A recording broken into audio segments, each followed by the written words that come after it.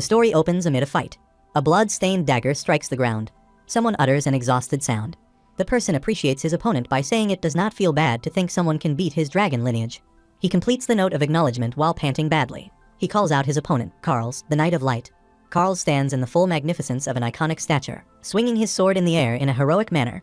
He looks determined with a stern gaze in his eyes, a wounded face, and blood-stained attire. Karl's opponent mocks his determination by saying it is too late, even if he kills him. He tells Karls that the demons from the demonic continent are on their way. He gets on his feet, and lashes of aura surround him. He says the world will soon be drenched in blood. He cackles, saying things will go as he, Exceltrian, intended. Karls does not give him a second to spit out his dirty intentions. The next moment, Karls swings his sword and cuts Exceltrian's throat with blood gushing around in the air. Exceltrian's gurgling choke spread around. Karls asserts that he will save the world regardless of what comes his way. After defeating the Mad Emperor, Exceltrian, Karls faces off against the demons, the final enemy that would ruin the world. Hope was starting to fade due to the destruction caused by demons. However, a long, drawn-out war between the humans and demons began under the guidance of the Knight of Light. The scenario is the name of that tale, the Great Human-Demon War. The scene shifts to a different place. A man looks immersed in his cell phone. Soon, his expression changes to an awe-stricken face. He wonders if he has already read the whole thing. However, he still feels intrigued to read the prologue, which he expects would also be interesting. He feels excited to read about the scene where Karls kills the Mad Emperor, Exceltrian. The captivating tale makes him think about it further. He finds a rare work because of the rare appearance of the main character. Over more than 500 chapters, the novel focuses more on building a world than the main character's actions. The man types a message to the story's author with his pseudonym, stating that he has already read all the chapters and is inquiring about the next chapter. He adds that he loves novels with that kind of setting. Then, he rests his back on the revolving chair and puts his mobile phone on the table. He wants the author to get to the final chapter without taking breaks. He also donates some money for that. He wonders if the chapters are infrequent because there are so few donations. He sighs and tries to shake those thoughts out of his mind. He turns back toward his computer system to finish his work and return home. Suddenly, something happens that makes the man look shocked. He looks at his mobile phone's screen. Much to his surprise, the screen shows that he has received a direct message from the author of the Great Human-Demon War. He wonders if the author sent him a message. He wonders if the author is touched by his comment and donation. Then, he thinks the author may have shared the news about official serialization. He opens the author's message. The author greets the man, addressing him with his pseudonym, Code Zero. However, the second message mentions the man's name, Bang Guangsuk, declaring him the most frequent reader of the Great Human-Demon War. This strikes Bang Guangsuk's brain. He wonders how the author knows his actual name. The next moment, a blackout drenches the whole surrounding into darkness. The man looks around. Bang Guangsuk receives messages one after the other. Everything seems connected. The author says he will make this quick because he has no more power left and declares that the story ends there. He adds that he can no longer maintain his magic power in this world. Bang Guangsuk looks frightened. He looks at his mobile phone and wonders what is wrong with it. However, the author keeps talking. He says writing with his magic is straining, so he devised a different method. Bang Guangsuk stands up and tries to comprehend what is happening. He asks the author about what is going on. The author replies to Bang Guangsuk that he probably knows the world of the Great Human-Demon War better than any other reader. He adds that because of this, he wants to leave the fate of that world in Bang Guangsuk's hands. He further reveals that he will use his remaining magic power to cast a spell named Mystic Reincarnation. Then, he tells Bang Guangsuk that the final sentence of this message holds the spell that will reincarnate him. The author requests Bang Guangsuk to save his world from ruination. Bang Guangsuk looks at his mobile phone's screen with an awe-stricken face and asks why he should save his world. The author replies that he does not know who he will reincarnate as. He assures Bang Guangsuk that he can return to his real world if he saves the Great Human-Demon War world. Meanwhile, a circular pattern appears under Bang Guangsuk's feet, and a dazzling aura emerges. Bang Guangsuk asks the author to listen to him, but in vain. He takes it as some joke. He taps on his phone screen and wonders why his mobile phone would not work. The next moment, he receives a goodwill message from the author. Bang Guangsuk asks the author what he is doing to him. He says he will donate more and asks the author to stop what is happening. He keeps requesting the author not to do this to him. The scene shifts to a royal palace. The place echoes with the praising slogans, "Long live the Emperor of the excellent Rune Empire." Bang Guangsuk finds himself on the throne and listens to the people hailing Emperor Exceltrian. He tries to comprehend if he is reincarnated as Exceltrian. A person says they are thankful to him for his peaceful reign. Bang Guangsuk still cannot believe that he has incarnated as the Mad Emperor Exceltrian. The Rune Empire is the strongest country on the Iroth continent. Exceltrian is the emperor of the said empire. He is also the villain who directly faces off against the main character, Karls. A small minority of humans on the continent are born with dragon blood. They are called the dragon lineage. Exceltrian is the human who has that powerful dragon lineage. Unfortunately, he was also affected the most by madness, a side effect of dragon lineage. Exceltrian tried his best to contain his madness by drowning himself in booze, but the voices in his head continued to demand slaughter. Consequently, the madness controlled him, and he led the human world to ruin. The scene again focuses on Bam Gwangsuk, reincarnated as Exceltrian. He finds it amusing to hear people praising him. One of Exceltron's officials informs him about today's departure ceremony for the secondary troops heading to the demonic continent. He adds that the Black Dragon Knights and the supply unit will depart after the departure ceremony. Bang Gwangsuk asks if the secondary troops will head toward the demonic continent. The official replies in affirmation. The official informs the Emperor that the preliminary troops are said to have crossed the Wailing Wall. He adds that their forces will soon face the demons of the demonic continent. Bang Gwangsuk learns that the Mad Emperor of the Ruin Empire is sending his army to the demonic continent. He remembers this crazy scene clearly. He recalls that the scene is in chapter 12. He read that the Mad Emperor had invaded the demonic continent. He also remembers that the demons used that invasion as an opening to counterattack the Empire. Bang Gwangsuk pays attention to these details and comprehends that he is around the start of the Great Human-Demon War. He pays attention and connects the scenario with the author's request to save that world. He recalls what the author said. He can return to his original world if he saves this world. He realizes that the ruination of the human world started due to this expedition. Now, things make sense to him. He knows this expedition leads to the invasion of the demons and the confrontation with Karls. He clenches his fist with determination and concludes that he has to stop this for his survival. He remembers something about the guy beside him and says there is good reason to stop the expedition. Bang Gwangsuk asks Inpika to stop the expedition and send a message immediately to call back the preliminary troops. Inpika looks confused when receiving such a command. Bang Gwangsuk asks Inpika if there is something wrong with this. He asks Inpika if there is any reason that he should not stop the expedition. Inpika reminds His Majesty that he has put great effort into planning that expedition. Bang Gwangsuk reminds Inpika that it was he who proposed and planned everything. He adds all he did was stamp his seal of approval on the document when he was drunk. He asks Inpika if he is wrong to say that. He declares that they will stop the expedition immediately. He takes his sword out and tells Inpika that he will send him to his people. Inpika stammers to ask His Majesty what he means by this. He asks the Emperor why the demons would be his people. The Emperor instantly slays Inpika. The blood gushes around in the air. The army looks at this with their awe-stricken faces. The next moment, Bang Gwangsuk feels terrified to realize he has slain that man. He remembers all he wanted to do was to threaten him. He looks at his blood-drenched sword. He feels his behavior is weird. He realizes that his body is acting differently than he wants it to. He feels as if he is the one who is thinking, but Exceltrian is taking action. He feels as if Exceltrian's conscience is present inside him. He wonders if Exceltrian's mind is still inside the body. Meanwhile, Inpika turns into a demon. He asks the Emperor if he has discovered his real demon identity. Bang Gwangsuk thinks there is nothing that he does not know about this story. He says he is the ruler of the Empire. He adds that there is nothing that he does not know. The demon clenches his teeth angrily and jumps onto his opponent to kill him. He brags that his opponent will soon be nothing more than a bloodstain. Meanwhile, a soldier comes forward and attacks the demon. He asks His Majesty if he is okay. The soldier covers His Majesty with his other companions and assures His Majesty that they will handle it. Another soldier prepares to attack the Prime Minister, who turns out to be a demon. The Emperor asks everyone to be silent. He warns his soldiers that he will execute them if they ever try to come in his way. Bang Gwangsuk seems stunned to hear the words that he just uttered. All he wants is to ask those soldiers to move aside. However, what he utters looks quite different from what he intends. The soldiers get silent, hearing their Emperor. The Emperor asks the soldiers to interrogate the demon and see if other demons are helping him.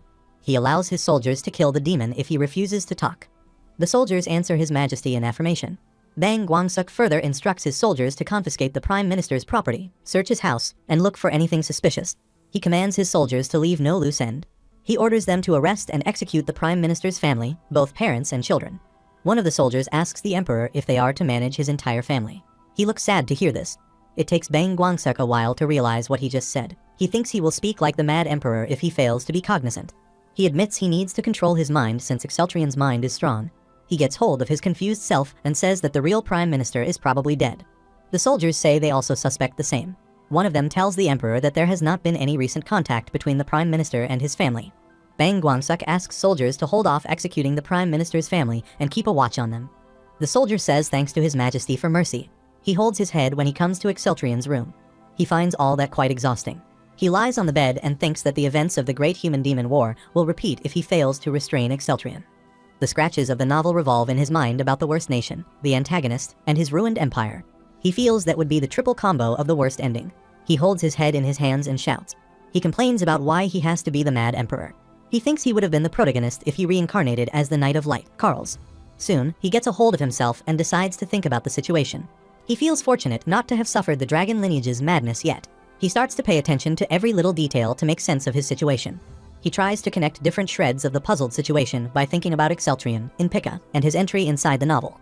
He wonders if the person who got him inside the story is the author of the Great Human-Demon War. He thinks the author may be the mage of the continent. He reflects upon what the author meant by saving the world. He regrets that he does not know about the ending of the novel. The story reminds him of a similar story in the stupid old Imperial Library. He tries to remember if he ever read a story about reincarnation and dimensional transfer. He ends up realizing that he has never read anything like that.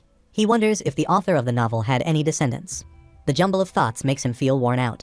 He once again thinks about the trouble of the coexistence of the minds of both Bang Guangsuk and Exceltrio. He feels better that his consciousness is working stronger than Exceltrion's. In a state of panic, he again holds his head in his hands and tries to think of a way to escape this world. He feels good about stopping the expedition to the demonic continent. However, he finds it challenging to think about the next course of action. He closes his eyes tightly to focus, but finds it difficult to deal with because there is too much information. He concludes his thoughts on his ultimate goal, to save the world. Then, he starts to think about saving the world. He seems worried about the unknown fate of his character. He does not know the ending of Exceltrion's doomed character. He seems absorbed in his thoughts when someone calls him. The person informs him that Sir Bloomhearts is requesting a meeting. Bang Guangsuk wonders if he is talking about Sir Bloomhearts of the Whited Dragon Knights. As per the Great Human-Demon War tale, the White Dragon Knights served directly under the Emperor. Sir Bloomhearts was the commander of that unit. Even when all had abandoned the Mad Emperor, Sir Bloomhearts was a loyal subject who stayed with the Emperor. He remained with the Emperor till the end and met his end while fighting against demons. Unfortunately, even such a loyal person was nothing for Exceltrion. Bang Guangsuk calls Sir Bloomhearts a geezer who sprouts only flowery, righteous nonsense. He says that guy thinks he can nag him because he taught him swordsmanship. Bang Guangsuk declares that it will be Bloomhearts' funeral if he nags him again today. He allows Bloomhearts to come in. Sir Bloomhearts enters the room. He looks old but strong. He bows down and shows his respect to his majesty. Bang Guangsuk finds it amazing. He asks Bloomhearts if he is trying to keep him in check because he is getting mad. Sir Bloomhearts seems unable to comprehend what his majesty just said. He apologizes to his majesty and tells him that he has been on edge due to the matters with the prime minister. Bang Guangsul tells him that he killed the prime minister, even though the empire is supposed to have many mighty people like the Black Dragon and the White Dragon Knight. Sir Bloomhearts again bows his head and says he has no excuse as the commander of the White Dragon Knight. Bang Guangsuk knows it is not Bloomhearts' fault because he was busy fighting and protecting the North year-round. He feels that person deserves a reward for his efforts.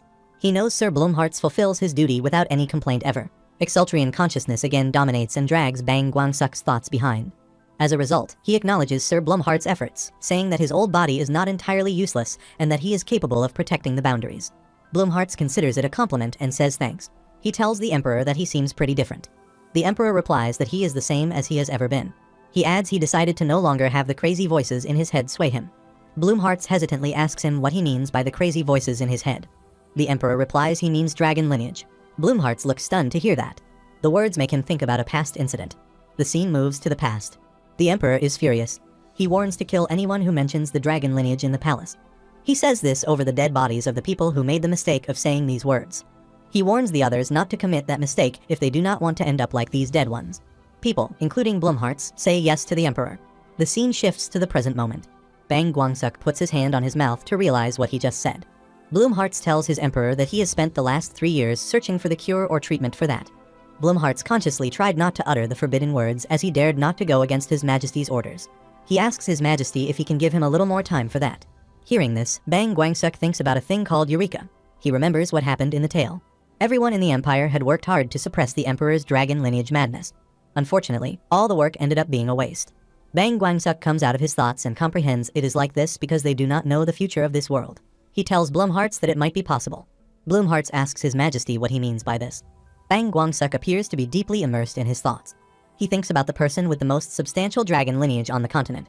He remembers that a person could fight against Karls without armor or a weapon. He smiles to think that the novel mentions this clearly. He comes out of his thoughts and tells Bloomhearts he knows how to suppress the dragon lineage. He feels hopeful that now he might be able to change the history of the Great Human-Demon War. Bloomhearts asks his Emperor who he knows about this.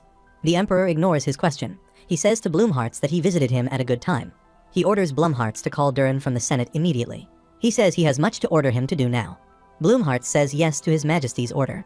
Bang Guangsuk notices that it is year 427 of the Imperial Draconic Calendar. He calculates that if he follows the original story, Exceltrion will die in the year 433 of the Imperial Draconic Calendar. He estimates and concludes that he has about 7 years left, if he includes the rest of this year.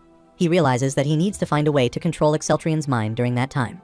He rationalizes that he needs to suppress Exceltrian's dragon lineage to do that. He concludes that he also needs to avoid confrontation with Carls. He again reflects upon the plot of the novel. He thinks that if he follows the original story, Carls will discover Exceltrian's plans and stand on the human side, facing off against Exceltrian. Bang Guangsuk thinks of the conversation between Exceltrian and Carls. The scene shifts to a past conversation between Exceltrian and Carls.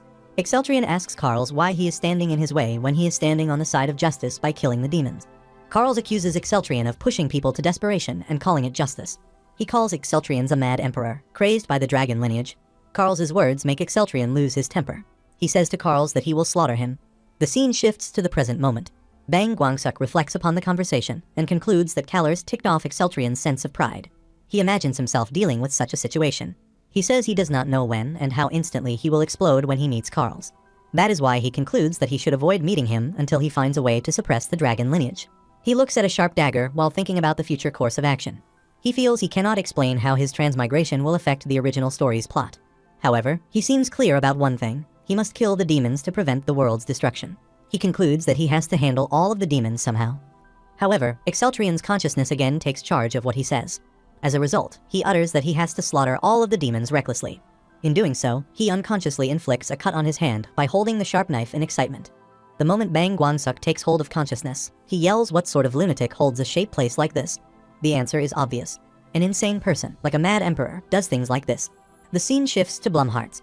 He feels His Majesty is back to being clever like he was in the past. He feels happy that the God of Light has fulfilled his prayers. He considers his emperor the light of hope for the Rune Kingdom. Someone wonders if the defense commander of the northern borders is there. Blumhart's addresses that person as Sir Durin. He tells Sir Durin that he was looking for him as per His Majesty's orders. Sir Durin asks Blumhardt if His Majesty is looking for him. He tells Blumhardt that he is also on his way to meet His Majesty. He says he came to know from the other people that His Majesty personally decapitated the Chancellor. He says he believes that His Majesty has returned to normal. He feels he will have a smooth conversation with His Majesty. So, he decides to hurry up to meet His Majesty. He feels he should be able to talk about the Empire's governmental affairs, which he wants to discuss. Blumhardt suggests to Sir Durin that he should be a bit careful. Soon, both of them reach His Majesty's chamber. Sir Durin bows down to show his respect for the Emperor. The Emperor asks Sir Durin to get up. He assumes that Sir Durin already knows what happened today. Sir Durin affirms the Emperor's assumption. He says he cannot even imagine that the Empire's Chancellor would turn out to be a demon. Durin is the leader of the Senate and one of the most powerful mages of the Empire. Durin says that he was not just anyone. He adds that he was a person whom His Majesty personally appointed. The Emperor says he can see his way of twisting the words is still the same. Durin asks the Emperor if he is looking for him. He asks His Majesty what he can do for him. The Emperor tells Durin that there is somewhere he needs to visit on his own. He asks Durin to hide the fact that the Emperor is missing and fill in for him. Hearing this, Blumhardt interrupted the conversation. He asks His Majesty not to consider traveling alone to incognito. He asks His Majesty why he is trying to make a radical change to the Empire when the Empire has just started to become steady. Bang Guangsuk asks him why his attempt to suppress his dragon lineage is a radical change. Blumhardt asks His Majesty if he is claiming that he has discovered a method of suppressing that. The Emperor says yes to that question. Blumhardt says that the Rune Empire must always have His Majesty present. He suggests that it would be better for him to go in place of the Emperor. The Emperor says it is laughable that many people on this continent can replace him. Sir Durin interrupts their conversation and says that he can manage up to almost 1 month. Blumhardt seems stunned to hear Sir Durin's words. Durin says it would not be possible for him to manage more than that. He adds that there are many events, and even if they try to control the information within the Imperial Palace, word will always spread one way or another. The Emperor says that is plenty of time. Durin says he will be waiting for His Majesty. Sir Blumhardt again interrupts the conversation. He suggests to His Majesty that he should take a minimum number of guards with him if he really wants to do that. The Emperor replies there is no need for that. He says there are very few people who can face him. He thinks the people will avoid him since he is the Mad Emperor. Blumhardt bows down before the Emperor and requests him to take at least 1 guard with him. He says it will be his only wish for the rest of his life. Bang Guangsuk feels touched by Blumhardt's loyalty. However, Exceltrian seems indifferent. Bang Guangsuk feels that they should approve Blumhardt's wish. He wonders if Blumhardt is always a character with so much force. He believes that experiencing things in person always differs from merely reading about them. The scene shifts to a different place. A person informs His Majesty that the preparations for the gate have been completed. The Emperor replies he will leave soon. In the same instant, Exceltrian's consciousness takes charge. The Emperor asks the guard if he is trying to make him rush. The soldier gets scared and clarifies that this is not the case. Durin brings something for the Majesty. He tells the Emperor there will be no point in traveling incognito if he leaves dressed like that. The emperor looks at what Durin is holding and asks him about this. Durin replies that these are the items the previous emperor used when he traveled incognito. He further explains that His Majesty will appear to be a typical mercenary with these items. The emperor starts to take off his clothes. Suddenly, his hands stop, and he wonders if Durin is telling him to change his clothes in front of all of these peering eyes. Then, he shakes this thought out of his mind, thinking that who would dare to look at the emperor's body. He asks Durin to clothe him as there is no servant. Durin says yes to His Majesty. Meanwhile, the emperor urges Durin about the bodyguard that Bloomheart said he would bring. Durin replies that the guardian knight should be arriving soon. Meanwhile, a female enters the place. She says she heard that His Majesty would be there. The female guardian knight seems uncomfortable seeing the emperor without clothes. Durin tells the guardian knight that Blumhart's daughter.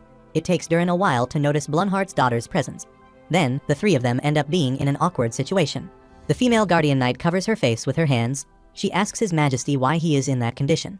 The emperor asks if she is asking why he is naked. Then, he replies that he is like this because he is changing. The girl closes her eyes and apologizes to His Majesty for accidentally seeking his bare body. The emperor ignores this incident. He assumes her skills are the real deal, considering her Blumhart's daughter. The girl says she can at least rival the lowest-ranking members of the White Dragon Knight. The girl is as expected of the Blumhart's family. Bang Guangsuk wonders how strong the lowest-ranking member of the White Dragon Knights would be. Both the girl and the emperor take hold of their sword. The emperor says the words are not enough for him to get an idea of her skills. He swings his sword and says that he has to test her skills. Bang Guangsuk feels scared and wonders if he is getting nuts. He thinks he could have ended it with a compliment. However, it is too late because Exceltrian's consciousness has taken charge of the action, and he is already fighting with the girl. He attacks the girl with his sword. Bang Guangsuk feels relaxed to note that the girl has blocked that attack. Seeing this, he compliments the girl for having the basic skills. The girl says thanks to the emperor for the compliment. He adds that Blumhart's did not waste his time on her. He asks the girl about her name. The girl says her name is Renart Blumhart's. The emperor urges Renart to join the White Dragon army after they return from the journey. Bang Guangsuk feels nice to have Renart as her comrade. Renart says thanks to the emperor for giving her the honor. Durin requests the emperor not to torment Blumhart's daughter too much. The emperor asks Durin not to twist his words. He says all he has done is to swing his sword. Durin wishes the emperor to have a safe journey. He assures the emperor that he will hold down the palace during his absence. The emperor asks Durin why he is saying such obvious things. Durin accepts for saying such obvious things. A person asks the emperor where he will be heading. The emperor replies that anywhere is fine as long as it is close to the Bloody Forest. The person says yes to the emperor's recommendations. He tells the emperor that his destination will be a small hut in the Klee Valley of the Bloody Forest. He also tells the emperor that the Bloody Forest is foreign territory and requests him to be careful. Durin hands the emperor over a bag of money to use during travel. The emperor holds the bag of money. He looks at Renart, asks her what she is waiting for, and orders her to hurry up. He says he will leave her behind if she is this slow. Renart runs and asks the emperor to wait for her. The scene shifts to the dark forest. The emperor throws the bag of money toward Renart. Renart tries to catch the bag and asks the emperor about their location. The emperor turns back and asks Renart if she does not know about the Bloody Forest. Renart replies she heard about that place. She adds that she knows elves rule this place. The emperor adds to her knowledge and tells her it is a land caught up in a conflict between the elves and the barbarians. He further tells Renart that it is the place where the Emerald Ruins are located, where the elixir of the ancients is sealed. He also tells her they are heading to the Emerald Ruins hidden in this area. Renart asks the emperor if he is talking about Ruine. The emperor says that is right. He says he needs a relic from there to suppress his dragon lineage. Renart says she has heard that the ruins of the continent are riddled with monsters and traps. She asks the emperor how they will navigate them as a party of two. The emperor seems pissed off with Renart's questions and turns back. He says he does not have time to explain every little detail. He says they will first find a forest elf that might know the location of the ruins. Renart says they will be lucky if they escape encounters with the barbarians and meet with elves. Bang Guangsuk thinks about Renart's blood kai. He tells Renart that he has heard about her blood kai from Bloomhart's. He asks her why she does not use that. He knows that the orange blood kai excels at detection. Renart says she has never detected an elf before. She adds it is hard to search long distance. The emperor looks at her and says they must find the elf, even if they must burn the whole forest for that. Renart feels sad about why her father sent her on such a mission. Meanwhile, Renart senses something. She requests the emperor to wait and tells him that a life form is fast approaching them. She notices a child coming toward them, yelling for help. A group of monsters is after that child. Renart recognizes the group of monsters as barbarian orcs. She says she knows there is a conflict between barbarians and elves. However, he feels sad to see barbarians after a child. The emperor says it is good. Renart seems unable to understand that. The emperor clarifies that they were looking for elves to find one. The next moment, he puts his hand on his chest and says that he is reaching his limit in suppressing his dragon lineage from rampaging. Renart tries to stop the emperor. However, the emperor's dragon lineage dominates. He jumps at the monsters and feels happy to see many targets torn apart. Renard says the young elf child can catch up in this. The Emperor asks Renard to be silent. He looks at his targets and slays them one after the other. He feels a pleasant sensation because of the bloodshed. He warns his enemies that he will reduce them to flesh, which would be nothing more than a pile of dead meat. He feels amused to see his opponents attacking him. He mocks them, saying that they cannot even touch him. He enjoys slaying those monsters. On the contrary, Bang Guangsuk panics and wonders why this guy fights like this. The scene shifts back to the past. Blumhartz is teaching Exceltrian swordsmanship. He asks young Exceltrian to try one more time. Exceltrian moves his sword. Blumhartz appreciates Exceltrian's efforts and says he will surpass the White Dragon Knights in no time at this rate. Exceltrian asks Blumhartz if it is so. Blumhartz says yes to that question. Exceltrian says this is why he likes Sir Blumhartz. He says he loves swordplay. The scene shifts back to the present moment. Exceltrian finds it fun to fight with these monsters. He asks all of them to come. He looks like a lunatic while fighting ferociously.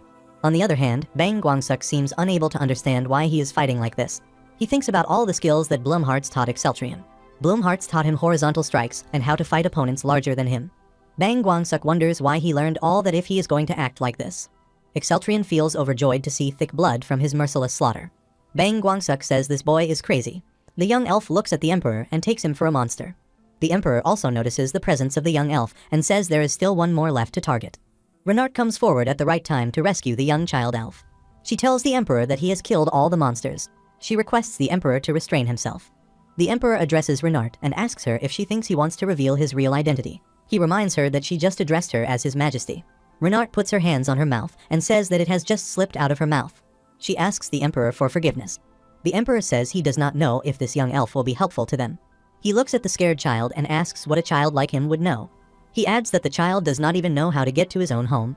The young elf sobs and says that he is scared. He hears someone calling him.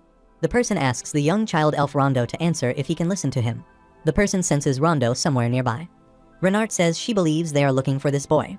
The Emperor feels the child is helpful. The elves keep searching for the young elf. The Emperor makes himself audible for those elves to make them spot their location. The elves look at the Emperor's blood-drenched appearance. That was enough to scare them. They feel their young one is in danger and decide to save him. The scene shifts. The young elf, Rondo, is in someone's lap. The Emperor and Renard are with the elves.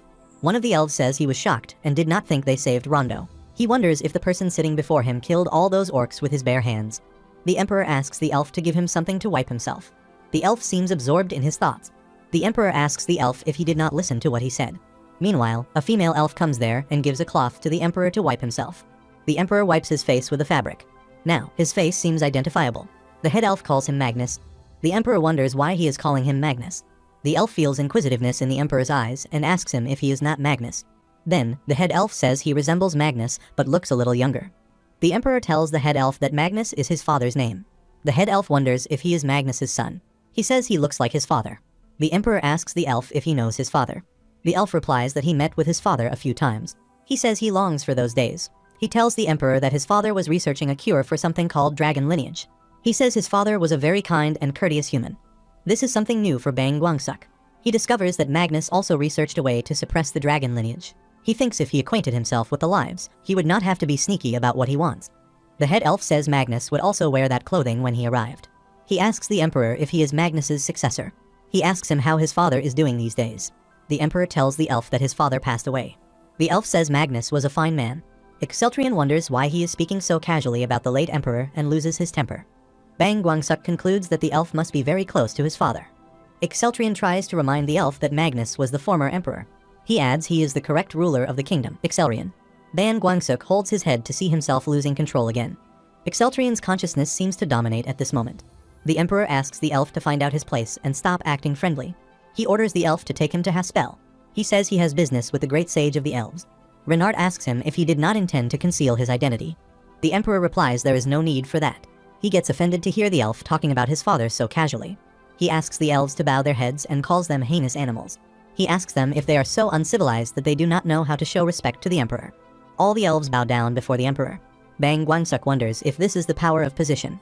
The scene shifts to the elves' capital, Haspel. The Great Mage asks Exceltrian if he is the Emperor of the Rune Empire. He says Haspel's history goes back thousands of years, but because of the barbarians in the Bloody Forest, it is in danger.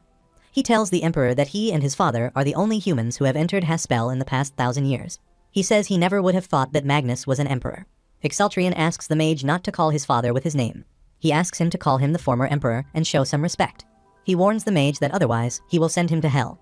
Bang Guangsuk tries to control Exceltrian's consciousness, but in vain. The mage ignores Exceltrian's rude behavior and calls him too powerful. He says it is his first time seeing a blood aura this strong. He clarifies that he does not know why he is so angry. He asks Exceltrian to tell him why he came to their village. He says they are just being cautious because of the barbarians. Exceltrian asks the mage if his head is still attached to his body. The mage elf touches his neck and says it is attached. He asks Exceltrian why he is asking about that. Exceltrian puts his swords at the elf's shoulder and replies that his head would have been cut if he were furious. Two elves come close to the elder elf and ask him if he is okay. Bang Guangsuk thinks about an explanation to justify what Exceltrian said. Exceltrian straightly tells the elder elf that he wants him to become the empire's vassals. The elder elf looks at Exceltrian's face with an awe-stricken face. Exceltrian asks the elder elf if they are not getting attacked by orcs. He adds the elves are going to become extinct at this rate. This way, he rationalizes his proposal and again asks the elder elf to become their vassal. The ender elf gets mad to hear this. He asks Exceltrian what the hell he is talking about. He reminds Exceltrian that there are things that he cannot say even if he is an emperor. He adds that Haspel is under protection by a barrier. He clarifies that they do not need the empire's assistance. Exceltrian asks the elder elf if the barrier is not maintained from the outside. He says the Haspel's barrier will crumble instantly if the elves outside Haspel die off. He reveals the secret of the barrier. The elder elf asks Exceltrian how he knows about that. Exceltrian says he is the emperor of the empire who knows everything. However, he knows this because Bang Guangsuk read about it from the Great Human Demon War. He also knows that the elves are going to become extinct if they stay like this. He knows he needs their strength to fight with the demons. The elder elf seems not ready to accept that a human can understand that much. Exceltrian says that is why he asks them to become the Rune Empire's vassals. He assures him that he will protect them if they become his subjects. The elder elf says their history span is close to 10,000 years. He adds that they cannot become vassals of an empire that has not even lasted 500 years. Exceltrian wonders if 100 years to 10,000 years matter. He tries to convince the elder elf that it will be all over if it falls. The elder elf agrees with what Exceltrian just said, but still feels reluctant. Exceltrian says they will perish at the hands of the barbarians in the Bloody Forest at this rate. This is what happened in the novel, too. Exceltrian asks the elder elf to make his decision quickly. The elder elf says he cannot decide this on his own. He says he has to discuss this matter with the other elders. He asks Exceltrian to give him some time. Exceltrian asks the elder elf if he wants time. The elder elf says it is essential. Exceltrian seems to lose his temper again. The elder elf sees him forming a little ball of aura between his two fingers. He assures Exceltrian that he wishes to have a friendly relationship with the empire. He also assures him that his wish has not changed at all. Exceltrian asks the elder elf to convince the other elders. He says they do not have much time. The elder elf replies he got it. Exceltrian asks him to do as he said if he got it. The elder elf apologizes and says he will follow his majesty's will. He assures the emperor that he will convince the other elders at any cost. He asks Exceltrian to put his trust in him and be at ease. Exceltrian agrees to trust the elder elf. He says he will dispatch the knights immediately. He assures the elf that the orcs shall not lay a finger on the elves from the day forth. The elder elf bows down before the emperor and accepts his commands. Exceltrian says now he will reveal why he indeed came there. The elder elf wonders if he is going to reveal his true intentions. Renard asks his majesty not to say he plans to enter it. Exceltrian says he is going to enter the Emerald Ruins. He requests the elder elf to convince the other elders during that time. One of the elves gets offended to hear that.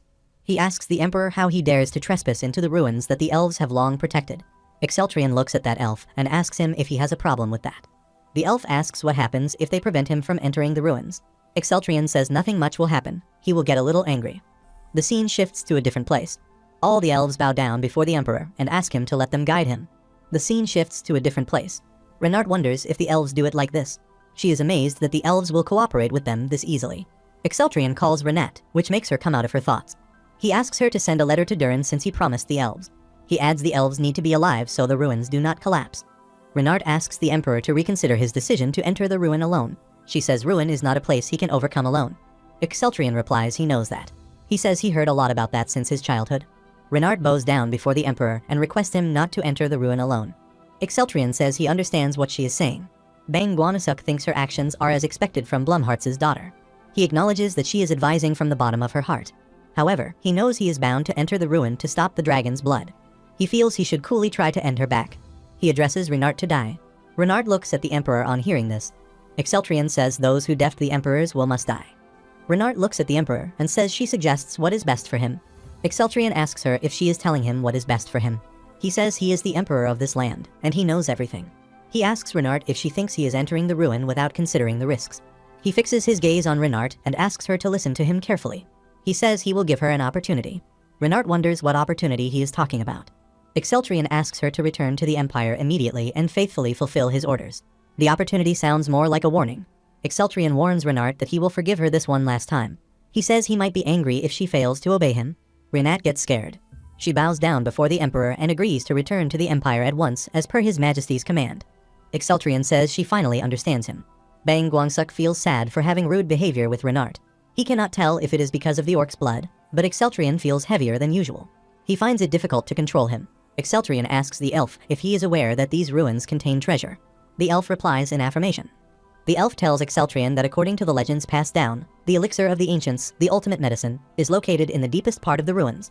Bang Guangok relates the elf's words with the information he got from the tale. They are the same. He thinks the madness of the dragon lineage will be cured if he can get the elixir. He turns back and again asks the elder elf to convince the other elders before he returns. He also asks the elder elf to start continuing his father's research. The elder elf replies that he will heed His Majesty's commands. Then, he asks Exceltrian about his return. Bang Guangsuk estimates that, according to the novel, it should take him less than a week to explore the ruins. He replies to the elder elf that he will return in a week. The elder elf asks Exceltrian what he will eat or drink during that time. Exceltrian asks the elder elf not to worry about it and says he will take care of it. He tells the elder elf that the Imperial Knights will arrive soon. He assures the elder elf that he has ordered the knights to protect the elven village outside the barrier. He tells all these details to the elder elf and asks him to put his mind at ease. The elder elf says thanks to His Majesty. Exceltrian also orders the elder elf not to let anyone into the ruins. Then, he turns towards the Emerald Ruins and enters into the ruin. It is a semi-dark, mysterious-looking place. Exceltrian picks up something and eats it. He feels an endless barrage on the taste buds because that thing tastes awful. Bang Guangsuk feels like throwing out. He says he would never eat something like this, but to follow the novel. He thinks about a conversation between two people who happen to be in the ruins. The scene shifts to that conversation. One of them feels a strange smell. He asks his fellow what this stench is. The other one identifies the stench as poison. She says the underground ruins are filled with poison. She asks his fellow what they should do. They run out of antidotes. Meanwhile, a person sitting across a wall introduces himself as Scripps. One of them looks at him and wonders how he is still alive amongst such potent poison. The scene shifts back to when Exceltrian ate that disgusting thing. Exceltrian ate that awful thing to save himself from the potent poison. He feels like vomiting, but he has to keep it in because of the poison. For Exceltrian, it seems like a lose-lose situation. Meanwhile, he sees emerald golems. Exceltrian knows that the emerald golems can regenerate themselves, no matter how many pieces someone breaks them into. Bang Guangsuk remembers Kaller's cleared this place before. He wonders which one of them is stronger. On the contrary, Exceltrian seems ready to check how strong these golems are. He jumps onto them. The scene shifts to a mysterious-looking place illuminated with red light. It looks like a fort from the outside. The scene shifts inside the place. A monstrous-looking man is sitting on the throne. He asks someone if there is the same Clune that infiltrated the Rune Empire as their prime minister. The person standing before him bows down and tells his general it is the same. He describes the general that, as per the information, the emperor of the Rune Empire beheaded him. The general wonders who he was caught. The general says that, as a shapeshifter, his powers of disguise were unmatched. The subordinate monster replies that he does not know how he got caught. He tells the general about the rumors that he heard. As per the rumors, he reports that the mad emperor killed the prime minister because he disliked him. The general says he knows that. He heard many stories about his madness. He adds that thinking about that is a waste of time as they cannot do anything in this regard. He asks the subordinate monster to send another shapeshifter. The general clarifies that they will focus on the chosen child of light from the prophecy. He says that humans will become the demon's most potent enemy. He orders his subordinate to send all the shapeshifters placed in the Rune Empire to the Temple of Light. The subordinate wonders and confirms if his general asks him to send the shapeshifters to the Temple of Light. The general affirms his order. He commands his subordinate to capture the chosen one alive. He says he will greet him personally. The scene shifts back to the Exceltrians' fight with the golems. Exceltrian tears many of them into pieces. He wonders if Karls was intimidated by insects like them. He warns the golems to destroy them. He seems into a never-ending fight with the golems as they can regenerate. He pats his neck and says that orcs were more satisfying than golem to fight with. Then, he feels it is significant that these creatures do not die even if he smashes them. On the one hand, Bang Guangsuk feels exhausted. On the contrary, Exceltrian feels thrilled to be in such a fight. He asks the golems to come by waving his hand. Bang Guangsuk seems helpless in dealing with such mad behavior. He feels this madness will consume him if Exceltrian wastes time like this. He wonders why it is getting harder to control him. He thinks it may be because he has become accustomed to how the mad emperor fights. He tries to get all his knowledge together to figure out how to defeat the golems. He thinks about the conversation between two characters from the novel. The scene shifts to that conversation. The female there asks his fellow to break the monocores to incapacitate golems. The scene shifts back to the present moment.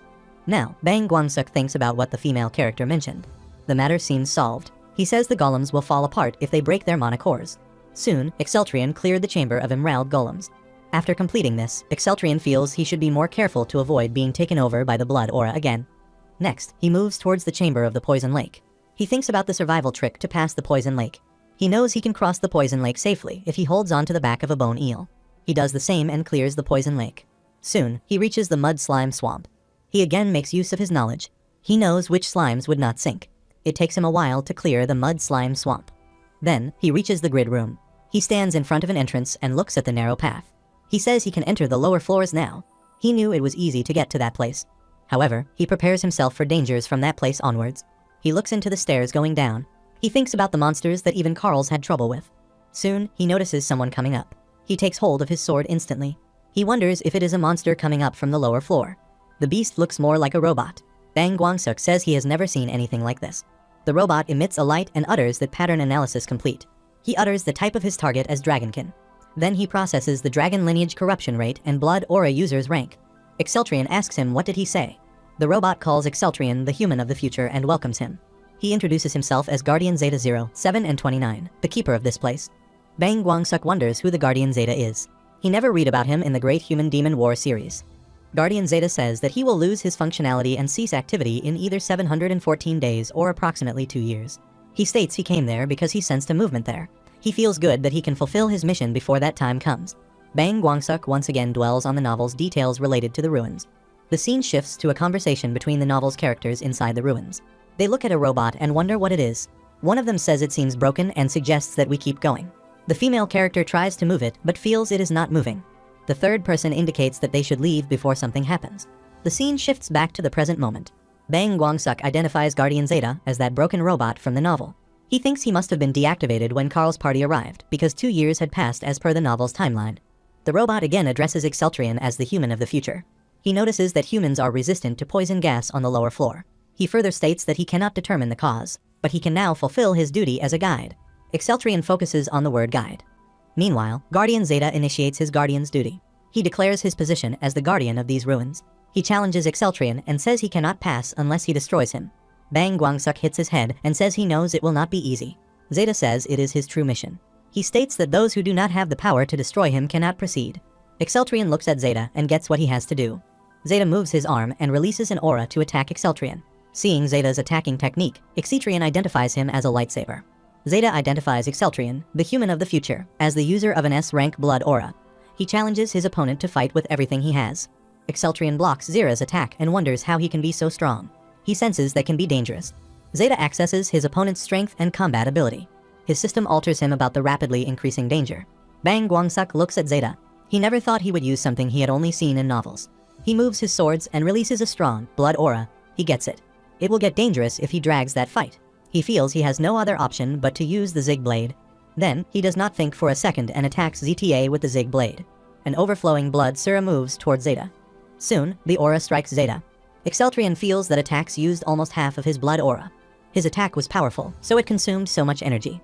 The Zig Blade caused 97% damage to Zeta and deactivated his combat ability. Zeta's system shows an alert that he will be in 90 seconds. Exceltrion asks Zeta if he has any last words. Zeta asks Exceltrion to take his eye. However, he cannot maintain his balance till Exceltrion takes his eye from him. He collapses, and his eye falls to the ground. Zeta tells Exceltrion that there is a secret place in the ruins. He adds that his eye will be key to leading Exceltrion to that place, in the deepest part of the ruins. Exceltrion gets on his knees and picks up Zeta's eye. Zeta also tells Exceltrion that there is a hidden entrance to that place where one of the ancients left an elixir. He asks Exceltrion to spray that to find what is left. He also urges Exceltrion to finish what they could not complete. Zeta gets silent after saying this, and Bang Guangsuk starts to comprehend that information. He does not remember anything like a secret entrance mentioned in the novel. He wonders what is going on. However, he proceeds with his journey and steps down the stairs. He finds an entrance before the stairs end. He gets into that entrance and notices a worm.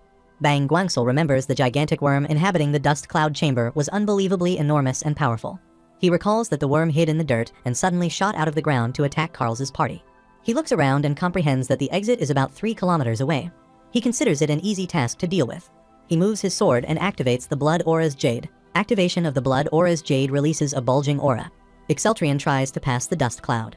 Hearing the hassle, the worm opens his mouth. Exceltrion decides to proceed without killing the worm. He knows that, unlike the other monsters, the worm is stuck in this room. He keeps going on and focuses his attention on reaching the exit. In a while, he reaches the exit. He sees the door at the exit is closed. Exceltrian looks at the door and thinks if this is the final room. He opens the door and sees a bottle in one corner. He picks up the bottle and wonders if this is the elixir. Meanwhile, he hears a voice. Someone asks him to raise his one hand if he can listen to him. Bang Guangsuk does not remember any incident like that in the novel. The voice introduces itself as the central system that manages the ruins. The voice detects Exceltrian's confusion about its existence. It agrees that the concept is challenging to comprehend. Exceltrian and Bang Guangsuk have the same facial expression when hearing this for the first time. Exceltrian asks the voice if he wants to die. He brags that there is nothing that the Emperor does not know. He identifies the voice as a system that runs this place. The system's voice apologizes for underestimating the future human. Exceltrian asks the system about the ruins. The system replies that the ruins on the continent are man-made dungeons. The system tells Exceltrian that the ruins system is set to expire in 2 years. The system further tells him that it would have ceased to exist, and this conversation would not have been possible if he had come just a bit late. Exceltrian asks the system if he will die in 2 years like Zeta. The system replies that he will disappear shortly because he is executing his mission. He reveals his final mission, to inform the human of the future who arrives in the final room. Then, the system starts to pass on the information. It tells Exceltrian that the item in his hand is the elixir. It further reveals that the elixir is a potion imbued with the essence of their technology. It also tells Exceltrian that the elixir will permanently grant him the power to heal or neutralize any illnesses, poisons, or injuries. Exceltrian asks the system if that means he will become immune to every type of poison, including the dragon lineage. The system replies that he can naturally regenerate any critical injury with the help of the elixir. It adds that an amputated arm will regenerate within 60 days if he consumes the elixir. Bang Guangsul relates that information to the incidents of the novels. He understands that Princess Scripps obtained an incredible healing ability and was reborn as a warrior because of the elixir. He recalls the goddess of battle, Scripps, from the tale. Finally, he gets to know the actual power of the elixir. He feels his problems are a bit different. However, he starts to drink the elixir and thinks of a way to deal with his issue later. He puts the bottle down after consuming the elixir. He asks the system to tell him how the ancients were annihilated when they possessed this kind of technology. The system replies he cannot answer that question. The system advises Exceltrian to take note of the unique inhabitants of these ruins. He further tells him that the monsters here will continue regenerating every 2 months. It discloses that the monster's body contains a variety of materials. It recommended Exceltrian make wise use of that material as they will be a great help in the war against the demons. Exceltrian says it seems it already knew there would be a war against demons. The system replies it was meant to happen. Exceltrian asks the system what he means by that the war against demons was meant to happen. He asks the system to reveal the reason behind that. The system replies that he cannot answer those questions. He asks if it means the demons wiped out the ancients. The system again replies that he cannot answer that. The system tells him that he can get answers to these questions if he goes to a different ruin and arrives at the final chamber. It also asks Exceltrian to remember that there are only 2 years left. He adds that all systems within ruins will cease operating in 2 years. Exceltrian waits for a while and notes that the system gets quiet. He wonders if that means the system is done with its mission. Exceltrian feels that his blood aura has recovered. To the extent he remembers, his blood aura takes at least 2 days to receive after consuming that much. He wonders if this can be the effect of the elixir. He thinks about the hidden entrance in the room, as Zeta mentioned. He looks around and spots a hole. He wonders if this hole could be a secret entrance. He takes out Zeta's eyes and proceeds with his journey. He gets into a dark place and thinks about the hidden tunnel.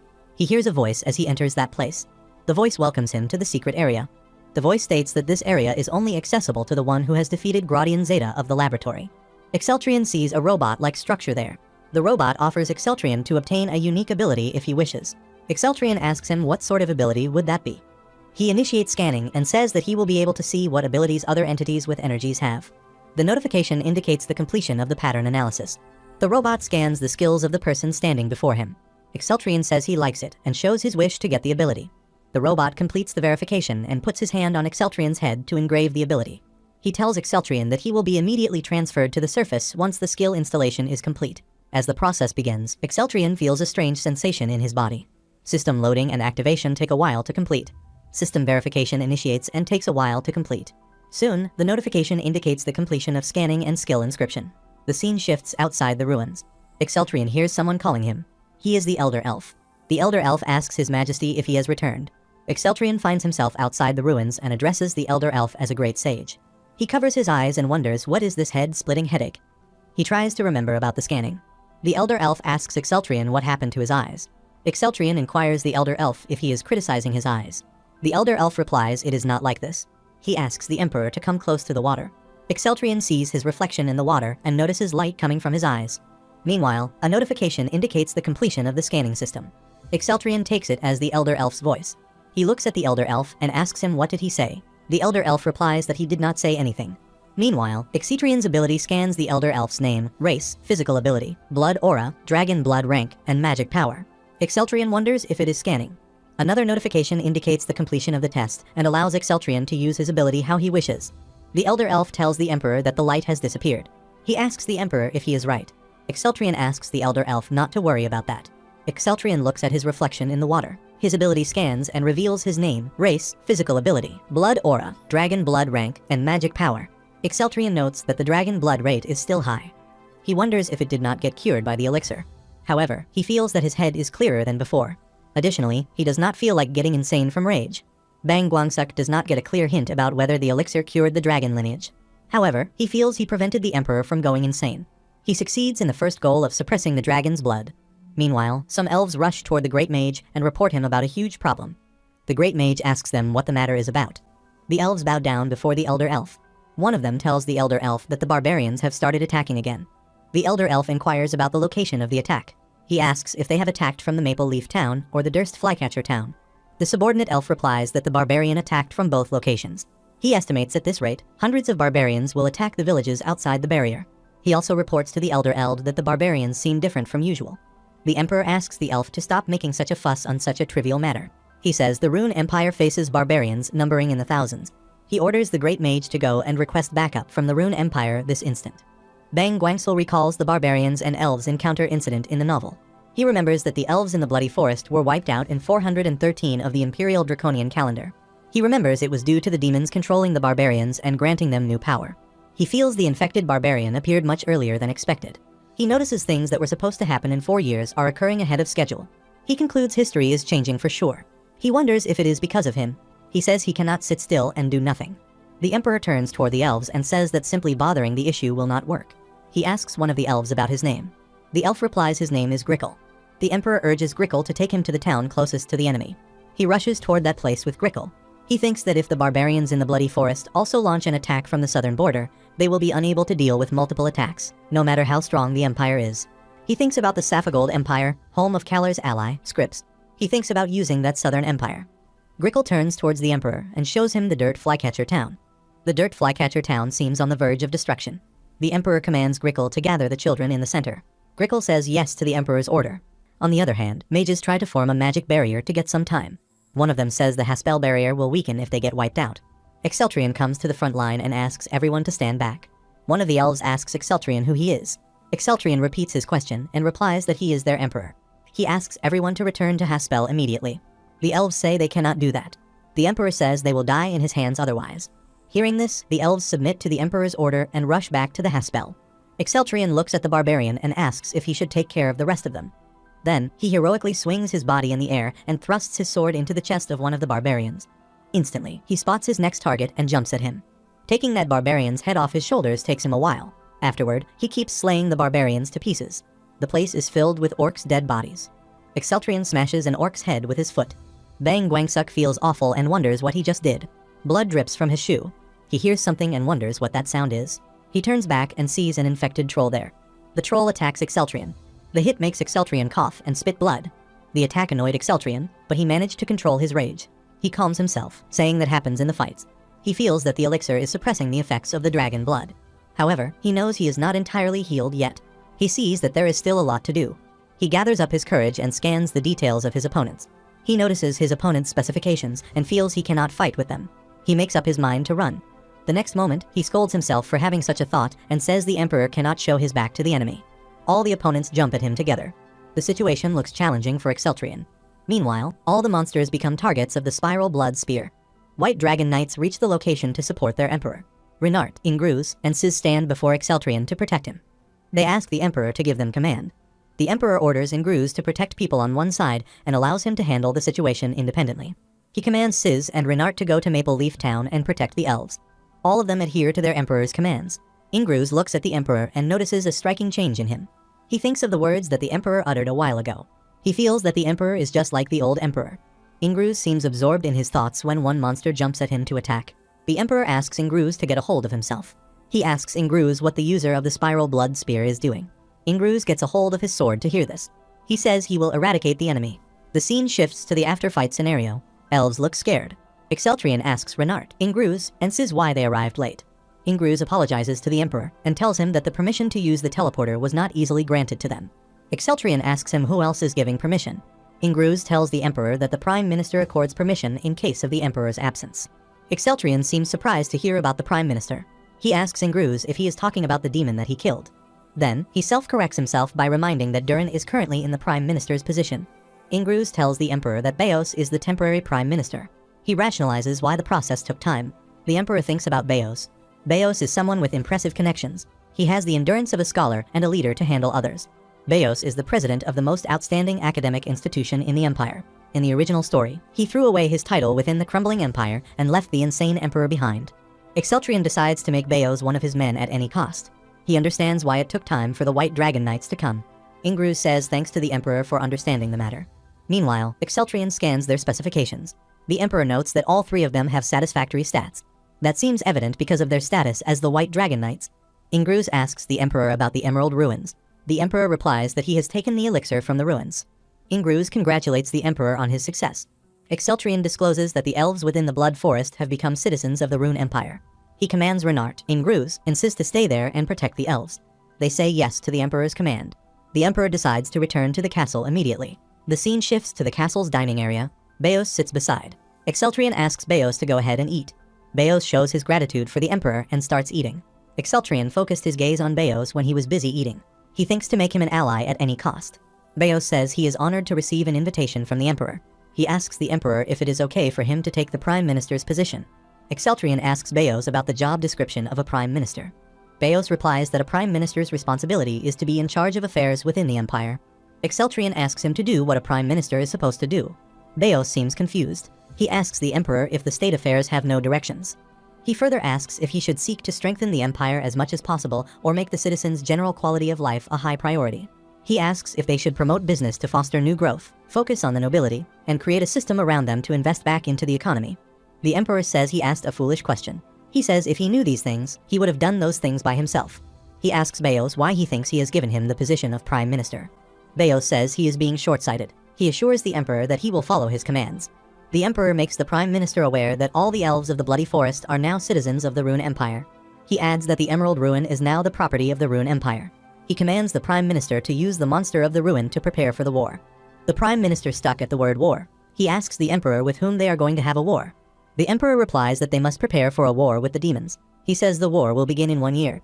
Beos seems stunned to hear the Emperor saying with confidence. He asks the Emperor how he can be so sure about that. Exceltrion replies that he is the Emperor and knows everything. Bang Guangsuk controls his laughter, thinking how many times he has read the story about the Great Human-Demon War. Beos asks the Emperor if he has planted spies in the demon country. Exceltrion does not give a clear answer about how he knows about this. Beos says to the Emperor that he is a frightening man. Beos adds that he has found him a much different person than he expected. Exceltrion asks Beos if he also thinks he is insane. Beos says he may sound blunt. He says he is thinking about two things simultaneously. Either the Emperor is insane or will go insane. Exceltrion wonders if that person is not excessively honest. The next moment, Beos bows before the Emperor and assures him that he will do everything within his power for the betterment of the Emperor from now on. Beos asks the Emperor if he should also be in charge of diplomacy with foreign states. The Emperor thinks about that. Beos tells the Emperor they will receive an envoy from the Saphigold Empire. He tells Exceltrion that the Bloody Forest, where they sent their troops, is officially the Saphigold Empire's territory. Exceltrion says he will take care of that matter. Beos shows his concerns about having a war with the Saphigold Empire. Exceltrion asks him not to worry about that and assures him there will be no war. Bang Guangsuk feels happy to see Exceltrion not interested in war. The scene shifts outside the castle. A group of people stands there. Someone informs the Emperor that the envoy from the Saphigold Empire has arrived. Bang Guangsuk thinks the time has come to deal with that matter as he promised Beos. Exceltrion calls the Saphigold envoy inside. A member of the envoy starts the conversation. He addresses the Emperor and clarifies that the great Saphigold Empire cannot let the matter pass like this. He says they have heard much about his madness and asks the Emperor if he intends to have a war with them. He says Barza will oppose the Emperor, even if it costs his life. Exceltrion listens to the man talking aggressively and wonders if that man has a death wish. Bang Guangsuk recognizes Barza as the 5th demon general. He knows Barza is a traitorous person who betrays humanity and joins up with the demons. Exceltrion decides to kill that demon. He attacks Barza with his sharp sword. Blood gushes around in the air. Beos seems disappointed to see this bloodshed. He remembers the emperor saying there would be no war. Bang Guangsuk feels they are screwed. Some of the emperor's men find it justified to kill Barza because he dared to speak ill of the emperor in his presence. They support the emperor's decision. Beos says they can no longer avoid war with the Safagold Empire. He suggests they should tell the Safagold Empire why they killed their envoy. Another official rejects that suggestion. He recommends using force and making the Safagold Empire responsible for sending such an envoy. Exceltrian asks them to forget about the matter and says he will take care of it personally. Then, he asks Beos to come close to him for a second. He asks Beos to send a message to the Safagold Empire. Beos adhered to the order. The letter sent to the Safagold Empire was about a cursed princess. Beos brings a chained girl and a letter to the emperor. Beos seems surprised about the Safagold Empire's response. He thinks the emperor killed their envoy, and in return, they sent a letter and a single messenger instead of starting a war. He informs the emperor that he has arrived with the messenger. The emperor asks Beos to come inside. He looks at the chained girl and asks if she is Princess Scripps. The girl says yes to that question. Princess Scripps was an ally of the Knight of Light, Carl's. Bang Guangsuk read about her in the tale of the Great Human's Demon War. Princess Scripps showed promising signs of the dragon lineage at a young age. Reaching the age of 13, she lost her control from going insane and killing innocent people. Onwards, she grew distant from others but failed to control her outbursts. In the end, she decided to chain herself up to avoid killing innocent people. Exceltrian looks at the princess. In the story, she drinks the elixir and recovers in place of Exceltrian. Exceltrian feels bad for her. Princess Scripps loses her balance and falls. Exceltrian holds her and asks someone to bring water immediately. Someone brings a glass of water. Exceltrian offers the glass of water to Princess Scripps, but she refrains from taking it. Exceltrian notices that she cannot even talk properly because she is thirsty. He again asks her to drink water and removes her chains immediately. Princess Scripps replies that she cannot do that. Exceltrian asks her to explain the reason behind that. Princess Scripps replies that she will regain her strength if she drinks too much water and will lose control over the dragon lineage. She explains why she takes a minimum amount of water. Exceltrian asks her not to worry about that. He says someone like her cannot harm him. He orders his staff to bring food and drinks for her. Beos reads the letter and tells the emperor that the Safagold Empire has entrusted him to get rid of the princess. He asks the emperor what they will do now. The emperor replies that he will make the princess a royal concubine. Beos asks the emperor's permission to ask something. The emperor allows the prime minister to ask. Beos says the continent has heard rumors of the chained princess. He adds that she has become a thorn in the Safagold Empire's side because of her uncontrolled dragon lineage. He tells the emperor that no one wants to marry her. The emperor replies that the story is incredibly familiar.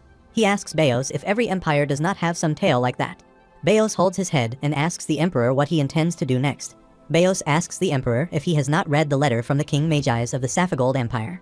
He reminds the emperor that the Safagold Empire will start a war if they do not take the princess in. He asks Exceltrian what they will do if the Safagold Empire goes this far. He adds that they cannot decide His Majesty's marriage this quickly. Exceltrian asks Beos how he will handle the matter without marrying her. Beos replies that he has another option. The scene shifts to a garden where Princess Scripps seems absorbed in her thoughts. Bang Guangsuk looks at her and feels happy that finally, color has returned to her face. Exceltrian says she finally looks like a normal person. Bang Guangsuk does not like Exceltrian's tone for Princess Scripps since she is her favorite character. Princess Scripps listens to Exceltrian's words and says thanks to him. She considers Exceltrian's kindness to be the reason for her revival toward life. Princess Scripps still has chains around her arms. Exceltrian asks her why she is still having chains. Princess Scripps fails to explain the reason behind having those chains. Exceltrian seems annoyed to see those chains. He says he does not care as long as she leaves the chains off her body. Princess Scripps asks Exceltrian what will happen to her now. Exceltrian says the Prime Minister planned to make her a noble of the Rune Empire. Princess Scripps asks Exceltrian if he means he will become a citizen of the Rune Empire.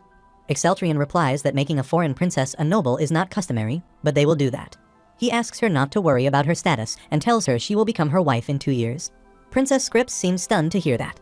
She asks the emperor if having someone like her as his wife is all right. Exceltrian asks the princess to listen to him carefully. He explains that he intends to take her as his wife because she is strong. He adds that the Rune Empire is the only country bordering the demon continent. He further tells her that the demons are getting stronger. He rationalizes that the empire needs stronger warriors than ever. The princess asks if the empire does not have powerful knights. She says the White Dragon Knights are famous across the land for their power. Exceltrian replies that it is not enough to have White Dragon Knights. He scans Princess Scripps' specifications while talking to her.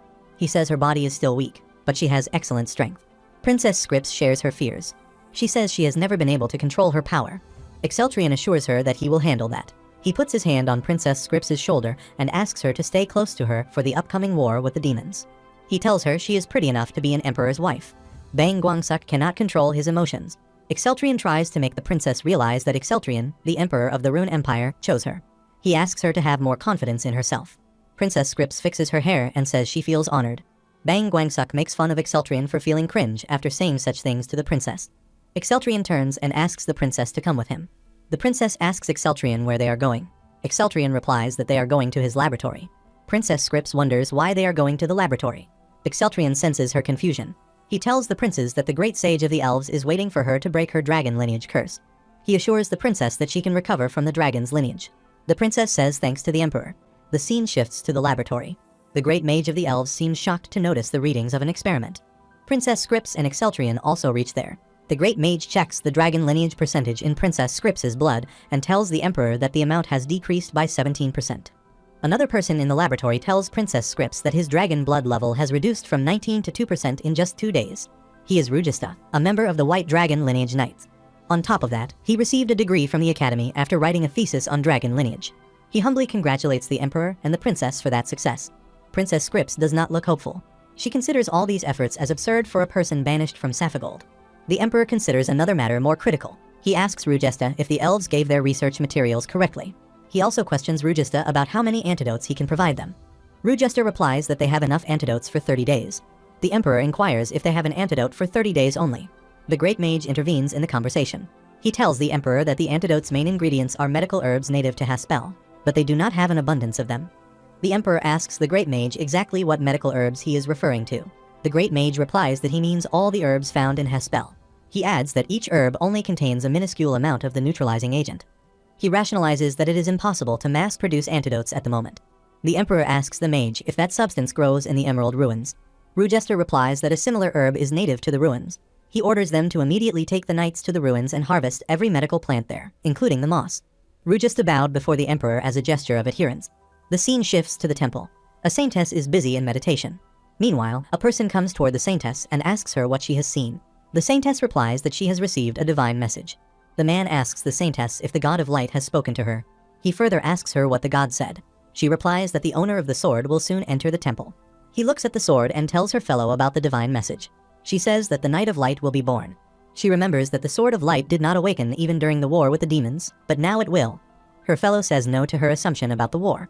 He says it is a sign that there will be an even bigger war than the Light Dragon War that threw the world into chaos 500 years ago. The saintess agrees with the high priest that there will be a war with the demons. They consider the Sword of Light their only hope.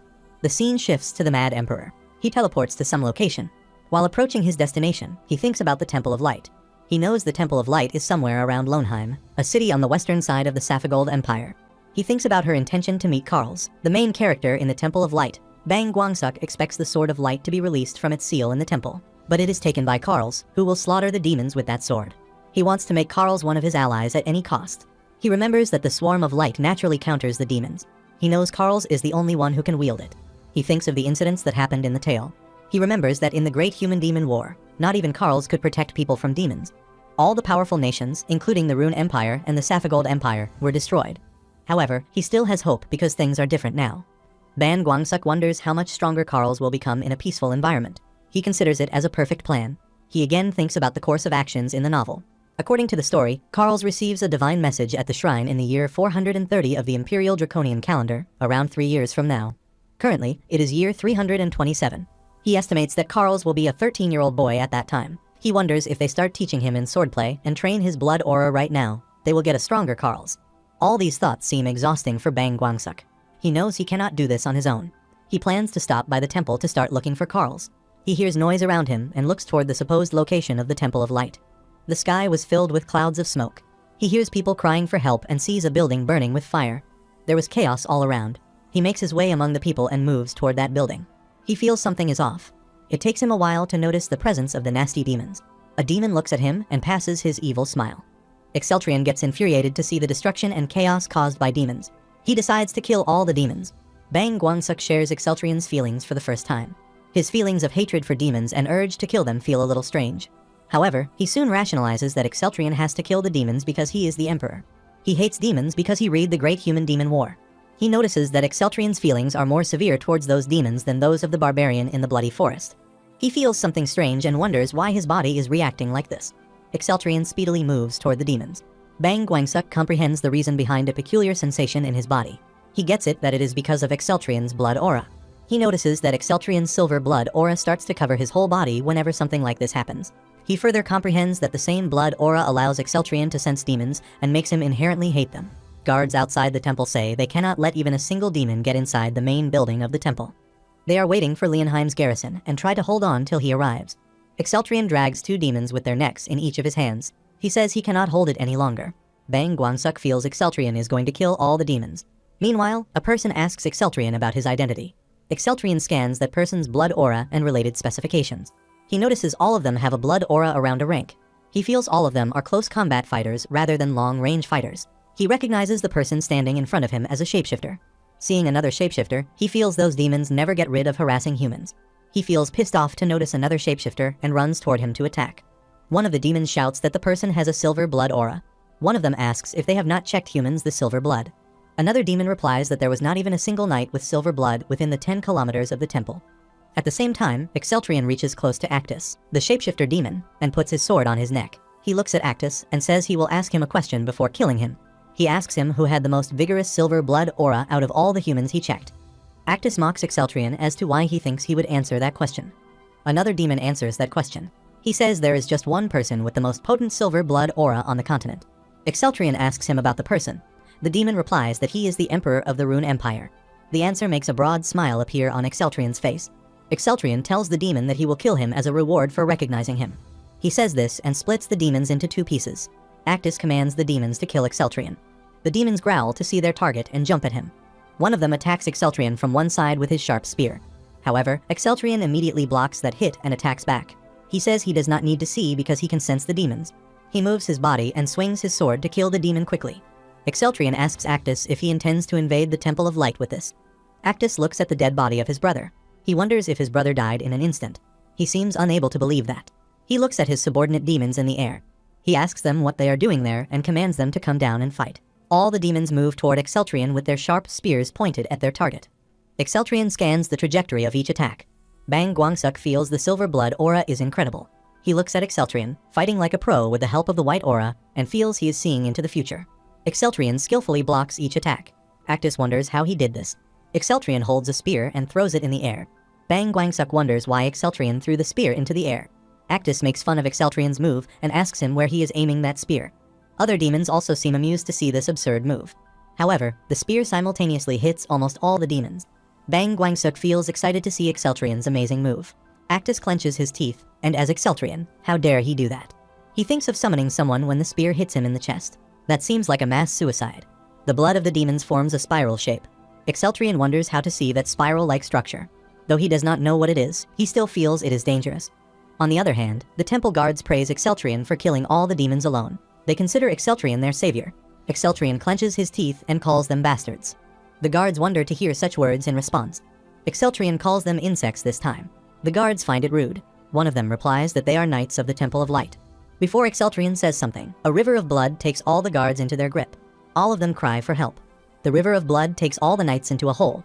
Bang Guangsuk wonders to see all the knights sucked into the hole. He gets goosebumps to see that. Soon, a figure comes out of that hole. He says this much is not enough for him. It is a gigantic monster. Exceltrian looks like a tiny creature in front of that giant. The monster complains that there is not enough blood. He asks who dares to summon Iphikros with such a measly offering. Iphikros is one of the 7 dukes of hell. He is the Duke of Gluttony. Bang Guangsuk looks at Iphikros and wonders why he is there. The scene shifts inside the temple. Saintess and priests are busy seeking help from the God of Light. Saintess begs the God of Light to save their lives. She looks surprised to see the Sword of Light reacting. At the same something strange happens. One of the priests asks the Saintess about what happened. The Saintess replies that she received a divine message. Saintess Liana brings her hands close to the sword to hold it. One of the priests asks her to stop. He says she should not touch it. The priest says if anyone other than the chosen one touches the sword, they will die. Liana holds the sword. The priest says she will die even if she is a saint. The priest looks at Liana, holding the sword. Liana says she is chosen as a messenger. She has to bring the sword to its owner. The priest sees the Sword of Light in Liana's hands and notices that the sword is not rejecting her. The high priest asks Liana if the chosen one is in the temple now. Liana replies that the owner of the sword is outside. Another priest reminds Liana that the demons surround the temple and that it is dangerous to go outside. The high priest asks Liana to wait and tries to stop her from going outside. Liana says sorry to everyone and runs towards outside. She says even more people will be in danger if she does not go now. The scene shifts outside the temple. The scenario over there is nothing but massive destruction. Iphicros is after Exceltrion. He calls Exceltrion a little pest and challenges him to dodge his attack. He opens his gigantic palm and tries to smash Exceltrion. Exceltrion manages to dodge Iphicros' attack. However, Iphicros again tries to hold him and succeeds this time. Exceltrion hits Iphicros' hand with his sword and gets out of his grip. He feels that he will be in trouble if he gets another hit. He looks exhausted. He feels the elixir is protecting him somehow. He looks at Iphicros, who is growling like mad. Iphicros shouts that he is hungry. Exceltrion feels the difference between him and his opponent is quite big. He says one more hit, and it will be over. He gathers his strength to dodge Iphicros' attacks because he has no other option. He moves upward and feels this is the only direction he can go. Iphicros spots Exceltrion and tries to smash him with both of his hands. Exceltrion falls to the ground. He wonders what kind of monster hits so hard with his hands. He sees Iphicros approaching him and scans his specifications. He feels he still has a chance. He notices a mana core in Iphicros' mouth. He gets it that he can kill him if he breaks that core. A group of knights spots the monster and runs toward him. They say how a lowly demon dared to attack the Temple of Light. They wonder what that giant lump of flesh is as they come close.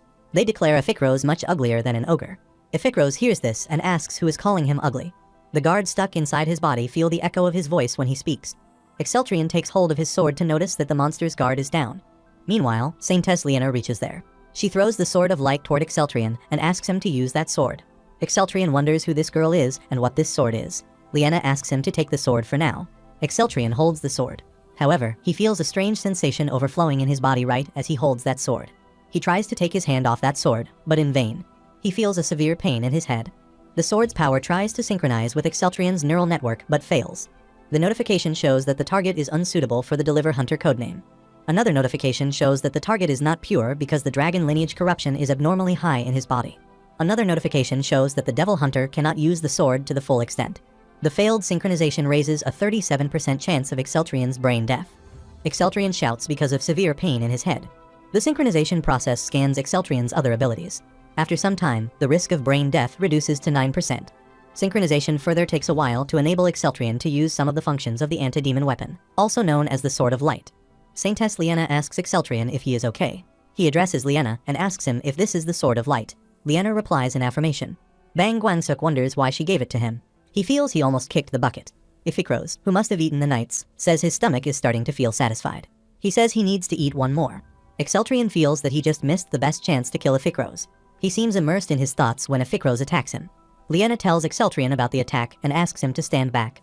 Exceltrion holds the Sword of Light erect in his hand. He feels he has no other option but to use that sword.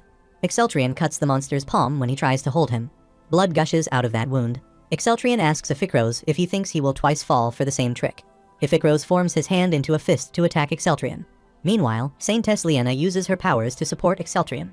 She uses all the divine power she can to help Exceltrion. Exceltrion considers it the last chance to eliminate Iphicros and decides to break his core in one strike.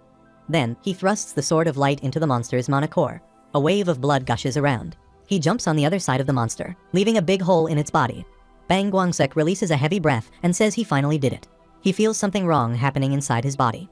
He puts his hand on his chest and wonders what is wrong with his body. The notification shows that the elixir capacity has reached 0. Another notification indicates that the side effect of dragon lineage overloaded the neural network. The system shows caution. The caution says his body is set to alter. Bang Guangsek holds his head and shouts to feel severe pain. After some time, his nails and fingers change into a monster's nails and fingers. Gradually, his other body parts alter into a monster's body. He feels like he cannot do anything. He feels exhausted because of the pain in his head. Soon, the mutation reaches its peak. Exceltrion gets up and shouts that he will kill all of them and will not spare any one of them. He tears the gigantic monster's tears into small pieces. He sits in the middle of the monster's torn up body parts. Bang Guangsuk looks at his hands and changes back to his authentic self. However, he clearly remembers his body transforming into a monster. He seems confused and wonders if he is mistaken about his transformation. Meanwhile, the monster asks how a mere human dared to kill Iphicros, a Duke of Hell. Exceltrion looks at the beast and wonders if he did this to him. He asks Iphicros if he is still alive after all this. Iphicros replies that he is not dead. Meanwhile, an army reaches there. One of the members of that army asks where the monsters are. Exceltrion asks that person if he cannot see that he killed all of them. The man wonders to hear that. He thinks about the large number of demons. Exceltrion asks them if there are knights of Saphigold. He inquires if the princes are there. An army official asks Exceltrion who he is to ask that question. Prince Portro stops Sir Gordon and introduces himself as the Prince of the Saphigold Kingdom. He respectfully asks Exceltrion about his identity.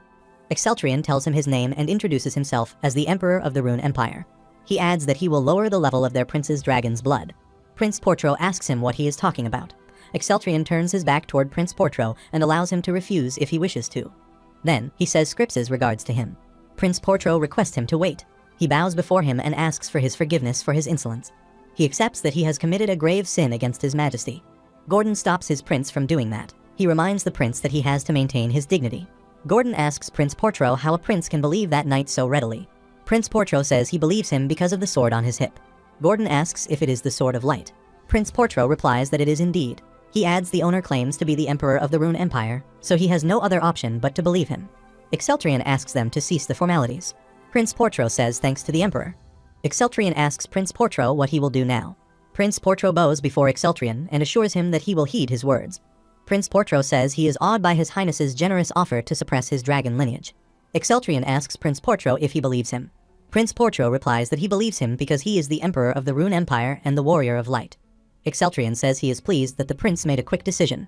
Prince Portro asks Exceltrion if they are returning directly to the Empire. Exceltrion replies that he has to take care of a business before that.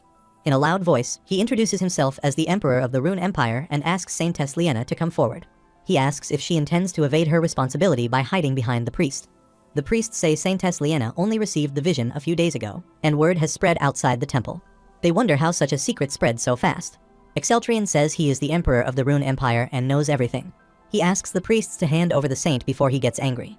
The High Priest asks Exceltrion why he is asking for Liena when she has already fulfilled her role as a messenger. Exceltrion replies that he intends to kill her. The High Priest asks the Emperor what sin she has committed. Exceltrion replies that she has attempted to assassinate the Emperor. The High Priest asks Exceltrion what nonsense he is talking about. Exceltrion puts his sword on the High Priest's shoulder. He asks Liena to come forward. Otherwise, he will kill the High Priest.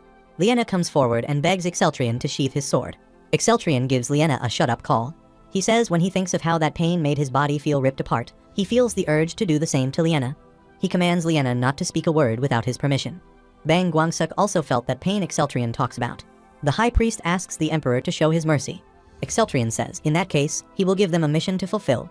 The High Priest wonders if he is suddenly assigning them a mission. Exceltrion asks the High Priest if he knows where Prisio is. The High Priest asks if he means the small mining village north of Loneheim. Exceltrion confirms the location. He commands the High Priest to find a fine boy named Carls and protect him at the Great Temple. The High Priest asks the Emperor the reason behind doing that. Exceltrion ignores his question and says he will spare Liena's life if they complete that mission. Then, he declares that it is his final offer. He asks the High Priest to make his decision within 5 seconds. The High Priest accepts the offer. Exceltrion tells Prince Portro that he will be Liena's guard. He asks the prince to follow him. Prince Portro says yes to the Emperor's orders. Saintess Liena tries to explain something to the Emperor, but the Emperor asks her not to say even a single word. Liena wants to tell the Emperor that she has seen a demon escaping during the fight. A shapeshifter demon escapes to a safe place. The shapeshifter gets down in a semi-dark street. The demon seems relatively weak. The guards see that Shapeshifter, the last of the demons who attacked the temple. One of the guards asks his fellows not to let their guard down and tells them their enemy is a shapeshifter. The shapeshifter remembers seeing the Duke of Gluttony being summoned with his own eyes. He wonders what in the world happened. He remembers taking the body of a dying human to escape from there. He hears the guards close to him who are looking for him. One of the guards asks his fellows not to leave a stone unturned. The shapeshifter wonders how these guards are still alive. He thinks that humans overpower the Duke of Gluttony. It seems impossible for him to imagine that. Then, he wonders if there was some problem with the duration of his summoning. He comprehends that there were insufficient offerings to summon the Duke of Gluttony. He decides to possess a living human and secure a new body. He feels weak since he has taken the body of a dying man. He decides to hide in the mining village and return to the demonic continent later. He rushes a boy in the street. Both of them fall to the ground. The shapeshifter yells at the boy and asks him to get out of his way. He wonders what kind of kid is so strong. The boy rubs his head. He says this is his secret shortcut. He asks the man how he knows about that. He asks the man if he is from around there. The shapeshifter addresses the replies, yes, he is. The boy dislikes the way the man addresses him. He says his name is Carls, not Kid. He points his finger in a direction and tells the man that he lives near the mountain village, Prisio, near the mines. The shapeshifter asks Carls about his age. Carls replies that he is 13 years old. He asks the man if he can move aside a bit. Carls says the street is too narrow. Carls tells the man they can go their ways if he moves aside. Carls asks the man about his name. The shapeshifter replies that his name is Carls. Carls wonders and asks if he has the same name. The shapeshifter transforms into a demon and replies that his name is Carls from today. The scene shifts to the palace. The priest bows down on the ground and apologizes to the emperor. He says they searched everywhere for the white-haired boy, but couldn't find him. The emperor gazes silently at the priest. The priest informs the emperor that the villagers have reported the boy as missing. Bang Guangsuk wonders if he should have looked for Carl's first. Exceltrian asks the priest if he looked through all the abandoned mines. He says the boy goes to these as his playground. The priest replies that they looked through all of them, but could not find him. The priest begs the emperor to give them a little more time. Exceltrian asks if he means to spare Saintess Liena. The priest says yes to that. Exceltrian tells him that he has delayed her execution. He asks the priest to ease his worries. The priest looks at the emperor and asks if he has delayed. Exceltrian asks the high priest if he has any complaints. The priest again lowers his head and says thanks to the emperor. Exceltrian asks the priest to get up. He says he has another order for them in addition to continuing the search. He orders the priest to find Gort, the son of Leonheim's blacksmith. He repeats the person's name to make it clear. The emperor says he does not know how many blacksmiths there are in Lohenheim. The priest clears his throat and says that he is awed by the generosity of his highness. He asks the emperor why he is looking for that boy. The emperor replies that he heard the boy would be worth training to become a future member of the White Dragon Knights. Exceltrian tells the high priest that he intends to move all the teleport gates in Lohenheim to the temple. He asks the priest to make space for them. The priest replies that he will do as the emperor commands. He asks Exceltrian's permission to talk to Saintess Liena before he departs. Exceltrian tells the priest that Saintess Liena is in the underground dungeon and says he will relay his message. The scene shifts to a semi-dark place. Exceltrian gets down the stairs. He says the place feels like a steam room, even at night. Bang Guangsuk feels exhausted. He wonders why Exceltrian works there when it is so hot. Exceltrian kept Saintess Liena there behind bars. Liena looks at the emperor and inquires what brings him there. Exceltrian tells Liena that he has a question to ask her. He asks her why she gave him the Sword of Light. Liena starts to say something, but Exceltrian starts to talk again. He says he is not the Knight of Light. He says to Liena that she should have known that.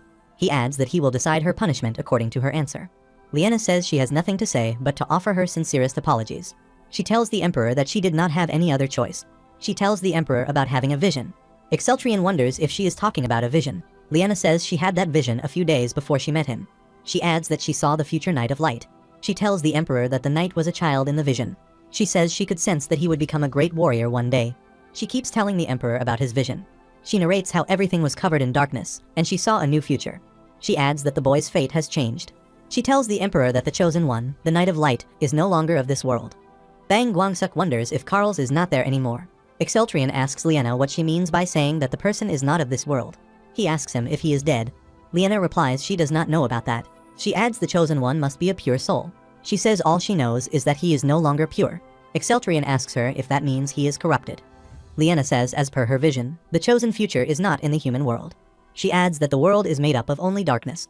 Bang Guangsuk wonders what happened to Carl's. Exceltrian asks Liena if she considers him as the next best candidate. Liena tells the emperor that she saw him fighting with the demons in her vision. Liena says it is very weak compared to the chosen one, but the emperor is compatible with the sword. She concludes that giving that sword to him was the last option.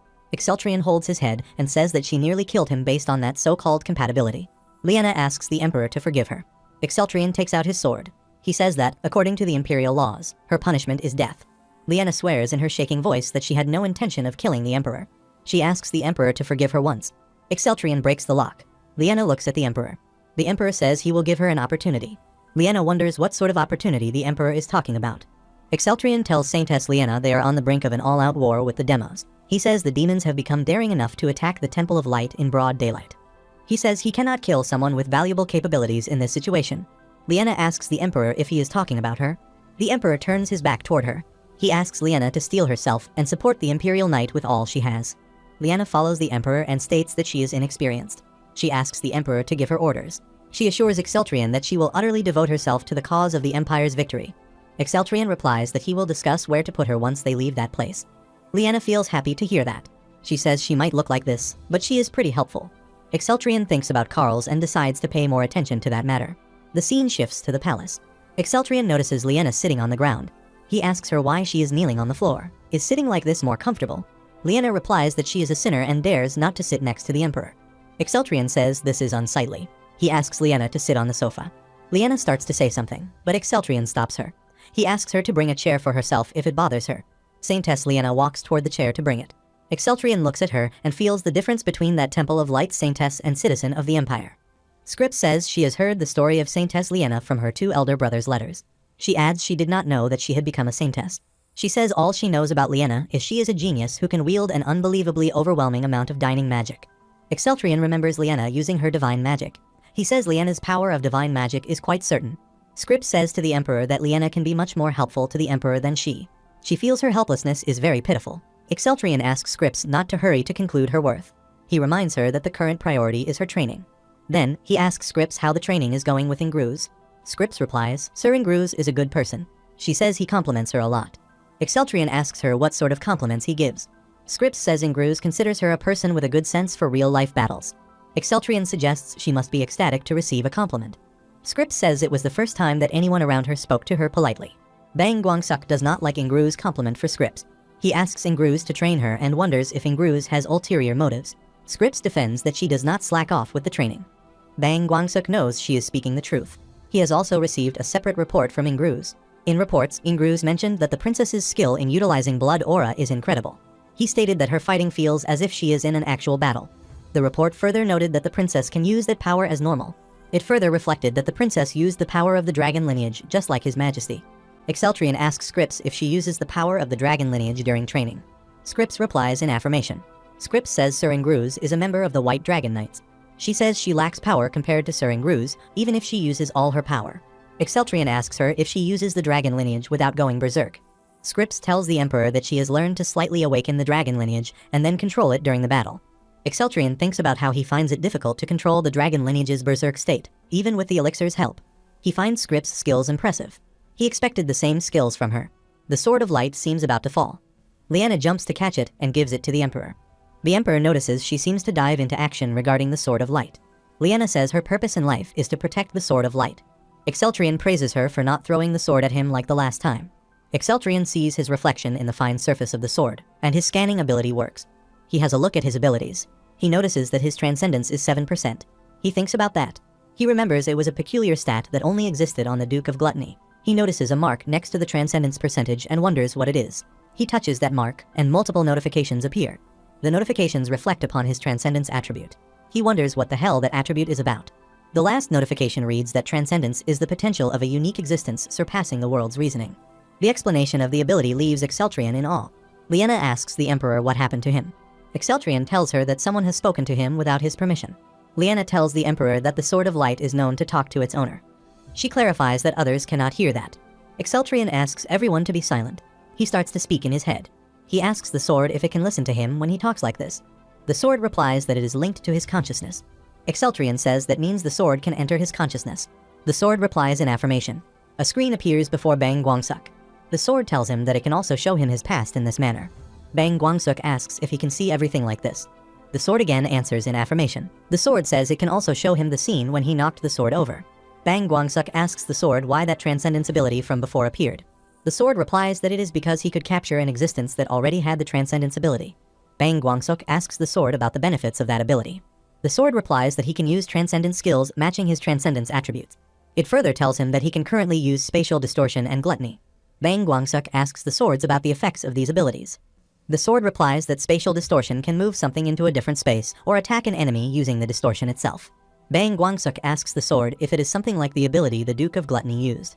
The sword explains that skill is possible only when spatial distortion reaches a high rank.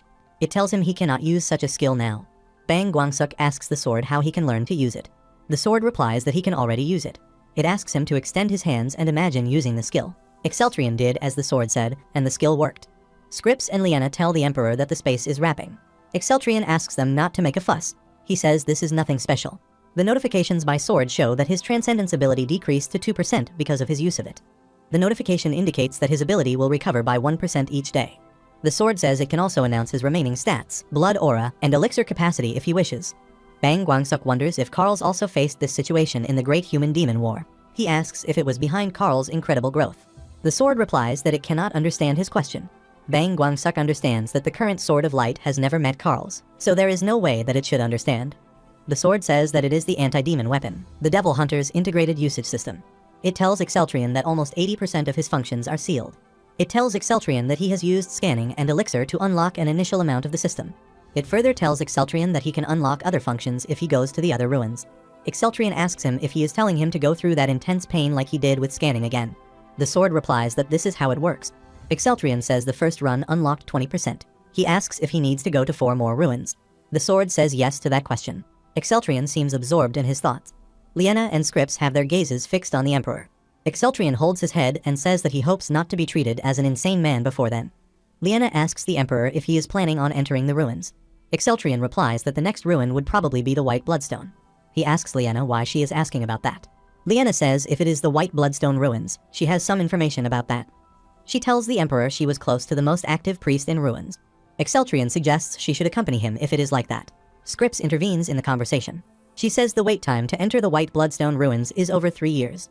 Exceltrion replies that he already knows about that and has given the order to deal with that matter. Meanwhile, someone comes and tells the Emperor that something urgently needs to be reported. The Emperor allows the person to enter. Sir Beos enters the room and apologizes to the Emperor for interrupting his rest. He tells the Emperor that he has an important message to deliver. He notices the princess is also sitting there and shows his happiness to see her healthy. Scripps says thanks to Sir Beos for his concern. Then, he notices Saintess Liena. He recognizes her and shows his pleasure at meeting her. He introduces himself as the Prime Minister of the Rune Empire. Saintess greets Sir Beos. The Emperor asks Beos to forget the formalities and give him the message. Beos tells the Emperor that they have finished revising the plans for the 2 ruins as per his orders. He adds that they may enter the White Bloodstone ruins in 4 days. He tells the Emperor about the presence of the invisible golems there. He further tells the Emperor that the other hunters have already pillaged the stone mineral ruins, where light and darkness intersect. He adds they have to wait for 4 weeks to raid that ruin. Saintess Liena intervenes in the conversation. She says the Hunters Guild never changes their plans for any reason. She asks Sir Beos if he obtained permission to enter the 2 ruins. She says the Hunters Guild can defy the Rune Empire. Sir Beos replies that the Rune Empire's power spans the entire Iroth continent. Saintess asks Sir Beos about how he convinced them. Sir Beos replies that he met with all 5 of their headmen individually. He says he told them if they refused, the Emperor's fury would fall upon them. Saintess says that it must have been entertaining to watch. She already thinks that the Emperor's threats are all powerful. Sir Beos tells Saintess that he has also borrowed some of the temple's power. He describes how he did that. He told them that it would be difficult to obtain the priest's cooperation in the future if they refused. Exceltrion says this is good, as expected of Rune Empire's Prime Minister. Sir Beos humbly receives Exceltrion's acknowledgement. He remembers that Beos is the Prime Minister, but only in name. He apologizes for making him do all this by himself. Beos dislikes plots and schemes, but does this for His Majesty's cause. Exceltrion asks him what he means. Beos says he means that it is all part of His Majesty's plan. He says he realized that when he secretly traveled to the Temple of Light. Exceltrion asks him what he learned. Beos replies that he discovered that every action of His Majesty is purposeful. He says the Emperor's actions weaken the demons and boost the Empire's force. Saintess Liena thinks there is no way this kind of brown-nosing will work. Exceltrion praises Beos' wisdom and considers him a wise Prime Minister. Scripps admires His Majesty's appointment. Then, Exceltrion and Prime Minister Beos started to credit each other for success. On the other hand, Saintess Liena considers Prime Minister Beos scary. She wonders how he threatened the headmen of the Hunters Guild to their faces and speaks with His Majesty as if it is nothing. Exceltrion tells Liena that she will accompany him to the White Bloodstone ruins. Saintess Liena asks the Emperor if only 2 of them will go there. Exceltrion tells her that one of the White Dragon Knights will accompany them. He says they need someone to carry their things. Scripps asks Exceltrion if she can also accompany them on this journey. Exceltrion refuses to take her with them. He says she has other things to do. Scripps asks if he is talking about her training with Sir Ingruz. Exceltrion replies it is not about training. He asks her to resolve the diplomatic issues with the Saphigold Empire before he returns. Scripps asks the Emperor if he is talking about her father and brother. Exceltrion says yes, he is talking about that. He asks Scripps to care for that matter and leave no loose ends. Scripps says yes to the Emperor's order. Then, Exceltrion turns toward Liena and asks her to steel herself and prepare for the work. The journey seems terrifying for Liena. The scene shifts to the Demon's Continent, which looks dark and gloomy. A long time ago, a human kingdom flourished there. However, 6 demon kingdoms arose throughout the vast land after the Light Dragon War, irreversibly to waste. Therefore, demons from hell rose to earth and took over the abandoned lands, seizing the opportunity to take over the human world. However, every time they tried, the Rune Empire's military forces thwarted them at the boundary. Nevertheless, the demons did not give up and dispatched ground forces and the Demon General. Demon General turned the Demon Continent on Earth into his base and began invading the human continent. The scene shifts inside the Demon General's palace. Demon General asks someone if he returned alone. The shapeshifter bows down before the general and says yes to that question. The Demon General says the shapeshifters and the winged demons are dead. He adds that he has no news about the Demon Duke's core. He asks the shapeshifter if he does not know what happened to the Duke. Shapeshifter replies he remembers summoning the Duke of Gluttony. Demon General yells at the shapeshifter and tells him that the core is destroyed. He asks the shapeshifter if he showed his back to save himself. Demon General reminds the shapeshifter how difficult it is to get the Duke's core. He says the core is not responding anymore. He asks the shapeshifter if he knows what that means. Shapeshifter says it is impossible. He wonders if the Duke of Gluttony avatar faced defeat. Demon General yells at the shapeshifter and says someone has destroyed the core inside him. He thinks they could have summoned the Duke of Gluttony if someone had recovered the core. He yells it's all over now. The shapeshifter says the Duke's real body is still in hell. Demon General asks if that matters. He says the Duke can no longer ascend to Earth. He wonders how a demon could not know this. The shapeshifter apologizes. However, his apology fails to calm the Demon General. The Demon General says that the Duke of Gluttony was one of the few who had good relations with the earthen demons. He asks the shapeshifter what he will say to him. He asks him if he will go back to hell and asks him to make another core. The shapeshifter says he cannot dare to do that. Demon General says it takes 100 years to make a new core. He commands the shapeshifter to retrieve that core. The shapeshifter tries to defend himself. He says it was not just his mistake. Demon General thrusts his teeth into the shapeshifter's host body and starts to suck the blood. He says he loves the taste of blood. The shapeshifter coughs. The Demon General criticizes the shapeshifter for possessing a human body to get away with his life pathetically. The shapeshifter says he wishes to inform the general about the Mad Emperor. The Demon General seems stunned to hear about the Mad Emperor. He holds the shapeshifter and asks if he is talking about Exceltrian's presence in the temple. The Demon General holds his head and considers whether Exceltrian brought the White Dragon Knights with him. He wonders why the Emperor of the Rune Empire visited the Temple of Light. The shapeshifter came out of the Carl's body. The Demon General asks the shapeshifter if they figured out their plan. The shapeshifter requests the Lord General to compose himself and replies that he is unsure whether the Emperor gets a hint of their plan. He sighed that they had lost many shapeshifters because of this. He suggests trying another method to get the information.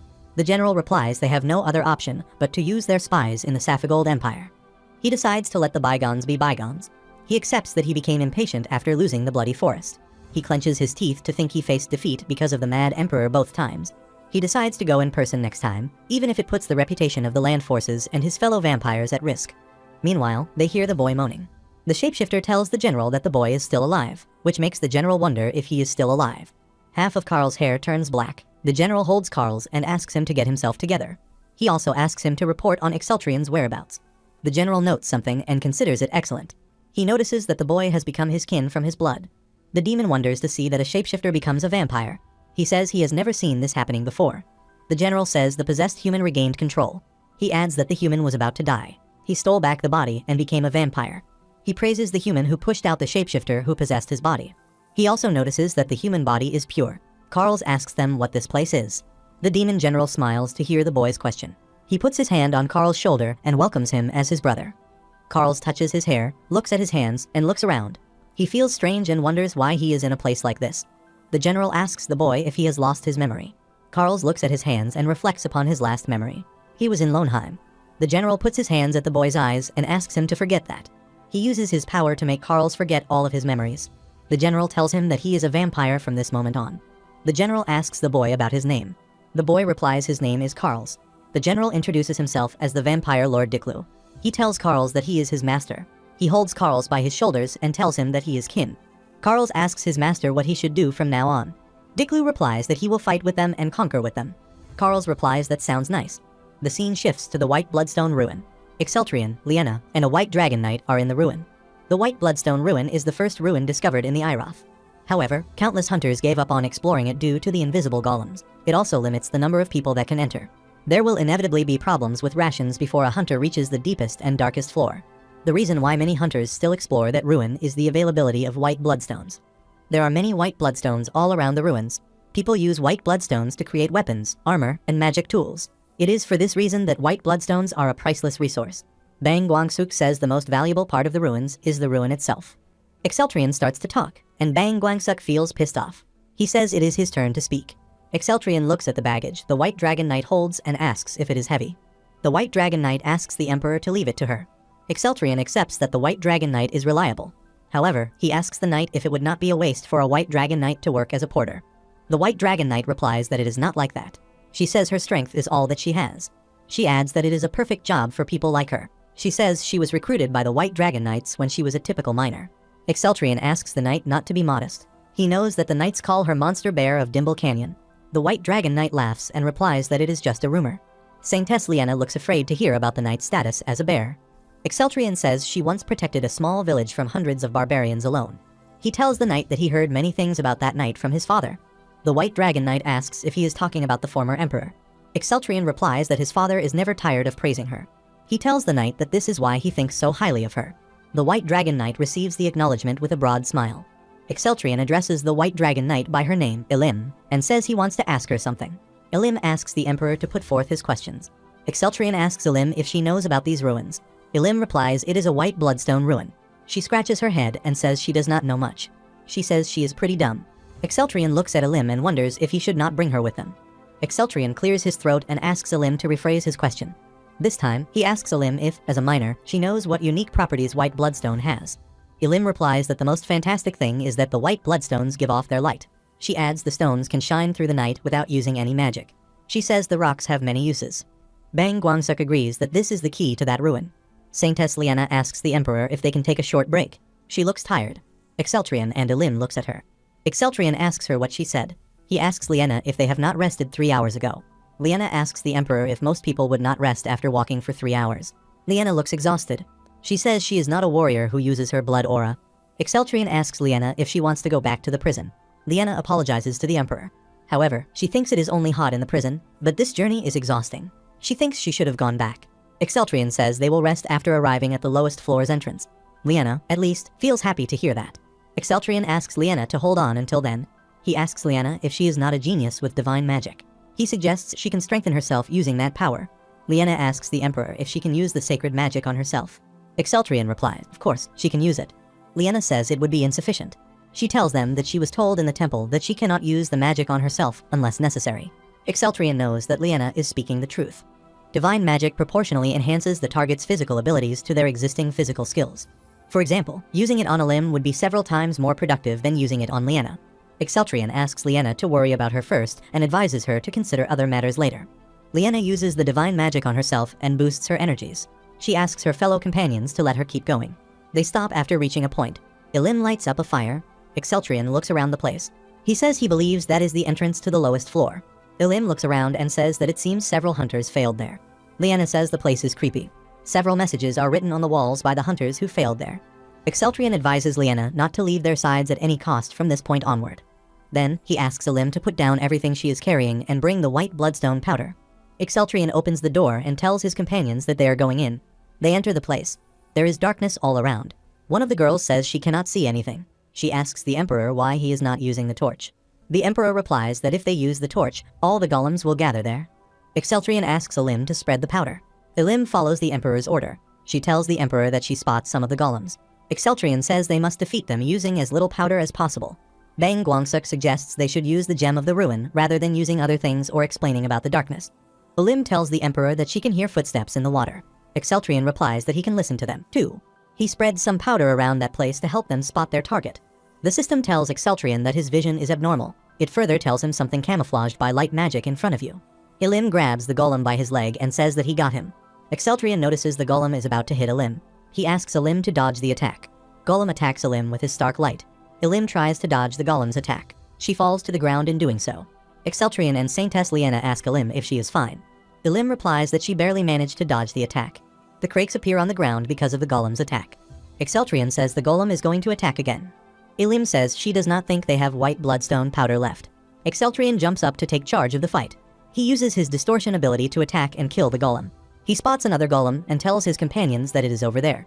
He swings his body toward the other target. The golem attacks the Emperor. Exceltrion splits his attacking ray into half with his sword. That distorts the golem into pieces. Exceltrion gets back to the ground.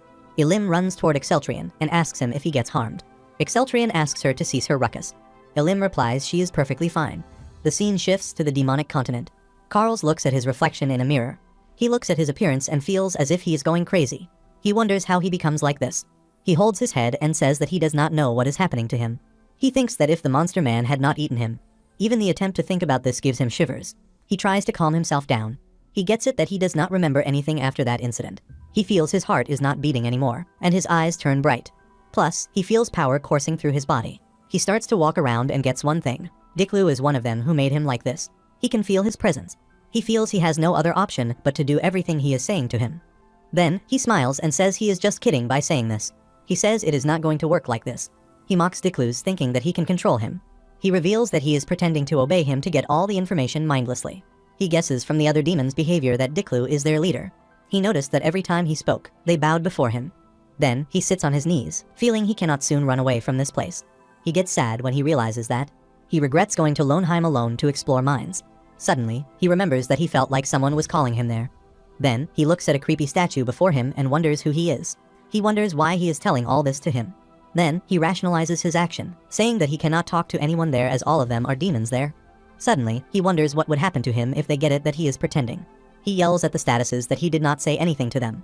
Then, he considers speaking in his head as the best option. However, he rejects that idea. He thinks that the demons can hear his thoughts. He looks around and feels the uncertainty of knowing this place.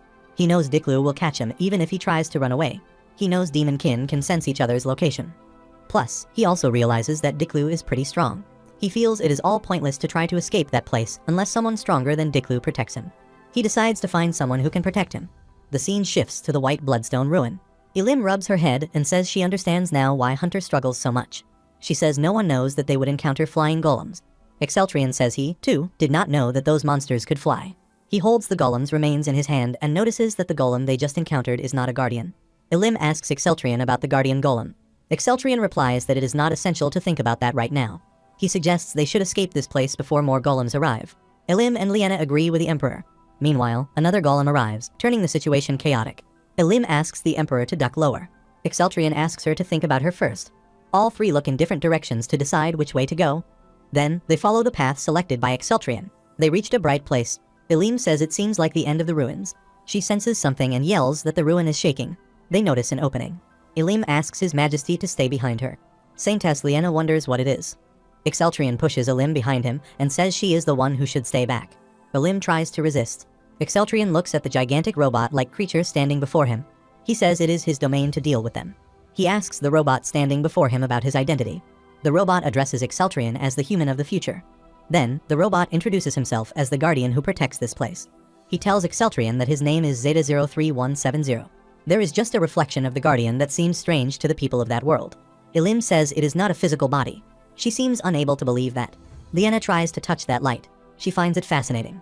The guardian robot says he is there to assist the humans of the future who come there.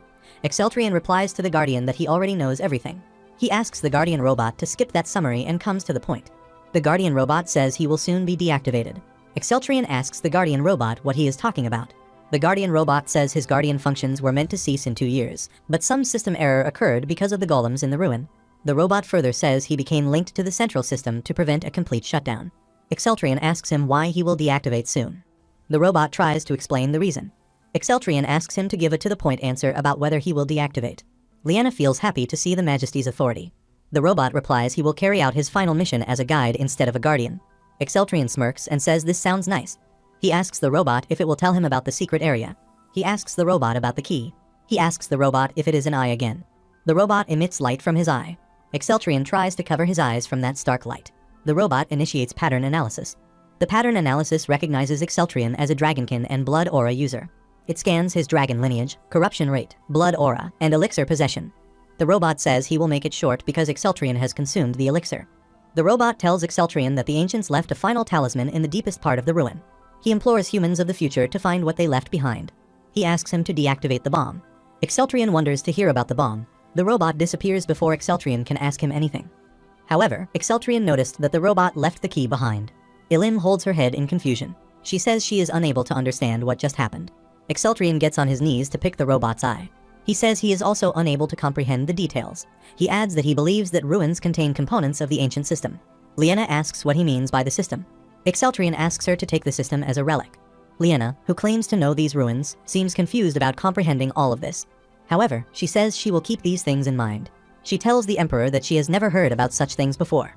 Soon, they reach another door. Bang Guangsuk says this place was not portrayed in the novel, so he does not know about this place. He feels scared to see the creepy surroundings of the ruins. He says it looks like the ruin is covered in blood. Exceltrian asks his companion to help him in opening the door. Both of the girls push the door to open it. A stark light comes out of the room as they open the door. They enter the room and look around. A screen appears with a message on it. The central system introduces itself through the screen. Elim points his finger toward the screen and tells the Emperor that the relic appeared there. The system asks why they are calling it a relic. Exceltrian asks Elim to shut his mouth. The system recognized Exceltrian as the elixir's owner and told him that it had already retrieved his data from the Emerald Ruin. Exceltrian asks the system if they can exchange the information. The system replies in affirmation. The system tells Exceltrian that they pass on all their data to the central system of another ruin when they complete their final mission. Exceltrian asks the system about the talisman. As the system replies, the statue carved on the wall opens its mouth.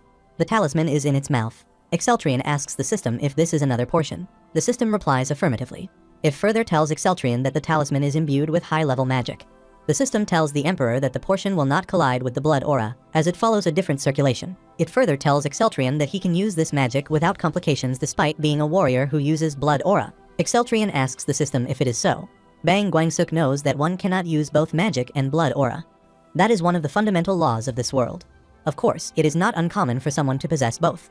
However, if they activate both simultaneously, the energies will collide and cause intense backlash. However, this talisman makes it possible to use both. Exceltrian asks the system if it means he can use magic without any side effects. The system replies in affirmation. Exceltrian takes the talisman close to put it in his mouth. Alim asks Exceltrian to wait. She asks the Emperor if he will put that talisman in his mouth because that weird relic said so. The system replies to Alim's question and says it is a system, not a relic. Exceltrian puts the talisman in his mouth and asks Alim not to worry. Exceltrian consumed the talisman. He tells the system that he has consumed the talisman and asks when he can use the magic. The system replies that the effects will activate in 3 hours. The system says it will cease now because it has completed the final mission. Exceltrian asks him to wait and says he wants to ask something. He asks the system if demons killed the ancient people. Bang Guangsuk does not understand why Exceltrian is asking that question. The system replies that there were many causes of their extinction. Then, it clarifies that the demons are one of those causes. Exceltrian asks how the ancient humans lost their lives because of the demons despite having such fantastic technology. The system replies that there is no one correct answer for that. Exceltrian asks the system what it means by that. The system replies that a system from some other ruin may give him a different answer. Bang Guangsuk says he knew that the system would not answer all their questions. Exceltrian tells Alim and Liena that there is a hole in this room where the eye will fit. He orders them to find that hole. Liena and Alim start to search the hole. Liena finds that hole. She points her finger toward it and tells the Emperor. Exceltrian throws the eye toward Alim and asks her to place it in the hole. Alim catches and fixes it in the hole. The eye emits a red light when Alim places it in the hole. A yellow shield appears around them. Alim suggests that they should leave that place. She notices a crack in the ground and directs the Emperor's attention toward it. The Emperor asks Alim not to move and stay in her position. Soon, the ground splits and 3 of them fall into it. Liena and Alim look scared. However, Exceltrian seems calm and composed. They reach the ground. Alim holds her head while Liena covers her eyes in fear. Exceltrian tells her that they have reached down. Liena reminds Exceltrian that he asked them to stay still in his wet voice while crying. Alim comes close to Liena and asks her to grab her hand. She consoles her and asks her to stop crying. Liena says thanks to Alim. 3 of them look around to find the secret area. Meanwhile, Alim sees something like a big button. She approaches it and pushes it. When she pushes the button, a pathway appears. She tells the Emperor about that. Exceltrian appreciates Alim's move. Liena wonders where they will go now. They start to step up the stairs. They reach a room similar to the last one. Liena asks the Emperor if it is not the same room as before. She approaches the statue on the wall and asks if it is messing with them. She says this thing is pissing her off. Then, she asks the statue if it is plotting something against them. The statue's light sparkles with red light, making Liena even more scared. The statue welcomes them to the hidden area. Exceltrian asks the system what sort of trap it was. The system replies it was a tool to help explain the impact. It tells Exceltrian that he has received a great impact because he fell from a significant height. Exceltrian says that height is nothing for a person who uses aura. He points his finger toward Liena and says she is the one who is impacted.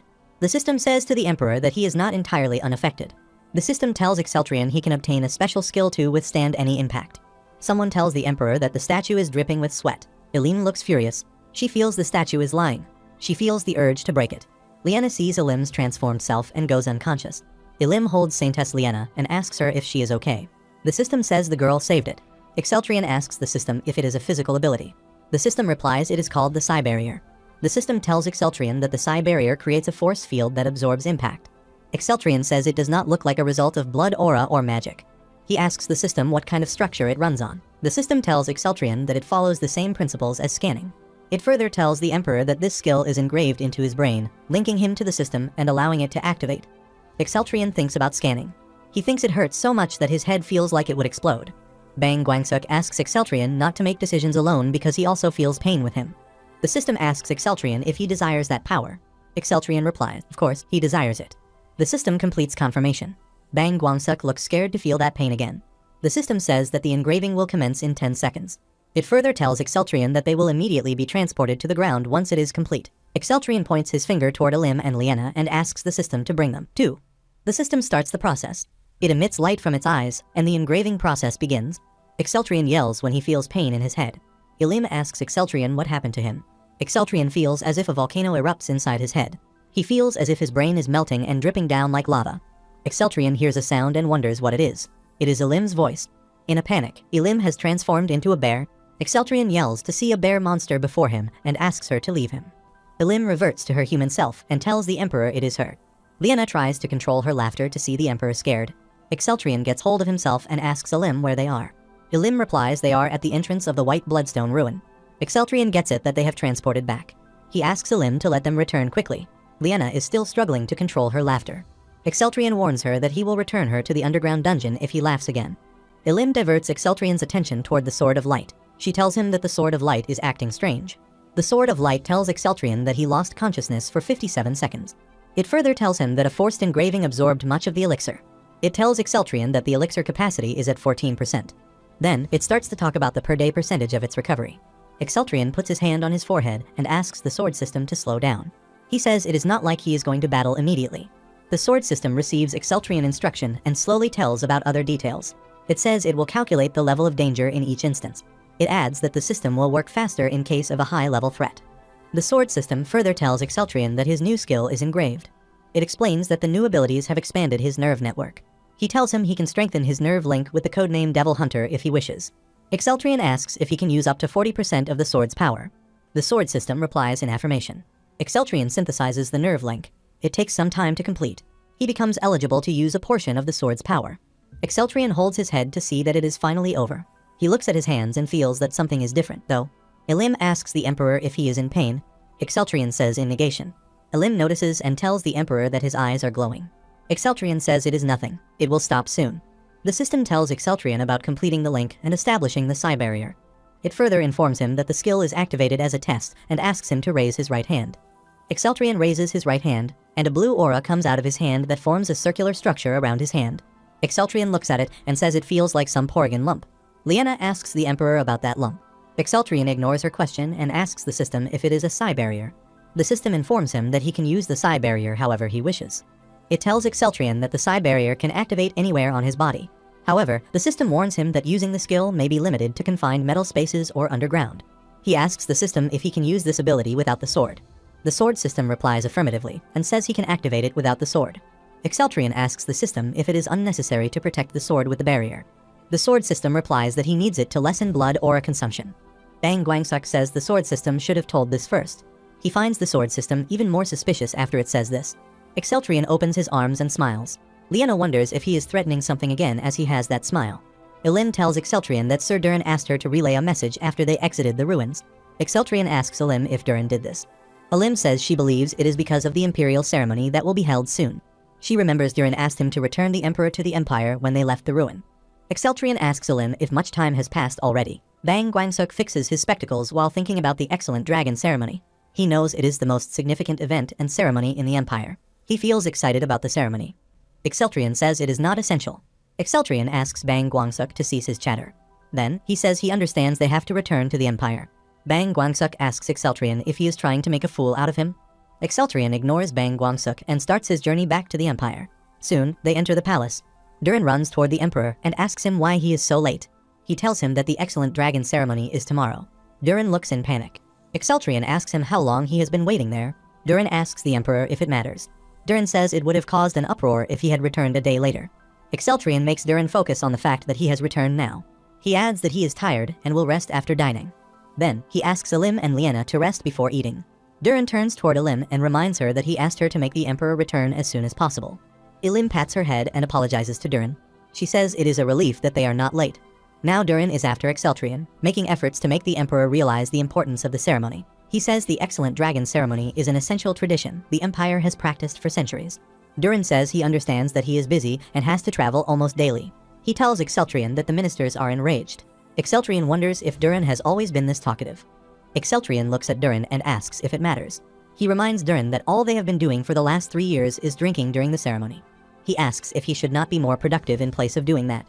Durin tries to make the Emperor realize that time has changed. He asks the Emperor if he should not participate more in government affairs to preserve his imperial dignity. Durin takes a while to notice that the emperor has gone far. He runs after him and asks the emperor if he is listening to him. Exceltrion turns towards Durin and addresses him. Durin stands all active to hear what the emperor intends to say. Exceltrion says it is the duty of the prime minister. He asks Durin if he thinks he would be a better administrator than Beos. Durin replies that he would not be. The quick answer makes Bang Guangsuk pissed off for some reason. Durin says the new prime minister has been doing his duties exceptionally well.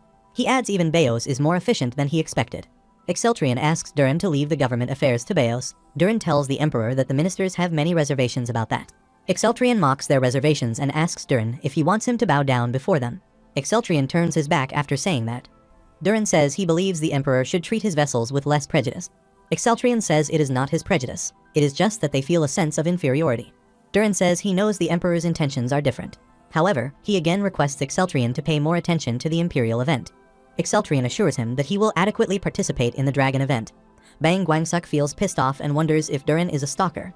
Durin asks Exceltrion if he remembers the previous ceremony. He reminds the emperor that he became so intoxicated that their senators, including him, had to carry him away. Exceltrion asks Durin if that is so. He says he does not remember anything.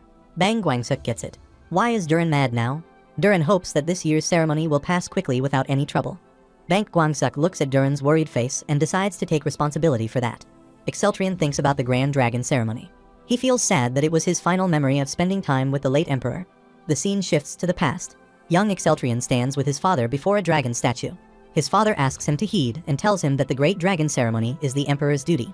He advises him to hold that ceremony every year. The scene shifts back to the present moment. Exceltrion also remembers his father's voice. He tells Durin he will be counting on him to supervise tomorrow's ceremony. Exceltrion opens the door and tells Durin that he shall take some rest now. He assures Durin that he will carry out tomorrow's ceremony according to the plan. He advises Durin that he should also rest now. Durin bows down before in affirmation. Exceltrion looks at scripts while closing the door. After some time, Exceltrion asks a maid to call Alim and Liana for dinner.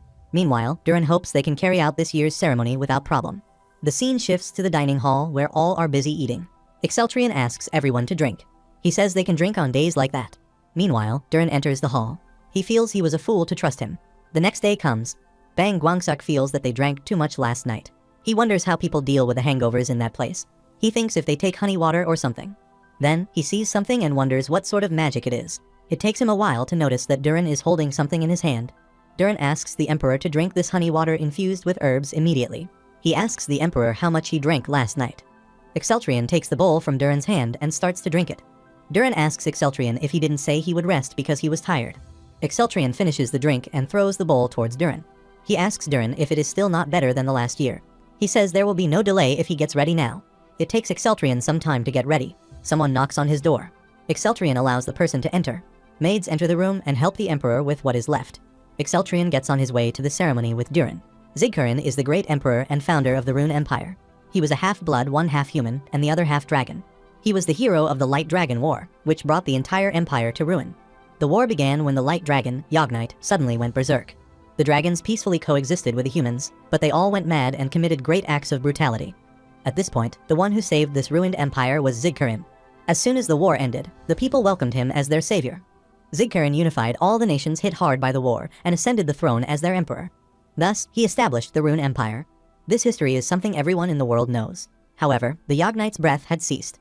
Bang Guangsuk knows that Yagnite's soul is still alive. He also knows they have stored Yagnite's body beneath the Rune Empire's capital. Exceltrion enters a place along with his guards and Durin. He says it has been a long time since he last came there. He is in the Red Dragon Palace, Ziggurin's tower. Ziggurin built that tower high so that everyone would see Rune's power. However, that was just a trick to hide Yagnite's body without making anyone notice it. A person bows before Exceltrion to see that he has arrived. Exceltrion greets the person named Rubens. Rubens asks the emperor if he has been in good health. Exceltrion ironically says he remembers that Rubens saw him last year.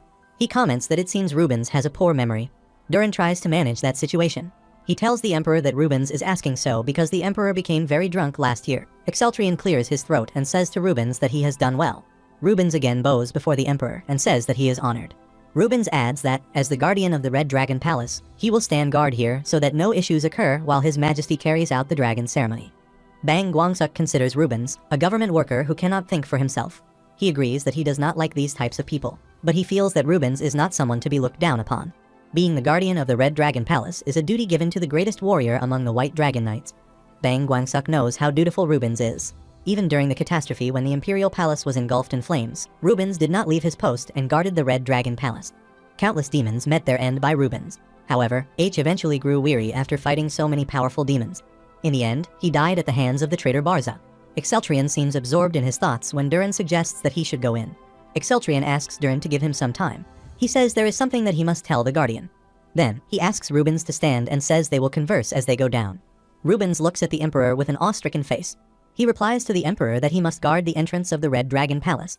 Exceltrion says there is no need for that. He assures Rubens that the other guards will guard the entrance today. Then, he orders the guards to guard that place today. He asks them if they believe it to be too difficult a task. The guards reply that it is not difficult for them to do that job. They will guard this palace with their lives. Exceltrion asks Rubens to accompany him unless he considers these guards incompetent. Rubens agrees to go with the Emperor and starts to walk after him. Exceltrion considers leaving a person like Rubens to guard a place like this a significant loss.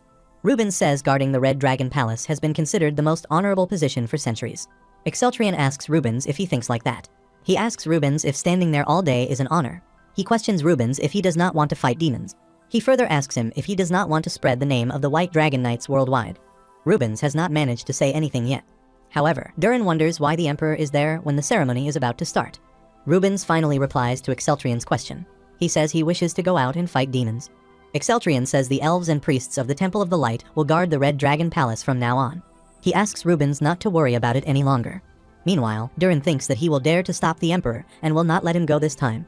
Exceltrion looks at a dragon skeleton and says he always feels peculiar whenever he comes there. Exceltrion asks Rubens if that skeleton is the light dragon, Yogg-Knight. Rubens looks at the Emperor with an awe-stricken face and wonders if it is Yogg-Knight. Exceltrion asks Rubens if it is the first time seeing that he has guarded this place in all the years. Rubens accepts that he is seeing this for the first time. He says he never imagined such a well-preserved skeleton would be there. Exceltrion touches the skeleton and says that Yogg-Knight is dead, but his magic is still there. He says this is why such a fine specimen remains there.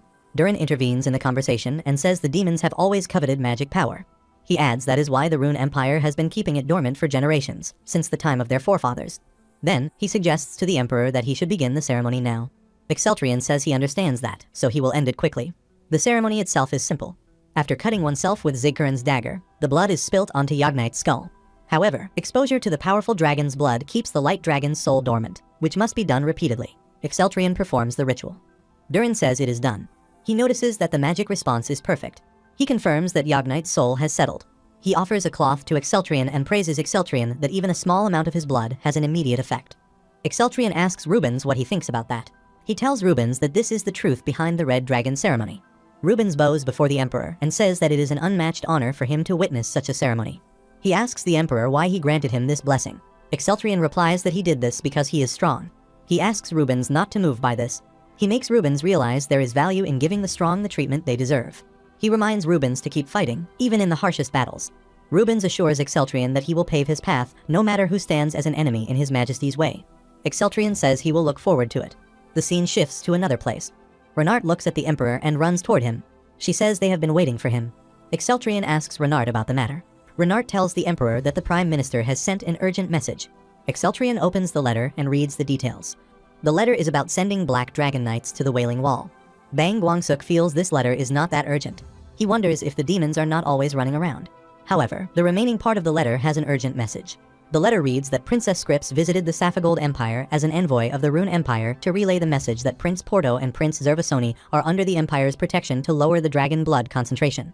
The letter further reads that the news infuriated King Meijiza, and he imprisoned Princess Scripps and other members of the envoy. The letter further shows the Prime Minister's concerns about the lives of the envoy members, as he clearly stated that he is not sure if they are alive or detained. Exceltrion and Bang Guangsuk feel infuriated to hear this news. They wonder how dare the king to do such a thing. Durin asks the Emperor to compose himself. Renard tells the Emperor that all the ministers are waiting for him at the ministry. She suggests it would be best to go there for now. Exceltrion seems blazing with anger. He asks Renard to tell the minister that he will reach the ministry shortly. Exceltrion addresses Rubens and tells him that it is his first mission. He orders Rubens to summon all the White Dragon Knights this instant. Rubens asks the Emperor if he means all the White Dragon Knights. Exceltrion says he is granting all the White Dragon Knights permission to use the teleport gate in the palace. Rubens bows down before the Emperor and assures him that he will heed his command. Exceltrion clenches the letter and says he can no longer hold it. Then, he tears the letter into small pieces as if tearing the Saphigold Empire. He decides to teach the Saphigold Empire some manners. The scene shifts to the Demon Continent. Carls is facing an enormous wolf. The wolf attacks Carls with his claw. Carls dodges the wolf's attack skillfully by using his bat-like wings. He makes a quick move and attacks the wolf. The wolf howls after getting hit by Carls. Carls is not a mode to give up. He opens his palm and emits a luminous aura to calm the wolf. It takes him a while to calm the wolf down. He calls the wolf a good boy as the wolf calms down. He assures the wolf that his magic will not hurt him much. Carls uses his magic to put the wolf out of a trance. He looks at the wolf and asks the wolf not to worry as he will not die yet. He has no intention of killing the wolf anyway. Then, he pats the wolf and says he does not eat much. He adds that he is going to take a bit of his flesh and will eat a small amount of his blood. Then, he tears a piece of the wolf's flesh and eats it. The wolf complained with his wet eyes that he tried to kill him. Carls feels full after eating a bit of the meat. He asks the wolf to listen to him and tells him that Diklu has been sending his men to the Waiting Wall. He further tells the wolf that he thinks the Saphigold Kingdom is planning something big too. Wolf listens to Carls and wonders why he is telling this to him. Then, he starts to talk about his conversation with Diklu from yesterday. The scene shifts to that conversation. Diklu asks Carls which of the two places he wants to go for his mission. Carls wants to say Saphigold. However, he says he will go to the place his master wants him to send. Carls pretends to be a naive idiot. Then, Diklu asks Carls to go to the Saphigold. Carls considers it a golden opportunity. The scene shifts back to the present moment. Carls says it is a perfect chance to escape this gross demon hideout. He asks the wolf what he thinks about that. The wolf thinks all he wants is an escape from this boy. Carls points his finger at the wolf and asks him if he does not want to say anything. The wolf whimpers but does not say anything. Carls is not bothered that he has put forth another question. He asks the wolf if he wants to know why going to Saphigold is a good chance. He says Saphigold is a kingdom. He says there must be many strong people who can protect him from Diklu. He returns to the wolf again, reminding him that he asked him to say something. The wolf thinks he will kill him for real once he manages to move. Carls thinks the Saphigold Empire does not have white dragon knights like the Rune Empire, but still has many strong knights and mages. He hopes those people will help him when he tells them he is a human. Then, he imagines a situation like this. In his imagination, he finds himself at a door guarded by knights. He tells the knights that the demons kidnapped him and asks them to protect him from demons. He tells them that he has insider information that will be helpful for them. He comes out of his imagination and wonders if those people will believe him. He is doubtful about that. He tells the wolf that his situation is pretty ridiculous. The wolf thinks about that. He eats a part of his flesh. Carls cannot hear what the wolf is thinking. He seems absorbed in figuring out a way. Suddenly, he realizes that he does not look like a human at all. The wolf thinks of the boy as a monster. Carls starts to talk about the changes in his body. He says one side of his body has all these dark marks, and he also has fangs. He notices that his appetite has become weird. Then, he looks at his appearance and says that even his clothes are strange. He yells that he is still a human, not someone from the demon's side. The wolf thinks he is not concerned about any side since he is not on the boy's side. The scene shifts to the Rune Empire. Exceltrian calls for Rubens and Durin and orders them to make the preparations. Durin and Rubens say yes to the Emperor's orders. Exceltrian turns toward Beos and asks him to tell him everything about the current situation. Beos tells the Emperor that the king of the Saphigold Empire thinks that the Rune Empire kidnapped their princes. Exceltrian says they are just trying to treat their dragon lineage. Beos says he detained their diplomats because he believes the Rune Empire kidnapped the princes. He further tells Exceltrian that King Magi's wants Exceltrian to come in person if he wants to save his people. Exceltrian says he will make King Magic realize who he messed up with. Exceltrian says the Saphigold Empire has declared war. He asks Beos if he still thinks avoiding the war is the best option. Beos bows before the Emperor and says he will abide by his decision. He says he will pray for the Emperor's safety and health. Exceltrian commands Beos to dispatch all the Black Dragon Knights to take care of them if the demons keep attacking the Wailing Wall. He says he can smell it, but that should not happen. Beos wonders what the Emperor is doubting about. He asks the Emperor if the Saphigold and the demons are colluding. Exceltrian praises the way the Prime Minister gets his point. Bag Guangsuk thinks the timing is too convenient. He connects the points that the King of Saphigold detained the emissaries precisely when the demons started attacking them. Meanwhile, Renard arrives there. She bows down to see the Emperor. Exceltrian asks her if she is wearing the White Dragon armor. Renard replies that she received it from the White Dragon Knights. He asks Renard to steel herself and says they are going to a real battle. Renard asks the Emperor what he means. Exceltrian replies that they are going to war with the Saphigold Empire. He commands that the White Dragon Knights will march into battle immediately. The scene shifts to the Saphigold Empire. King Magi's regrets his decision. He did not think that this problem would get this big. He accepts before Scripps that he intends to use her to create an upper hand against the Rune Empire. Princess Scripps replies that he cannot do that as it is too late. King Magi's says he decided everything at the moment when the Emperor executed Barza. King Magi's comes close to Scripps and clenches her face. He aggressively asks Scripps if she is telling him to let that person go who dared to kill one of their loyal subjects. Scripps speaks in a shaky voice. She tells the king that the Emperor of the Rune Empire is different. She says to the king that he will never win against him. King Magi slaps Scripps and asks her to shut her mouth. Meanwhile, someone asks the king to compose himself. The person asks that it is a perfect opportunity. The king looks at a man dressed in a priest's robe. He addresses the man as Barza and feels relaxed to see that he has returned. Barza tells the king that everything is ready now. The king acknowledges Barza's work and considers him the only person he can trust to be on his side. The king says he has been holding himself back this whole time, ever since the emperor brutally murdered his brother. The king puts his hand on Barza's shoulder and says they cannot avoid that war. Barza says thanks to the king for trusting him. Barza bows down before the king and tells him that the armor golems he mentioned before have been completed and are on standby. The king asks Barza to bring the golems there. Barza claps and golems enter the place. The king considers the golem armor to be a marvelous creation. He says this is so expected of the Barza family that he made mechanical soldiers who can move independently.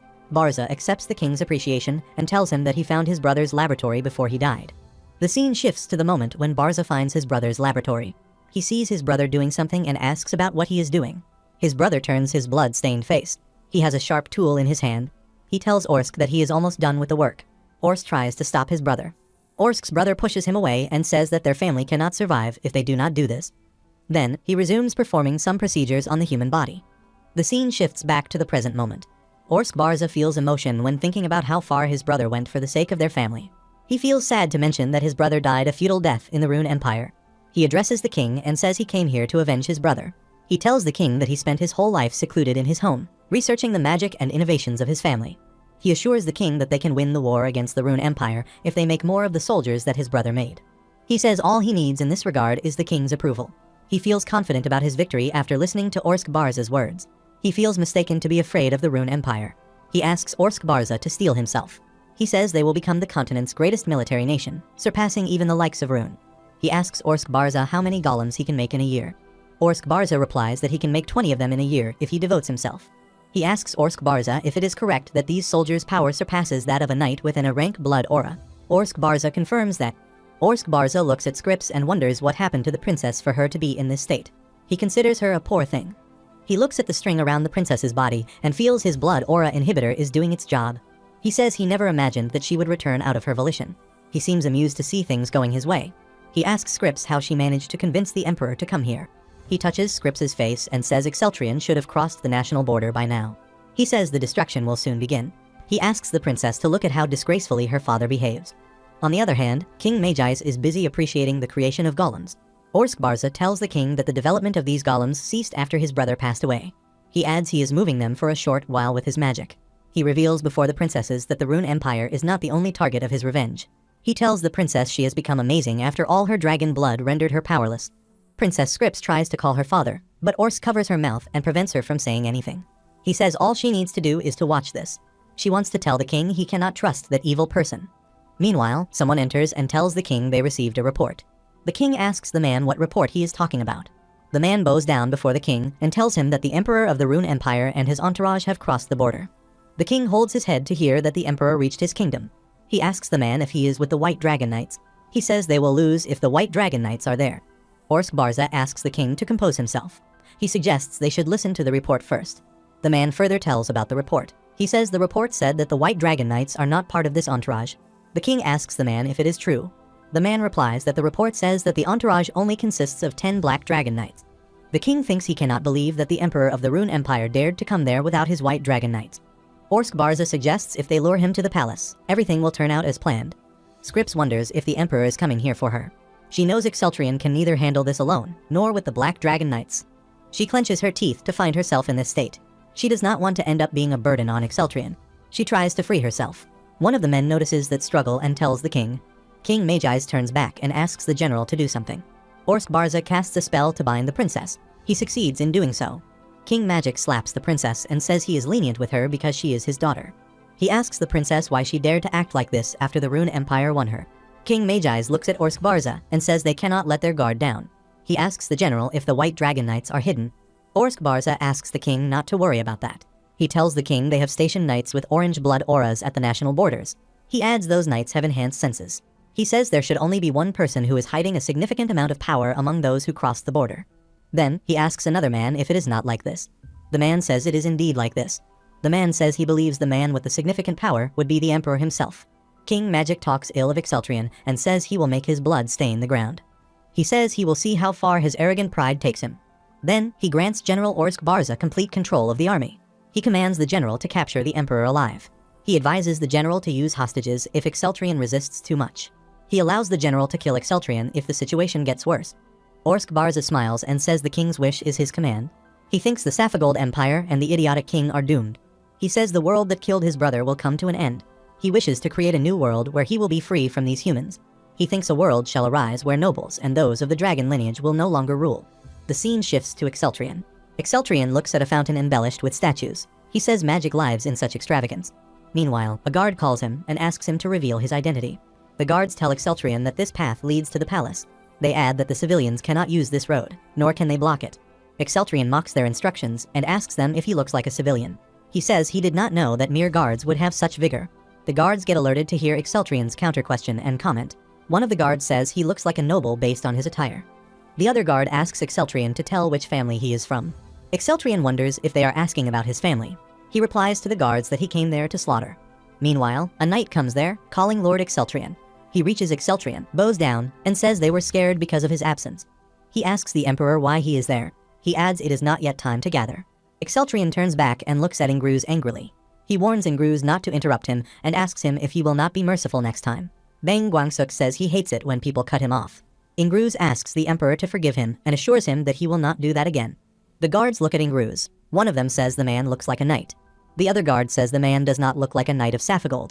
The first guard says he looks like a mercenary. Exceltrian asks Ingruz about the other people. Ingruz addresses Exceltrian as his majesty and tells him they are waiting. Exceltrian gets mad to hear Ingruz calling him majesty. He reminds him that he told him not to call him that until he entered the palace. Ingruz asks Exceltrian if they still have to keep it a secret. Ingruz says he believes they failed to hide the emperor's identity the moment he came there wearing this armor. Exceltrian agrees with Ingruz. He says to Ingruz that these men seem more entertaining than he expected. He wants to try it if the guards notice his identity or not. The guards ask Exceltrian to identify himself. One of the guards says outsiders cannot enter the royal palace as they wish. They ask Exceltrian to leave. Exceltrian tells the guards that he is from the Rune Empire and orders them to get out of his way. One of the guards asks his fellow guards to hurry up and get the reinforcements. The other guard asks the first one to get some royal guards. The first guard asks his fellow, to whom he thinks he is ordering. Both of the guards start fighting over the matter of who will go to get more guards. Their fight gets worse, and they keep blaming each other. Exceltrian loses his patience seeing the guards fighting absurdly. He says he will kill them if they do not get out of his way. Exceltrian uses his strength and makes the guards run away. Ingruz says the guards are going to bring more knights. He asks the emperor if they can leave those guards like this. Exceltrian asks Ingruz to leave them be. He says that what is more important is where the others are. Meanwhile, the other knights arrive. Ilim runs toward Exceltrian and apologizes for the delay. She tells the emperor that it took them a long time to get there because of Saintess Liena's slow speed. Liena asks Ilim to be silent. She reminds Ilim that they are there secretly, so they cannot speak like that. Ilim asks Saintess Liena to call her by her title. Saintess Liena tries to tell Ilim that the emperor is standing behind her. Ilim gets it wrong and asks if his majesty is in trouble. Exceltrian loses his temper to see Ilim talking like this. He kicks her from behind and asks her to shut her mouth. He asks Ilim if she intends to tell the whole Safagold kingdom that the Rune Empire's emperor is there. Ilim says she forgot that it is a secret and apologizes. Exceltrian calls Ilim a noisy person. He asks her to forget about that and be on standby. Ilim again addresses Exceltrian by his title. Exceltrian looks at Ilim angrily. Liena asks Ilim if she is okay. Ilim replies she is fine and asks Liena if she is okay. Exceltrian asks Liena if she is hurt. Liena replies she is just a little dizzy while coming there. However, Liena thinks the emperor should have let her rest because it has not been long since they returned from the ruins. Exceltrian calls Knight Wigner. Wigner replies to the emperor's call. Exceltrian asks Wigner why they lack several knights. Wigner replies that they mobilize as many white dragon knights as possible while leaving a minimal number in other regions. He adds they had no choice but to defend the northern region and the Wailing Wall. Exceltrian asks about Blumhartz. Renart tells the emperor that her father is at the Wailing Wall leading the army instead of Sir Wigner. Winger tells the emperor that most other members are subduing the orcs. Exceltrian assumes there will be no problem with the demons at the Wailing Wall. Wigner tells the emperor that there was no demon when he left. Exceltrian starts to explain the mission now. He says they will begin by splitting into two groups.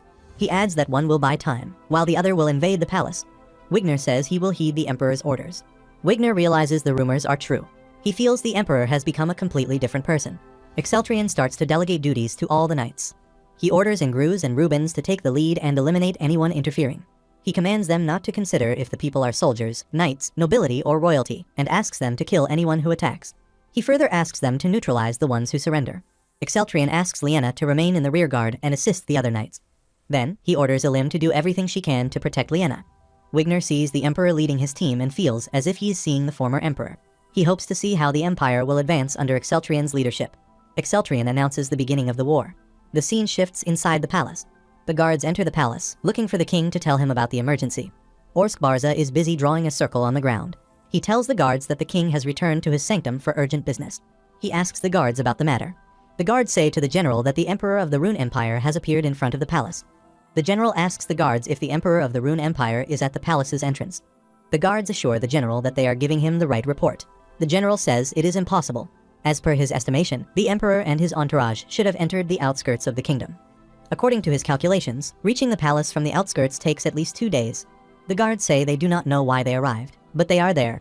They also tell the general that the Emperor is with the knights wearing the armor of the White Dragon Knights. This news about the White Dragon Knights makes the color pot slip from the general's hands. The general wonders if the White Dragon Knights came there for real. He remembers his knights did not sense any other person with a powerful aura other than the Emperor. He wonders if the White Dragon concealed their blood aura on purpose. He feels they arrived much earlier than expected. He wonders if they came using a teleport gate. He holds his head and wonders whether they secretly set up a gate within the kingdom. The guards ask the general to tell them what they should do now. The general asks the guard to tell him about the number of people accompanying the Emperor. The guards say to the general that 10 people are with the Emperor. That news makes the general release a calm breath. The guards tell the general that knights are with the dragon emblem in white armor. The general says he hears that there are fewer than 20 members in the White Dragon Order. He knows a number of them are leading the charge on the battlefield. He says the White Dragon Knights should not be able to afford to leave their posts empty. One of the guards insists on the presence of White Dragon Knights. He asks the general to give them orders in the king's absence. He tells the general that the Emperor is already invading the palace. The general kills the guards and forms the story that Exceltrian slaughtered the guards who tried to hold Exceltrian off. He clears the path to let the war begin. He laughs at thinking that Exceltrian is trying to start a war with the Saphigold Empire with a mere group of 10. On the other hand, Exceltrian seems all ready to defeat the Saphigold Empire. An army official commands the guards to stop the Rune Empire's knights. He tells the guards that the knights of the Rune Empire broke into the royal road using a teleport gate. He commands the guards to protect their king and stop the Rune Empire knights. One of the guards says the royal knights are forming ranks in every street. The other guard suggests that the king should be taken to a safe place. Orsk Barza rejects that suggestion and asks the guards why they would disperse their troops. He asks all the royal knights to the front line. He asks them to gather their defense forces and send reinforcement to the palace. The subordinates say yes to Orsk Barza's orders. Meanwhile, Orsk Barza notices someone. He asks who that child is. He says he has never seen that child before. The guards feel a strange smell and cover their faces with masks. One of the guards says it is like rotten blood smell. Orsk Barza asks the guards to mind their business. He rebukes them by saying that they have nothing to do. The guards apologize to the general and move to leave. He wonders if those insects can sense the blood aura. Then, he says it seems the guards can feel the aura of vampire kin. Karls turns slightly and asks the general if it is so. Orsk Barza notices an amulet hanging on Karl's neck. He joins his hands in excitement and says it is his first time seeing kin wearing an amulet. He notices an overwhelming aura around Karl's. He cannot believe the child hides this much power with an amulet. He tells Karls that a long time ago, he received a piece of an amulet from the vampire kin. He puts his hand on his chest and realizes that reproducing that power took a long time. Karls asks the general what is in this barrel. Orsk Barza tells him that he locked up Princess Scripps in that barrel. He claims she will never be able to get out of it because he sealed her powers with the amulet. He looks at his hands and says he will use the princess to get rid of all his grudges. He says he spent 40 years of resentment like a filthy, horrible human. He tells Karls that he has to go and asks him to rest. He looks at a flask filled with blood. He says it would be enough for him and starts to drink it. Karls tries to stop Orsk Barza. He warns Orsk Barza that it can be dangerous. Orsk Barza wipes his mouth and asks Karls not to worry about that. He says he will be enough for all the guests once ready. The hours start to work. Orsk Barza boasts that the Emperor and the White Dragon Knights will be no match for the demons. A magical pattern forms in front of Orsk Barza. He tells Karls that he does not want to borrow his help. Salient darkness starts to prevail around. The scene shifts to the White Dragon Knights. Elim throws royal knights away like mere tiny creatures. Saintess Liena asks Elim to be with her. However, Elim seems to have gone out of control to see the enemies. One of the guards says it is Renart's first war after joining the White Dragon Knights. She asks Renart if she can keep up with them. Renart replies it is not a problem for her. Ingruz appreciates Renart's high spirit. Exceltrian and Wigner pass a cold look to see their enemies. The Royal Knight looks terrified. He thinks they cannot even touch the hairs of the White Dragon Knights. He also notices White Dragon Knights more than what was reported. He motivates himself, saying that their enemies must have a weakness. He notices that 2 White Dragon Knights are injured. He orders his soldiers to focus on the wounded knights. One of the White Dragon Knights smirked and wondered if they looked easy to deal with. Rubens called his fellow Rugesta and asked him to lead with the Emperor and Wigner. Rugesta asks his Rubens about the injured knights. Rubens assures Rugesta that he will care for the wounded knights. He asks Rugesta to trust him and take the lead. Rugesta leaves those knights to Rubens. Rugesta leaves to lead with the Emperor. The opponent's army leader asks his soldier to ignore the soldier who left and asks them to attack the remaining ones. All the soldiers run toward the White Dragon Knight. Seeing this, the Rubens takes hold of his sword and prepares to collide. He aims at his opponents and knocks them down in no time. This opponent's leader looks afraid to think if he is aiming for him. Someone from the Saphigold Empire calls for reinforcement. The Saphigold Empire's soldiers gather around Ingru's and Renart's group to isolate them and block their path. Renart releases a heavy breath to see that there is no end to the soldiers. Her fellow asks her to hold on there for a little longer. Ingru's notices that their opponents have brought the local defense force for reinforcements. He further notices that their opponents are holding iron maces, making it harder to approach them. Ingru's thinks they will not survive if they get hit by it. He guesses some of their fellows are not fine. Soon, the Saphigold soldiers succeed in breaking their trio. Renart looks exhausted. She feels she cannot hold on any longer. She thinks she is not ready to be a part of the White Dragon Knights. Meanwhile, Liena motivates Renart. She uses her divine magic called Breath of Light. She uses that magic in proximity to strengthen Renart's powers. Renart feels energetic with the magical rebuff and says thanks to the Liena. She strikes an opponent with her shield. The attack makes the soldiers spit out blood. Liena appreciates Renart seeing him destroying their opponents. Renart acknowledges Saintess Liena's help and says thanks to her. Then, she asks Liena why she is not with Elim. Liena points her hands toward Elim and says Elim is running wild without her help. Elim seems like a walking chaos. She throws opponents away like tiny creatures. One of the Saphigold Knights sees White Dragon Knights. He considers the rumors about the White Dragon Knights to be true. He clenches his teeth, realizing that taking the White Dragon Knights down would be hard. Then, he runs toward the White Dragon Knights, thinking of killing at least one. He closes his eyes and jumps at the wounded knights. His heavy weapon strikes with Rubens's sword. Rubens's counterattack makes that soldier bounce back in the air. The soldiers look at Rubens and wonder where that person came from. Rubens asks the soldier to give up. He firmly tells the soldier that he will not let them touch his fellows as long as he is there. He slightly turns his head towards the injured knights and advises them not to close their eyes during a war. He asks them not to give up on their lives. He asks his fellows not to make him regret saving their lives. One of the wounded knights apologizes to Rubens for becoming a burden. Rubens clarifies that he has never thought of them as a burden. He says they are compatriots of the Rune Empire. The words make the injured soldier cry. The injured knight stands up and assures Rubens that he will stand by his side until he dies. He gives his hand to help his fellow knights stand up. Their opponent wonders if they are kidding. He asks if their comrades' lives are crucial during a war. He says there is nothing more important than victory in a battle. He says they will die even with their skill because of their useless compassion. He considers it a shame for him to attack people like them. However, he considers it essential to win. He again jumps toward the White Dragon Knights to attack them. Rubens blocks his attack. The opponent again attacks Rubens with his heavy hammer. Rubens fails to block that strike. The opponent laughs at Rubens and considers his movement slow. He boasts that he may have a heavy hammer, but has perfected it with his blood aura. He says he has balanced the weapon's weakness with his blood aura. He makes fun of the Rubens, saying he has a fatal weakness. He again aims at the wounded soldiers to attack. He swings his body in the air with the help of his blood aura and reaches close to the injured knights. As he jumps at them to attack with his hammers, Rubens gets in and protects the knights by having the attack on his back. The opponent again considers Rubens foolish for doing that. He understands that Rubens may survive because of the White Dragon's armor, but moving will be difficult.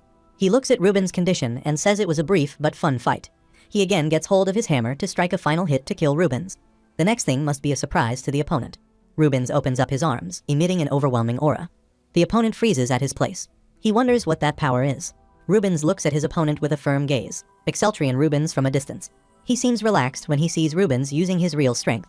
The scene shifts to a previous conversation between Exceltrian and Rubens. Rubens bows down and tells the Emperor that he will not use his blood aura in this battle. Exceltrian says he will not allow this. He asks Rubens to use all his power unless there is a special reason. Rubens rationalizes his decision. He says though they are to fight their enemies, they are still human. He adds that he followed him out of the Red Dragon Palace to deal with the demons who slaughtered indiscriminately. He wishes to subdue their enemy in this war without using their blood aura. Exceltrian allows him to do what he wants if he subdues the enemy. However, he asks Rubens to remember that his people may bleed because of his complacency. The scene shifts back to the present moment. Rubens remembers Exceltrian's words. He realizes that almost one of his comrades was nearly killed because of his complacency. He decides not to hesitate to use his aura any longer. Rubens's opponent wonders who became full of energy all of a sudden. Both Rubens and his opponent jump to attack each other. Both emit their overwhelming blood auras. Their fight attracted the attention of the other people as well. Renard feels their speed makes it hard to follow their eyes. She gets it that the person fighting against Rubens must be pretty skilled. However, she hopes Rubens will win. Rubens's opponent realizes that he is lacking in power and speed. He feels the need to increase his speed to find a gap. He looks at 2 soldiers and decides to use them to create one. He hurriedly moves toward the wounded knights. He hopes to kill them with this speed. Rubens seems to be quicker than his enemy. He reaches his fellows before his nasty opponent. He asks his opponent if he thinks he will fall twice for the same trick. The opponent wonders if he left some loophole. However, he again moves quickly and uses his maximum power to attack. His hammer strikes with Rubens' sword. However, he again fails to knock Rubens down. He asks Rubens why he cannot even shake him off. He claims his blood aura is more potent and says he should have an upper hand. Rubens asks him if he is talking about a more assertive aura. He inquires his opponent what makes him think his blood aura is more potent than him. He tells his opponent that he has not used his gold blood aura for once. The opponent seems stunned to hear that. He wonders if he has blocked his attack without a blood aura. Rubens's blood aura type also makes him think for a while. He knows the gold blood aura boosts an individual's body power and agility. He clenches his teeth to think that Rubens is living. He says all the kin of the gold blood aura users died in the Light Dragon War. He adds that the aura of gold blood has disappeared from the continent. Rubens says he survived as the last descendant. He remembers he barely survived with the help of Blumharts. Rubens reminds his opponent that he attacked the wounded soldiers who cannot even fight. He challenges his opponent that he will lose the war today because of his underhandedness. The opponent replies there is nothing more important than victory in a battle. He gets up and says there is no way he will lose to someone who thinks war is a joke. Rubens and his opponent once again attack each other. However, the fight ended with Rubens cutting his opponent's arm. The soldiers seem stunned to see their vice-captain in such a condition. They run to protect the vice-captain. Rubens looks at his opponent and says he will give him a painless death. Rubens raises his sword to knock down his opponent. A soldier blocks Rubens's attack and asks his vice-captain to leave. The vice-captain asks the soldier why he is doing that. The soldier replies that they will all fall if their vice-captain falls. He asks the vice-captain to run away. Rubens appreciates the soldier who attempts to protect the vice-captain at the cost of his own life. Rubens says he will let him live if he does not involve himself in the war anymore. Both the soldier and vice-captain look at Rubens with awe-stricken faces. Rubens turns back and asks them to leave. The soldiers give support to their captain. Renard praises Rubens for beating the enemy's captain. She says it is an honor for her to see the gold aura that she only cares about. Being humble, Rubens replies it is nothing. He asks Renard not to pay her mind to it. He tries to make Renard understand that there are things that are more important than this. Meanwhile, Renard's fellow asks her what she is doing. She asks Renard if she is looking away in the middle of the war. Renard apologizes and runs towards her fellows to support them. Meanwhile, someone from the Saphigold army shouts to retreat. Hearing this, Exceltrion tells his soldiers that his enemy is wavering. He asks them to open the way to the palace. Exceltrion looks at a place guarded by the soldiers. He thinks he can see Magi's and scripts if he enters that place. He notices that the enemy's attention is on the Rubens. Exceltrion takes advantage of that moment and runs toward that place. He hurriedly knocks down the soldiers guarding that place one after the other. Meanwhile, someone from the Saphigold army notices that. He points toward the Emperor and commands his army to stop the Emperor from entering the palace. Exceltrion keeps removing the soldiers from his way. In doing so, a soldier attacks him in the foot. Exceltrion wonders if he got hit by a guy like that. Meanwhile, he senses demons around him. It takes him a while to realize that it differs from a demon. A man dressed in a long red robe commands golems to protect the palace. He is Root Ispan, a descendant of the dragon lineage erosion human. He orders the golems to crush the intruder. The golems jump to attack the Emperor. Meanwhile, when Wigner arrives, he attacks the golems who dared to attack his Emperor. Root Ispan asks Wigner to behold them and brags they are the Saphigold Palace's guard knights. He sounds confident about the power of the armor golem. He looks stunned to see that the golem fails to withstand the enemy's attack. He repeats the king's words that the physical ability rivals that of an S-class blood aura soldier. Exceltrion laughs at Root Ispan and asks him how stupid he can be. He asks Root Ispan if having an S-rank blood aura is that easy, then who would bother training? Root Ispan clenches his teeth to hear Exceltrion's words. Exceltrion teases the man, saying there must be worse guys under Saphigold's stupid king. Root Ispan commands the remaining golems and soldiers to attack Exceltrion Wigner. Exceltrion asks Wigner to stay focused until the end. Wigner says yes to the Emperor's order. Exceltrion takes hold of the Sword of Light. Exceltrion and Wigner stand firm, spreading their aura to face the enemies. The collision between them and their enemies turns the situation into chaos. There are lashes of overwhelming aura all around. Root Ispan gasps to see that chaos. He looks stunned. However, he soon overcame that state of being and attacked the enemy. Seeing the situation getting wild, Exceltrion instructs Wigner about the following action. He tells Wigner that the target is Saphigold's king, Magi's. He advises Wigner not to kill the king even if he finds him. Wigner says yes to the Emperor's commands. The next moment, Exceltrion and Wigner jump into the aura released by Root Ispan. Root Ispan expects to knock down his enemy with that aura. However, he looks shocked to see Exceltrion standing before him. Exceltrion asks him if that is it. Root Ispan wonders why the Emperor stood safe and sound even after pouring all his blood aura into that attack. He asks Exceltrion if the other one sacrificed himself. Exceltrion points upward with his finger. When Root Ispan looks upward, he sees Wigner approaching him with his sword. He clenches his teeth to see that. However, it seems too late for Root Ispan to notice that. Soon, Root Ispan gets hold of himself and attacks Wigner. Wigner reaches close to Root Ispan and tries to take his head off his shoulder.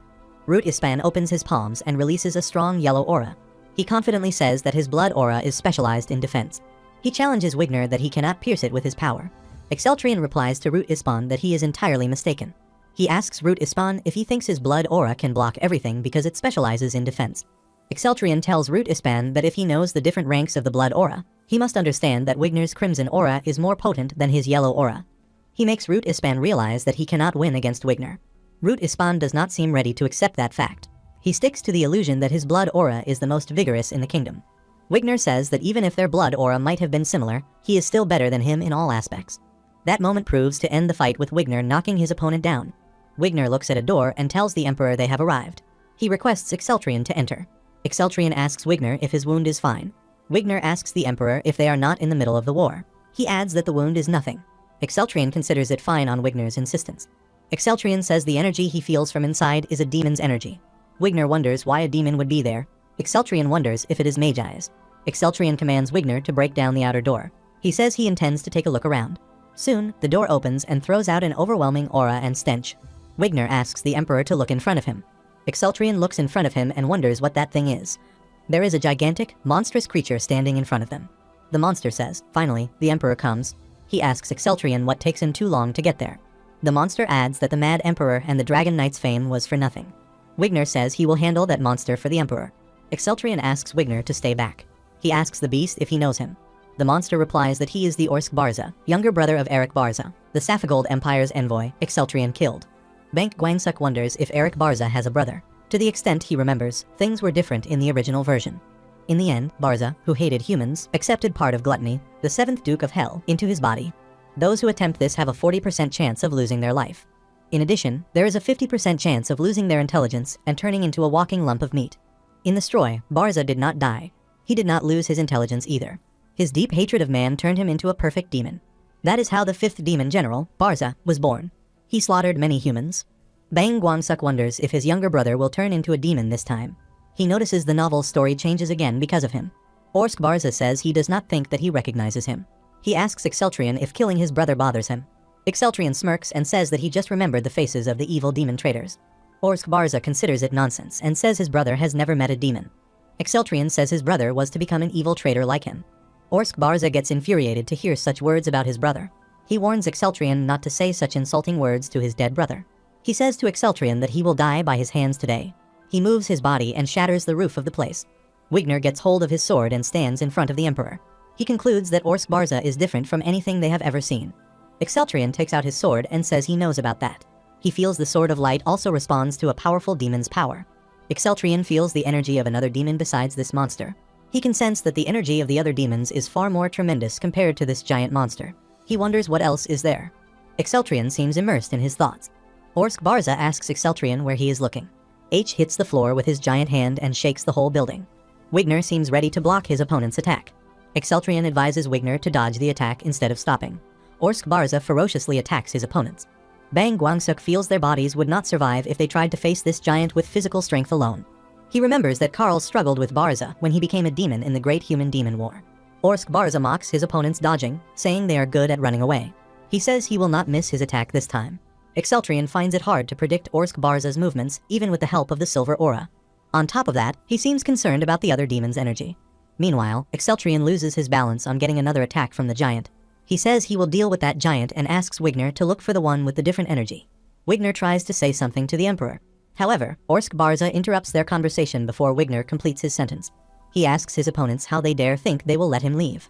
Exceltrion says to Orsk Barza that his brother died while acting unruly like him. He professes that he will also follow in his brother's footsteps. Orsk Barza gets mad to hear that and asks Exceltrion to shut his mouth. He runs toward Exceltrion, warning him not to insult his brother. He thrusts his horn into Exceltrion's hand. Blood splashes out of Exceltrion's hand. Orsk Barza laughs and says humans are nothing in the face of demons. Orsk Barza says he gives credit to the Emperor for blocking his horn, which is formed from the power of the 7 dukes, with one hand. Exceltrian smiles to hear that. He seems up to something. The sword system starts to tell him about his state of being. It says the elixir capacity is at 31% and decreasing quickly. It further tells Exceltrian that the side effects of dragon lineage have overloaded his entire nerve link, and a part of his body has already mutated. It further says Exceltrian's body is in danger with an elixir capacity of 20%. Exceltrian laughs, saying his body has been craving a bloody battle like this. Orsk Barza asks Exceltrian if his bluffing exceeds expectations, even with a hole in his hand. Exceltrian tells Orsk Barza that his horn will not come out now. He asks his opponent, the giant, where he is going. He teases Orsk Barza, asking if he is trying to run away when he is right in front of him. Orsk Barza asks Exceltrian to be silent. He says he will kill him like this. Exceltrian uses his distortion ability and breaks Orsk Barza's horn. Orsk Barza growls wildly. He wonders what that power is and asks Exceltrian to stop. Exceltrian asks Orsk Barza where all his spirit has vanished now. Giant Orsk Barza holds his head and asks Exceltrian to stop. He says he cannot be the only one affected by an attack of this level. He says he is sure that the Emperor is not unharmed either. Exceltrian asks him if he thinks he is stupid like him. Meanwhile, the system tells Exceltrian that he can temporarily restore his nerve link with the remaining elixir power and barrier. The system asks Exceltrian if he likes to do that. The power of elixir fills Exceltrian's wound. Exceltrian tells his opponent that he does not attack mindlessly, unlike him, who falls for a blatant provocation. Orsk Barza seems answerless. Exceltrian says it seems Orsk Barza will join his brother without his help. Orsk Barza clenches his teeth and warns Exceltrian that he will kill him. Wigner takes advantage of that moment, jumps at the giant, and attacks him. Orsk Barza does not seem ready for that attack. Wigner asks Exceltrian if his hand is okay. Exceltrian replies that he is alright. He asks Wigner if he finds the identity of the other one. Meanwhile, Orsk Barza asks how he gets defeated. He says he has the power of the 7 dukes with the potion that the kin gave him. He says he put an end to the Saphigold king and princess. So, he should have had the power to kill the Emperor of the Rune Empire. That confession makes Exceltrian freeze in his position. He asks Orsk Barza about what he did to the princess. Giant Orsk Barza replies that he ate Saphigold's king and princess. Exceltrian points his sword at Orsk Barza and asks him to tell the truth. Orsk Barza says he told him that he ate the princess. He adds that he absorbed the princess as his meal. Sword systems inform Exceltrian about the formation of a darkness barrier in the enemy's body. It further tells Exceltrian about the development of a dark cloud around his enemy's body. The system detects an abnormal response in the sword. The sword moves on its own. Exceltrian wonders what is happening with the sword. Wigner notes something and directs Exceltrian's attention toward it. Exceltrian sees scripts appearing in the dark cloud. King Magi's and scripts appear out of the Orsk Barza's monstrous appearance. Both are unconscious. Exceltrian fixes his gaze on the motionless body of the princess. Bang Guangsuk feels sad to see the princess in that condition. He holds his head and feels an overwhelming urge to kill Orsk Barza. Bang Guangsuk feels this overwhelming urge quite strange. He wonders if he is feeling so because of using too much power suddenly. He feels the side effects of the dragon lineage. Exceltrian holds his head and bows down. Seeing this, Wigner asks the Emperor if something is wrong. Orsk asks Exceltrian if he is out of energy. He says the rumors he heard about his madness seem genuine. He says to the Emperor that his body will end his suffering. Wigner asks the Emperor to dodge his opponent's attack. Exceltrian cannot even predict the direction of attack. Wigner once again calls the Emperor to make him aware of the danger. The sword system informs Exceltrian about the consumption of elixir and asks him to be careful. It further indicates that the side effects of dragon lineage overloaded the entire nerve link. It warns Exceltrian that a part of the body has already mutated. Seeing the condition of Exceltrian, Orsk Barza says in the end, even the Emperor falls to the power of the demons. He considers it bad that he is the only one who can see the Emperor in that pitiful state. Wigner seems confused to comprehend the situation. Then, he notices Exceltrian's transformed appearance. That further adds to his confusion. Exceltrian's appearance resembles a demon. Orsk Barza asks Exceltrian about his mutation on the verge of death. Exceltrian walks toward Orsk Barza. Orsk Barza sees Exceltrian's appearance and concludes that he is not a human. On the other hand, Wigner seems stunned to see the Emperor's appearance. He pays attention to Exceltrian's movement. He does not find that movement of a human. Orsk Barza growls and throws the bodies of Scripps and King Magi's out. Wigner runs toward the princess and asks her if she is okay. He holds Scripps in his arms and feels her still breathing. He continuously calls Princess Scripps to wake her up. Princess finally opens her eyes and replies to Wigner. She asks Wigner why he is there. Suddenly, she remembers General Barza and tries to say something about him. Wigner asks the princess not to worry about him.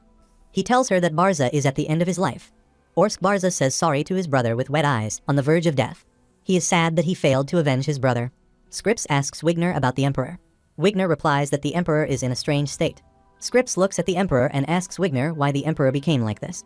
Wigner replies that he does not have any idea about that. He guesses it is probably due to the side effects of the dragon lineage. Scripps runs toward the Emperor.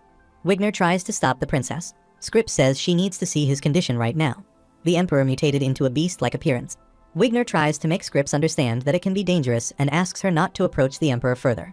Scripps tries to assure the Emperor that he can return to normal. She asks the Emperor to trust her. Exceltrian growls like a monster and stops Scripps from coming near to him. Wigner keeps telling the princess that going near the Emperor is dangerous. Scripps replies she is okay.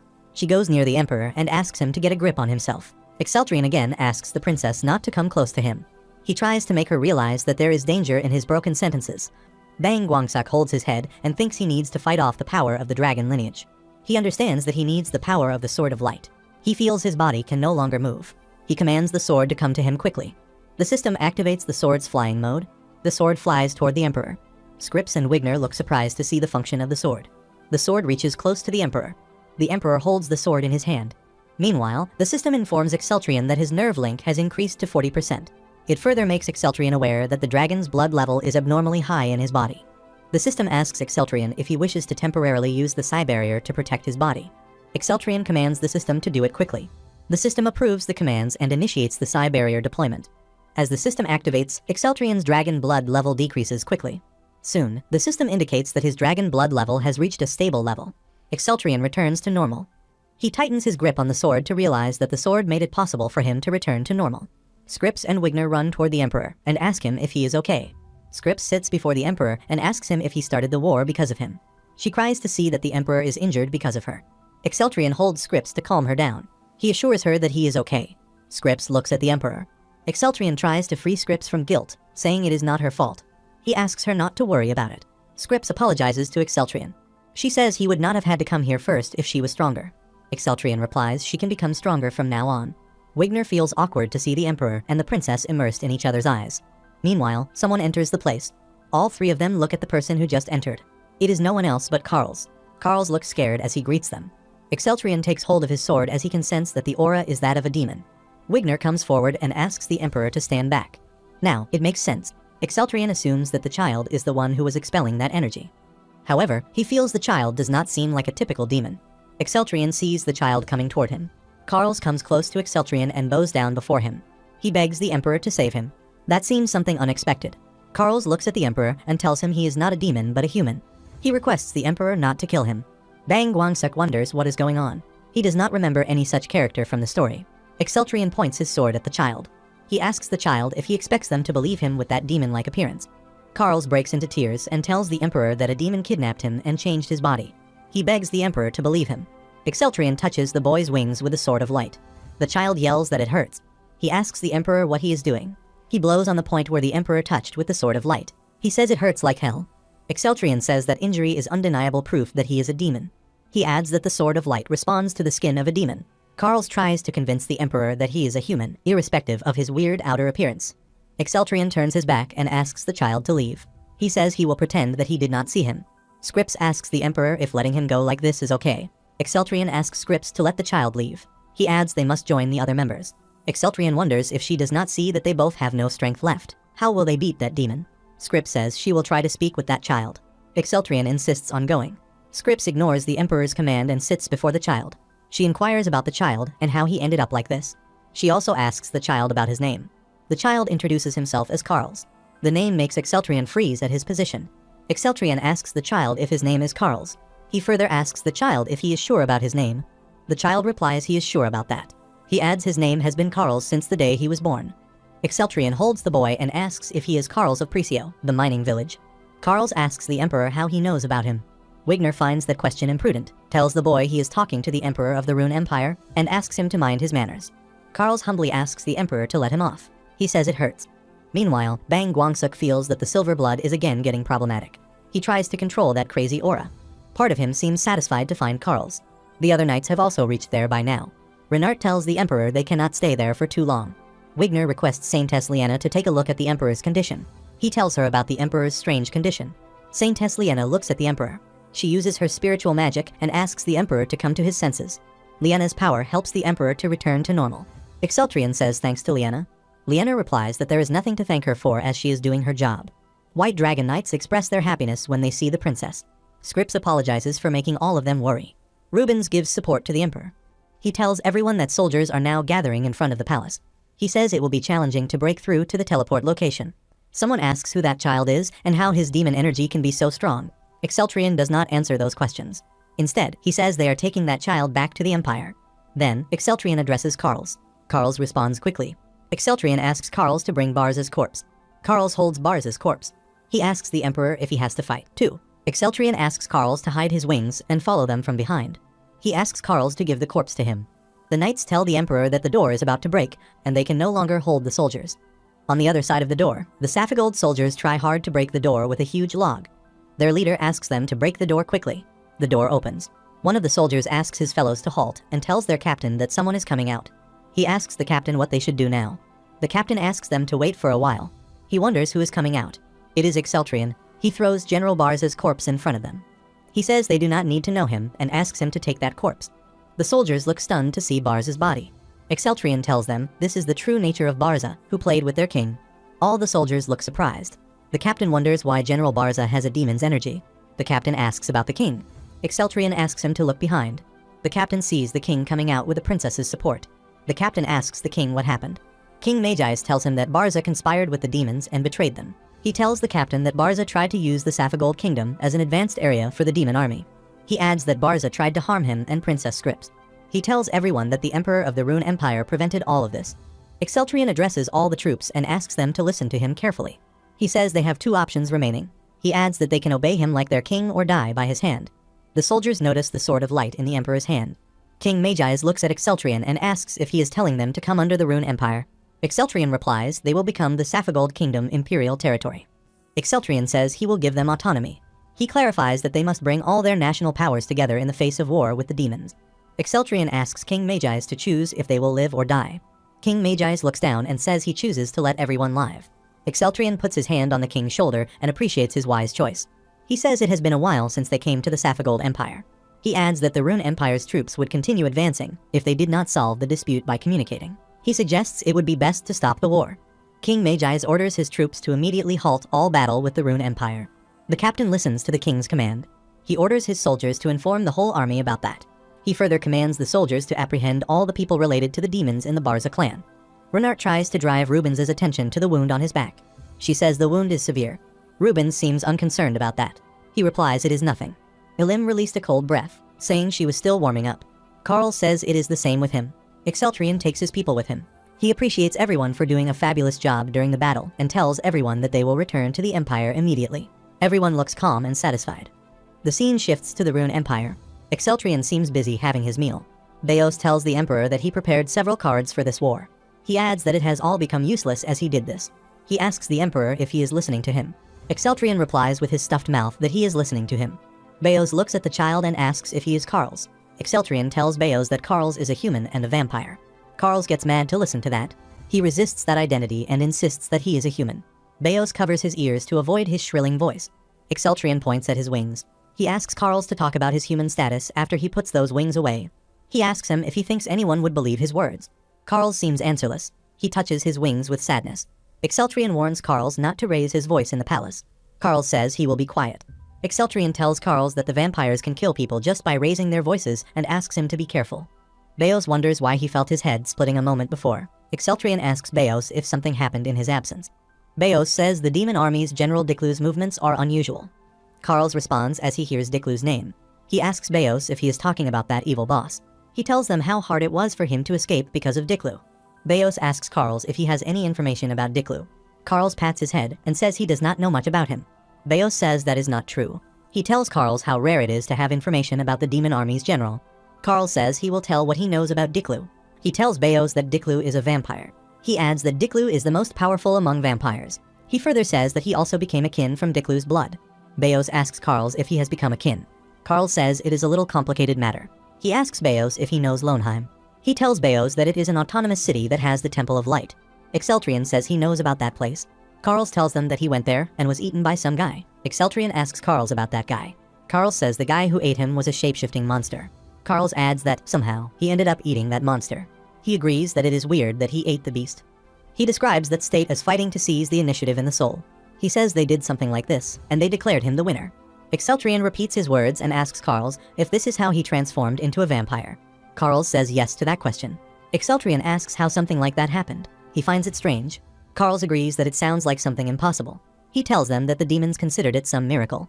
Bang Guangsak seems not ready to believe it is some miracle. He reflects upon the details. He knows Carl's has a pure soul that contains no dragon blood. That is why Carl's owned the Sword of Lights in the story. He further looks into the matter. He figures out that Carl's soul maintained itself inside the body of a demon. The moment he realizes the controlling power of Carl's, he feels blessed to be reincarnated as the Emperor. He can understand what would have happened if he had reincarnated as Carl's. Bayo sees the Emperor immersed in his thoughts and asks him if he is okay. Exceltrian says he is okay. Exceltrian reminds Carl's that he asked him to protect him from Diklu. He asks Carl's if there is a reason behind that. He inquires Carl's if he cannot just run away. Carl's tells Exceltrian that vampire kin can sense each other's location. He touches his locket and says he cannot win against Diklu with his current strength. He rationalizes that he needs someone who can protect him.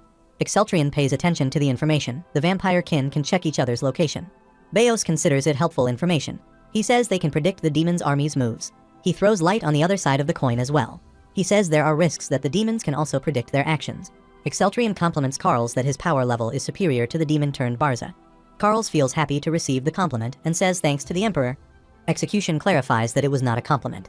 Exceltrian asks Carl's if he does not find himself a match against Diklu. Carl's tells the Emperor that Diklu is 5 times stronger than him. Exceltrian asks if Diklu is 5 times stronger than him. Carl says he does not know exactly. Carl says the Emperor looks stronger. He adds that the Emperor can overpower anyone, as he did in the case of Barza. Exceltrian concludes that he cannot win against Diklu if he is that strong. Bayos reminds the Emperor that he is the most well-trained swordsman in the Empire and asks him to be sure about his skills. Exceltrian tells Carl's that he will need to fight when the time comes. He says it does not matter if Diklu comes for him or Carl's. The scene shifts to the demonic continent. Diklu yells at his subordinates in anger. He kicks a fire basket before him to hear about what Carl's did. The subordinate demon requests the general to calm down. Diklu says Carl's is his kin and should know he cannot escape him. He asks how he could betray the demons. The subordinate demon says they cannot be sure yet. He adds that there may have been some confusion in the reporting processing. Diklu looks at his subordinate demon and asks him to be silent. He asks the demon how he can explain that Carl's is now in the Rune Empire. He says the vampires cannot refuse his orders. He wonders how Carl's can do this. Meanwhile, a female demon enters. She sees Diklu in anger and wonders if Diklu lost control regarding the betrayal of kin. She finds it charming to see Diklu like this. Diklu turns slightly and addresses the female demon as Gremory. The subordinate demon bows down to greet the Queen of Succubus. Gremory says she, the deputy of the Duke of Lust, is there. She complains that no one came to greet her. The subordinate demon says they did not receive any notice from Hell. Gremory asks the demon to shut his mouth. She asks the subordinate demon if he thinks she came to hear their worthless excuses. Diklu releases a heavy breath and asks Gremory not to take her anger out on something unnecessary. He asks her why she came there when he had not received anything from Hell. Gremory says she just came a little earlier. He blames Diklu for being so strict. Diklu asks Gremory to stop talking nonsense and explain why she arrived. Gremory says power is first, and results are everything. Diklu asks Gremory what about that. Gremory says they must not believe in the general of the Duke of Gluttony, who keeps failing against the humans. She tells Diklu that the sphere of influence in Hell has changed already. She adds that the Duke of Gluttony has tried to make a new core to replace the one that broke at the Temple of Light. She says, in simple words, Diklu has been pushed out of the leading faction. She touches the core of the Duke of Lust and tells Diklu that she will not take his position of general. She informs Diklu that the Duke of Gluttony's forces will come under her command from now on. She clarifies to Diklu that it is the command of Hell. Diklu seems to have nothing to say. Gremory comes close to Diklu and puts her hand on his shoulder. She tells Diklu that he is not good at doing things because he always tries to do things properly. She asks Diklu why he wants to defeat the strong enemies first. She adds what they need to destroy is the entire force of humanity. She agrees that the Rune Empire is an enemy they cannot ignore, and that they have to fight and defeat eventually. She suggests that they can put that off at a later date. Diklu tries to drive Gremory's attention towards the consequences they may face if they do not stop the Rune Empire. Gremory does not leave a chance to allow Diklu to say more. She says the important thing is the taste of victory. She is on the point that the army that wins becomes stronger.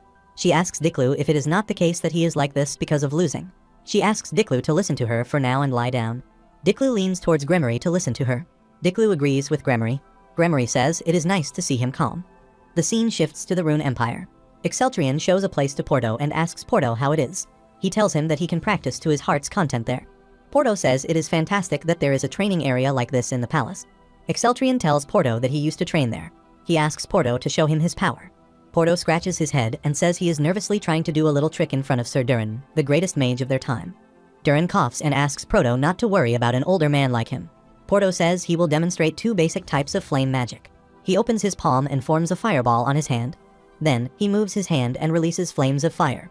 Durin claps to appreciate the prince. He confirms that Porto knows the basics. Porto says he specializes in flame, so he focused his mana on this side. Porto gets sad to tell them he has not had enough training since the dragon lineage issues arose. He rationalizes the reason behind his limited skills. Exceltrian says this problem will be curable with the help of the elves. Exceltrian assures Porto that he can do this because Scripps is almost back to normal. He asks Porto to learn to combine the attributes of magic power from Durin.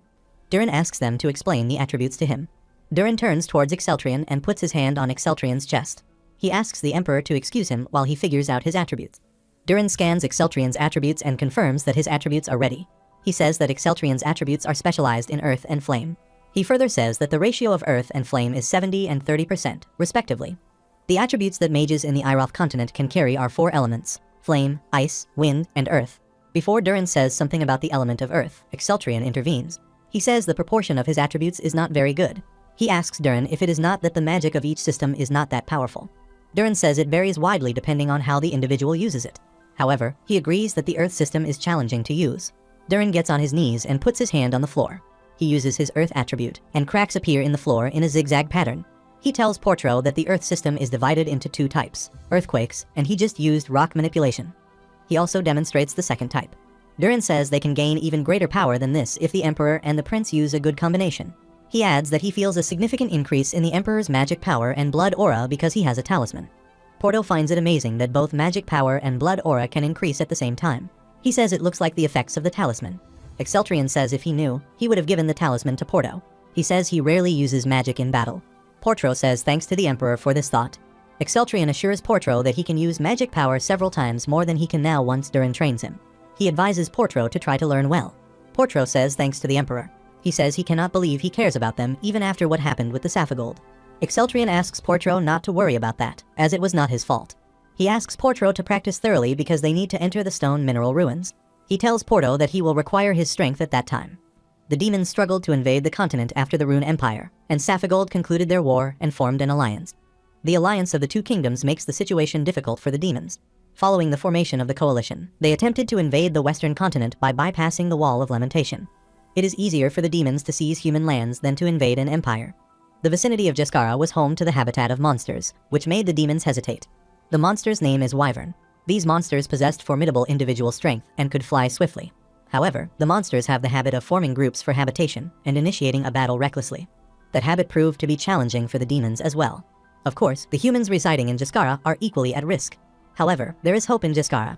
The Rune Empire's White Dragon Knight, the owner of the Green Blood Spirit, resides there. He played a significant role in safeguarding Jaskara. His abilities prevented demons and even wyverns from approaching thoughtlessly. His abilities make him an indispensable presence for the villagers and a necessity to ensure their safety. The scene shifts to Jaskara. Exceltrian asks the others to be silent from this point onward. It is a special instruction for Carls. Carls covers his mouth with his hands and wonders why the Emperor is doing this to him. Scripps requests Carls to understand the situation. She says wyverns frequented the area, so the Emperor has become sensitive. Exceltrian asks everyone to inform him if they spot any wyvern. Scripps and Porto say yes to the Emperor's command. Exceltrian looks at Carl and inquires why he is not answering. He notices that Carls is not behind him. He asks the others where he has gone this time. Scripps tells the Emperor that he was there just a moment ago. Meanwhile, Carls appears before Exceltrian and informs that he has spotted a wyvern. Exceltrian looks surprised to hear that. Carls points his finger in the direction where he spots the wyvern. Exceltrian sees the wyvern and asks Carls to come down immediately. Carls says he cannot hear him. A wyvern reaches close to Carls and hits him. Exceltrian again asks Carls to come down. However, Carls asks what would happen if he handled it. He hits the wyvern. He asks Exceltrian to accord him permission to deal with this guy. Carls says he needs to scold that wyvern. Exceltrian commands Carls to stop it right now. Meanwhile, a flock of wyverns appears. The sight makes Carls bite his finger. He ironically asks the wyvern if he has friends. The wyvern opens his mouth to howl. The arrival of the flock of the wyverns makes Exceltrian and his team run. Exceltrian reminds Carls that he has asked him to be silent.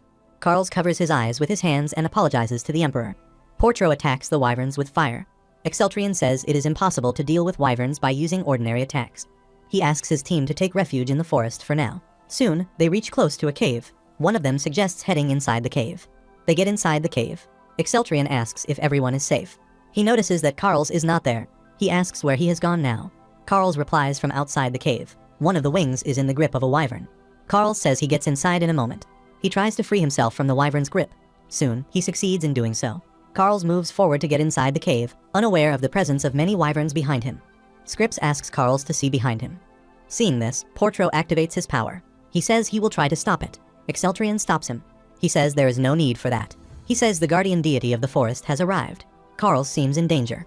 However, the deity of the forest reaches out to rescue him. Carl looks around him and finds himself in a web of green branches. He feels like something protected him. The guardian of the forest tells Carl that the place is dangerous. He asks Carl to evacuate this place before more wyverns come. Carl asks the guardian to wait for a moment. He tells him that he has companions with him. The guardian looks at the emperor and asks him how he ended up there. Exceltrian looks at the guardian and says long time no see. He tells the guardian knight that he has been searching for him. The guardian knight replies to the emperor that he did not receive any notice about his majesty's arrival. Exceltrian scans the abilities of the guardian knight. Before they talk any further, another wyvern attacks them. The guardian knight suggests they should get out of that place first. He asks everyone to follow him. Soon, they reach a peaceful place. Exceltrian tells the knights that they are going to the ruins of the Shadow Ore. The guardian knight seems stunned to hear the place they are going. He tells the emperor that entering the ruins of the Shadow Ore without any preparation is too dangerous. Exceltrian confidently says that the guardian knight knows the geography of the place well. He says there will be no problem because there are talents from the empire who will accompany them. The guardian knight says the ruins of the Shadow Ore contain many ores that absorb light. He tells the emperor that the difficulty level of the Shadow Ore is different from the Bloodstone ruins. Scripps asks Carl to let her touch the demon's wings. Carl gets mad to hear this. He reminds Scripps that he is a human. Exceltrian tells the guardian knight that they have Voltro. He asks Portro to show him. Portro forms a ball of fire on his hand. Exceltrian tells the guardian knight they can create light within the ruins with Voltro.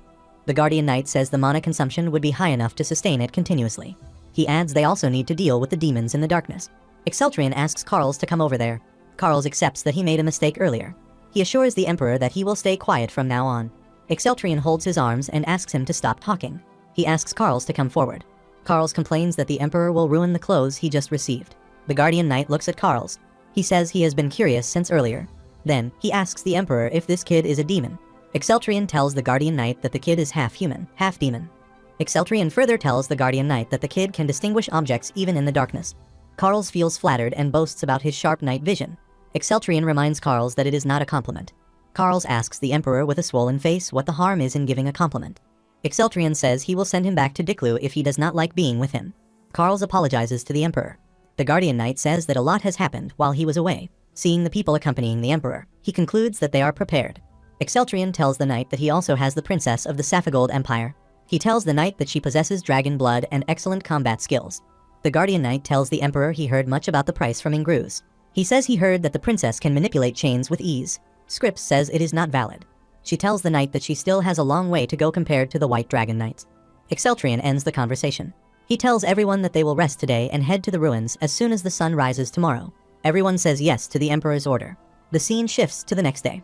Exceltrian asks the knight how long it will take to reach the ruins. The guardian knight replies that they will arrive at the ruins very soon. Exceltrian sees Scripps absorbed in the charm of the scenery. He asks the princess not to get too lost in the scenery. He tells her this is the second most dangerous ruin he knows of. Scripps assures the emperor that she will not be a burden this time. Meanwhile, Carl slips. The guardian knight asks him to be careful. They reach close to a big tree with a big skull fixed on its stem. The guardian knight tells everyone that they have reached the required place. Exceltrian asks everyone to go in without wasting any time. He advises everyone to be on high alert. Soon, all of them get inside the Shadow Ore ruins. They notice that it is already dark, even at the entrance. Portro asks Exceltrian if he should use his magic. Exceltrian advises him to save it for later. Carl complains that it is so cramped there. Scripps suggests that he should fold his wings. Exceltrian asks Carl to walk. Carl wonders why the emperor always points at him. He looks around and notices that the space is enormous. All of them step downstairs. Scripps loses her balance. Exceltrian holds her and asks her to be careful. Carl sighs to see that. He says the emperor should give him half of that kindness, too. The guardian knight looks around and feels something fishy. He tells the emperor that something is weird. Exceltrian confirms that. He says he can feel someone's presence around. There are wolves around there. Exceltrian asks Portro to light up the place. Portro follows the emperor's command without any delay. He forms a ball of fire to illuminate the place. Portro sees a wolf standing right before him. Several shiny eyes appear behind the wolf, which confirms the presence of the whole pack of wolves. Everyone looks shocked to see that many wolves. Scripps notices that the wolves surround them. On the contrary, fearless Carl clenches his fists to see the wolves and tries to threaten them. Exceltrian says Scripps and Carl will handle the werewolf area. He commands Portro to protect Scrip's area with fireballs. Everyone says yes to Exceltrian's order. Meanwhile, the werewolves run toward them to attack. Portro tries to stop the werewolves with the fire attacks. Likewise, Carls uses his strength to deal with the werewolves. Scrips uses her powers and tries to tie the werewolves with the chains. Accidentally, Carls gets hurt by those chains and shouts. Scrips asks Carls if he is okay. She explains that it happened because it was dark. Carls assures her that he is okay. Portro tells Scrips that the werewolves are coming again. Scrips and Carls take some time to deal with them. Exceltrian appreciates them for doing an excellent job. Exceltrian considers it easier to deal with than his expectation. Scrips asks Exceltrian if it is okay to leave the werewolf corpses. Exceltrian asks her to explain what she means by this question. Scrips says she heard that werewolf hearts and claws have significant value. Exceltrian says they do not need it right now. He says they need to go inside the ruins first. Carls touches a werewolf and wonders if that tastes good. Exceltrian asks him to stop doing that and come. Carls says yes to Exceltrian's call and reaches out to them abruptly. Portro drives Exceltrian's attention toward the prevailing darkness as they move in. He says the darkness is getting darker and darker. Exceltrian asks Portro if moving around using his light is too much. Meanwhile, the sword system notifies Exceltrian that the basic output of the codenamed Devil Hunter has been reduced by 2% because of the stone mineral ruins. The system suggests that Exceltrian should not pull the sword out of the sheath. It further informs Exceltrian that changing is not possible there. Bang Guangsuk thinks of using the flame magic for now. He understands that he should not use the sword of light for now. He thinks about the enemy they will face after the werewolves and decides to preserve his strength as much as possible. Exceltrian asks Carls to take the deal as he can see in the darkness. Carls says yes and takes the lead. Exceltrian scans Carls's abilities. Meanwhile, Carls notices something. He tells the Emperor that there is something in front of them. Exceltrian points his finger toward a direction and asks Portro to fire a fireball. Portro follows the order and fires a fireball in the said direction. The fireball strikes against the beast's head. The beast moves his 3 snake-like heads and growls in response to the attack. Carls looks at the beast and guesses that the beast is angry. The beast attacks Portro. Carls comes forward and protects Portro from that attack. He holds the snake-like body in his hands. Portro says thanks to Carls for saving his life. Carls releases a heavy breath and says it is nothing for him. 2 snake-like heads appear behind Carls. Portro asks Carls to see behind him. Carls deals with the snakes smoothly. He says it is not a big deal for him. Carls holds one of the snakes and looks into his eyes. He asks the snake to stay still. It takes Carls a while to deal with the snake. The snake rests his head on the rock. It releases a yellow breath. Carls covers his nose and complains about the snake's stinky yellow breath. Portro understands why he was dizzy. Exceltrian tells everyone that the basilisk has deadly poison. He asks everyone to hold their breath until they pass by. Carls does not hold his breath. Scrips asks him if the poison is not affecting him. Carls says he seems fine. Exceltrian asks Scrips not to worry about Carls. He tells her that the vampires have a stronger immune system than humans. Carls gets mad to hear that the Emperor mentioned him as a vampire. He yells that he is a human. Exceltrian ignores Carls's resistance and asks everyone to focus, as they still have a long way to go. Carls clenches his hands to see that. He tells the Emperor that he is a human. Exceltrian accepts that and asks him to focus. On the other hand, Iroth continent's wyverns have habitats, not only in the northeast of the Loian Island, but also in the southeast. Another habitat for this species that freely crossed continents and seas was Black Peak Island. The people who lived on the peninsula near this island only quietly passed by and procured food whenever the wyverns were on the island. The scene shifts to Black Peak Island. A man asks the other man to look in the direction in which he sees something weird flying. The other man asks the first man what he is talking about. He says there should not be any wyverns at this time. Soon, he also sees some weird things flying in the air. He wonders what these things are. He says they do not look like wyverns. Meanwhile, one of those flying creatures reaches close to the men and asks the men if they are talking about them.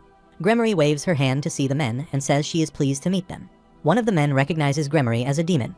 The other man wonders what a demon is doing there. Gremory opens her wings and gets into the air. She tells the men she has somewhere far to go, but she came because she saw them. She again rests her feet on the boat and asks the men if this is all they have on their ship. She flaunts her body and tries to seduce the men. One of the men says the female demons are pretty okay for demons. The other man also passes such comments to see the barely dressed Gremory. Gremory keeps seducing the men. She says she has something to tell them and asks them to come close to her. Meanwhile, 2 more men arrive there. One of them asks the seduced man to get his nerves. He draws his attention to the fact that there is a demon before him. However, the man seems lost in Gremory's beauty. He looks at Gremory lustfully and says he does not mind, even if she is a demon. Another man comes forward and asks Gremory if she is looking for something. Gremory asks the man if he is the captain. She does not wait for the answer and leans close to the captain. She touches the captain's face to seduce him. The captain asks Gremory why she is doing that. Gremory ignores his question and asks him if he is shy. She asks the captain not to be nervous. She says she is there to play for a bit. The captain takes out his dagger and asks Gremory to go away. Gremory holds the captain's hand and his dagger slips. She holds the captain's face and brings his mouth close to hers. She wonders how a human can refuse her. She leaves him after getting intimate for a while. She wipes her mouth and says it has been a long time since she ate something decent. The captain loses his balance and falls. Gremory laughs and wonders if he fainted from that much. She says humans are tasty but so weak. The other men look at the captain's drained out face. They ask the captain to wake up. One of the men asks Gremory what she has done to their captain. The other man asks his fellows to take out their weapons. Gremory spreads her aura around. She targets another man. She says that man has much aura. She wonders if that man will make her happier. The man attacks Gremory with his sword. However, Gremory blocks that attack and throws the sword away. She asks the man if he thinks that would be enough to deal with her. She says a succubus's whole body is a weapon.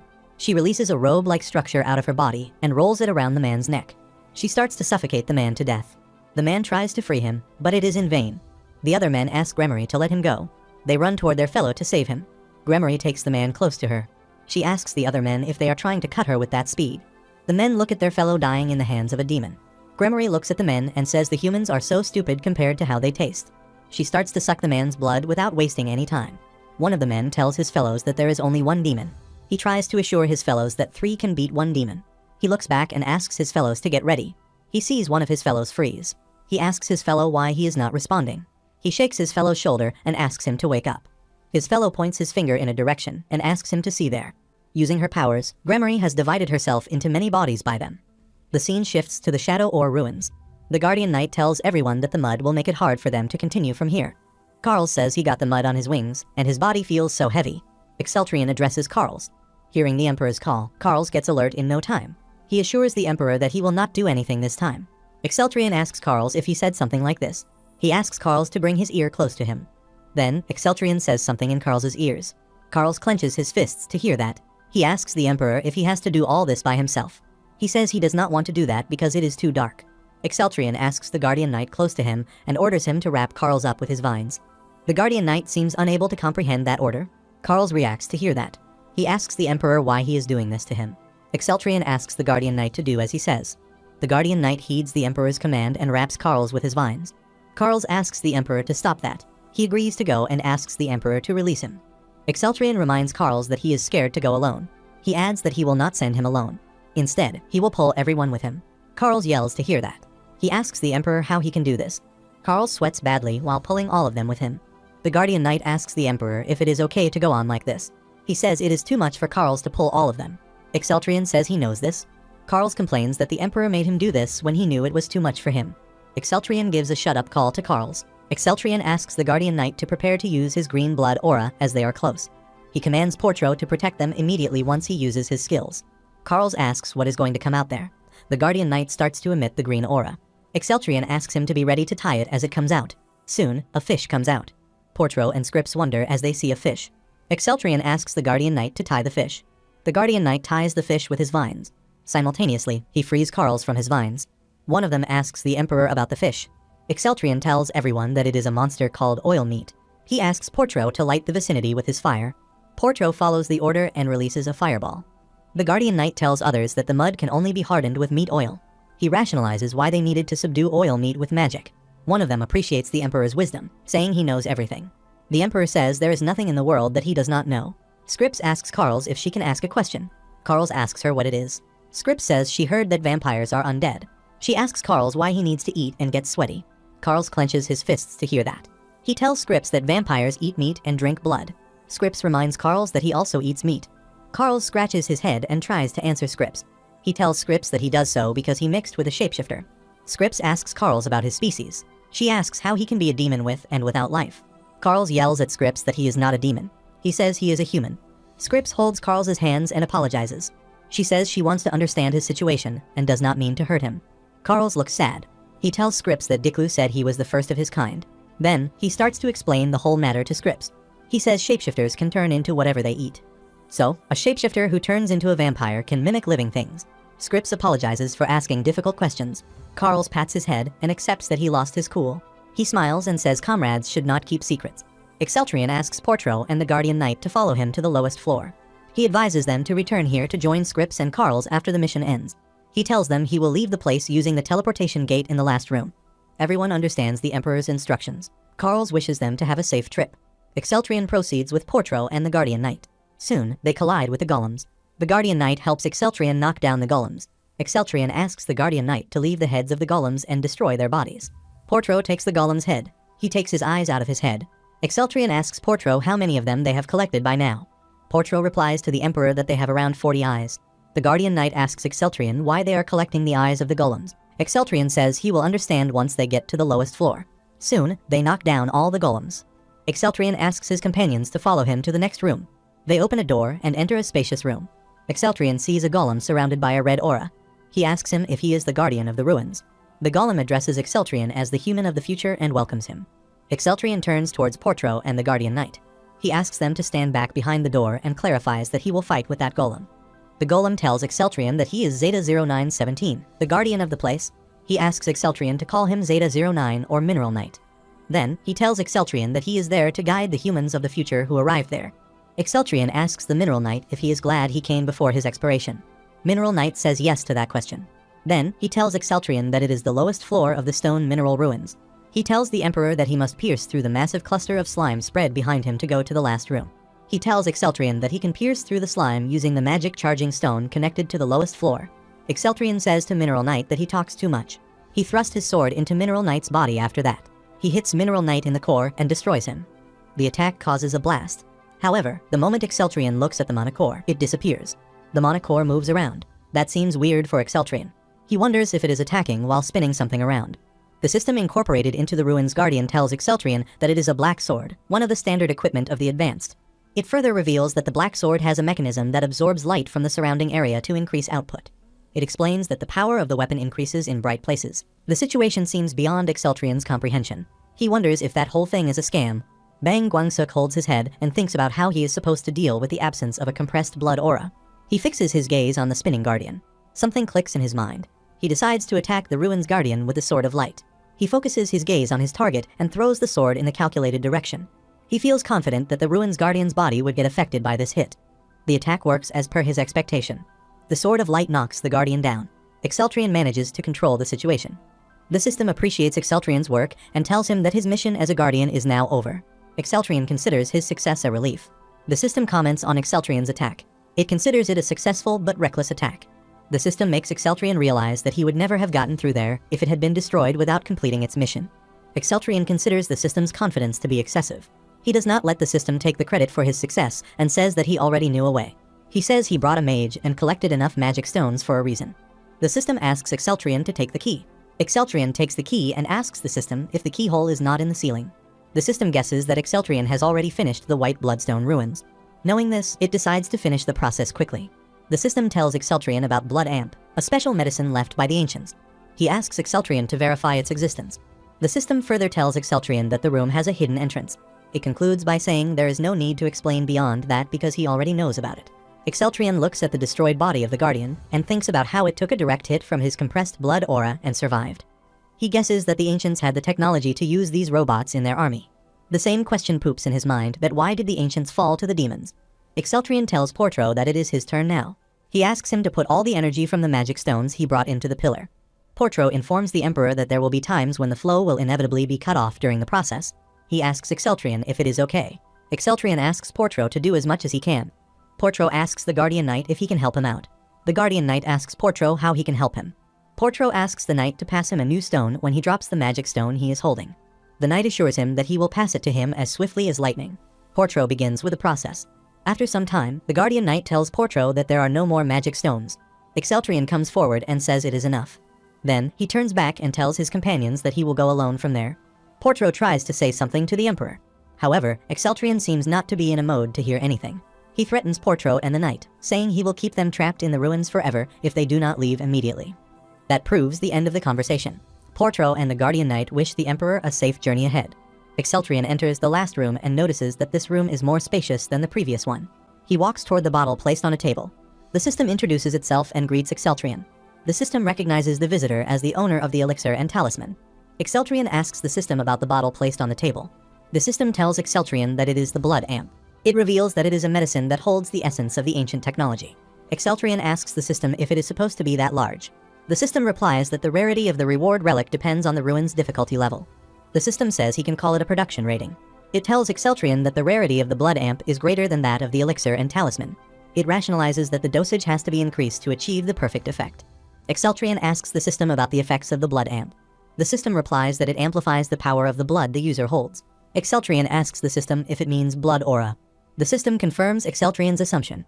It further tells that the blood amp can amplify any power from the blood. Exceltrion assumes that dragon lineage should be qualified, too. The system verifies Exceltrion's assumption. Exceltrion asks the system if he will not get many side effects if the dragon lineage is amplified. The system asks Exceltrion not to worry about that. The system tells Exceltrion he can select what he wants to amplify from his powers. Exceltrion says there is no reason not to take that portion. He drinks the whole bottle. The system further guides him that amplification can only be applied to one type of power at a time. The system tells Exceltrion that amplification can appear on the blood aura of the dragon lineage.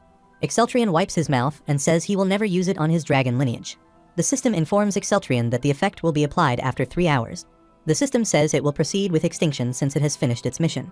Exceltrion asks the system to hold on for a while. He asks the system if it can tell him about the ancients. The system tells Exceltrion that the true nature of the demon's power is desire. Exceltrion seems unable to comprehend that. The system adds that no one can resist desire. It says he will no longer be a human if he deprives himself of all desires. Exceltrion asks the system to explain what he is talking about. He does not receive any reply. He wonders if the system is already extinct. Exceltrion agrees that a human cannot completely get rid of the desire. Then, he starts to think about the desires of the ancient people. He wonders how these are related. Exceltrion fixes the key in the right place and enters the hidden room. He looks around in the spacious room and touches the walls of the room.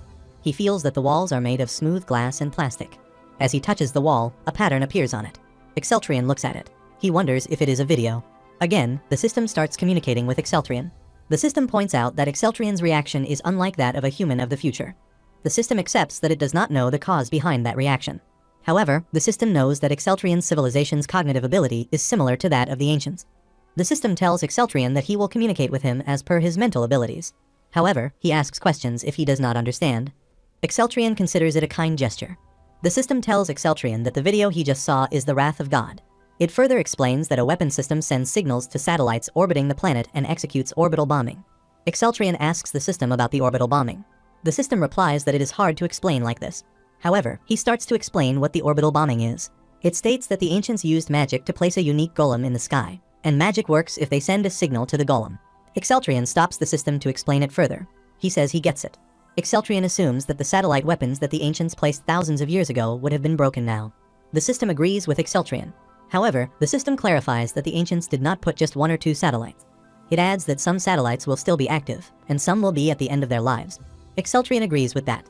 He thinks satellites should be no different if the Guardians remain alive for thousands of years. The system asks Exceltrion what he will do. It asks him if he wants to have that power. Exceltrion replies that, of course, he wants that power. The system confirms Exceltrion's will and tells him that the imprinting will begin in 30 seconds, and he will be sent above ground immediately after that. Exceltrion asks the system why the preparation time is longer than the last time. The system says it is so because his brain must be scanned. The system warns Exceltrion that his brain will burn to a crisp if there is even a 0.01% error. Exceltrion says it sounds ominous. He asks the system if it will hurt more than last time. The system tells Exceltrion that it will hurt much more than the previous time. It suggests Exceltrion put something in his mouth to prevent biting his tongue. It recommends handkerchiefs or gloves for that purpose. Exceltrion takes it as a joke. He asks the system if it thinks an emperor would do such a thing. Meanwhile, the process begins. Exceltrion shouts because of the severe pain. He bows down and wonders what the hell is going on. He feels as if his senses are being drawn toward a single point. It feels like 100 times compressed pain is released all at once. Exceltrion clenches his teeth in his attempt to bear the pain. However, that does not work. He yells in pain. The scene shifts to a different place. A person tells a king that the demons wiped out the southern part of the Talos Peninsula. The king holds his head to hear that news. The person tells the king that Kalmara's power alone cannot drive out the demon forces. He suggests to the king that they must request aid from the neighboring nation, the Lushan Kingdom, or the Confederation of the Southern Autonomous Cities. The king asks his subordinate if he is asking him to bow before the ones who bowed to him. The subordinate tries to make the king aware of the situation. The king gets it. He asks his subordinates if they can succeed in wiping out the demons if he lets go of his pride. He says he will accept it all, even if they ask for a fortune in exchange for their support. He says he will accept it, even if neighboring nations ask for benefits instead of money. The king asks his subordinates if he thinks the aid of the neighboring countries can solve their problem. The subordinate requests the king to explain what he means by that. The king says the Lushan Kingdom and the Confederation of Southern Autonomous Cities also lack experience like them. The king suggests they should ask the Xanta Kingdom or the Hunter Guild for help. The king tells his subordinate that the Northwest Xanta Kingdom is a nation that boasts strong military power from warding off the northern barbarians. He adds that the Hunters Guild has gained practical experience by targeting ruins throughout the years. The subordinates agree that both parties are, without a doubt, remarkable. However, he has some doubts about that. He drives the king's attention to the fact that the Xanta Kingdom is far away. He says it is hard to expect to receive support from that kingdom. He adds that the same problem exists with the Hunter Guild. He further states that only a few hundred mercenaries would apply. The king asks why such a small number of mercenaries are available. The subordinate tells the king the other mercenaries will be on a contract somewhere. He says credibility is everything. He says no matter how much the king gives them, there is a low chance of getting their help. The king asks his subordinate who will come next if Kalmara goes down. He says he is ready to ask anyone for aid. He orders his subordinates to send their troops as soon as possible.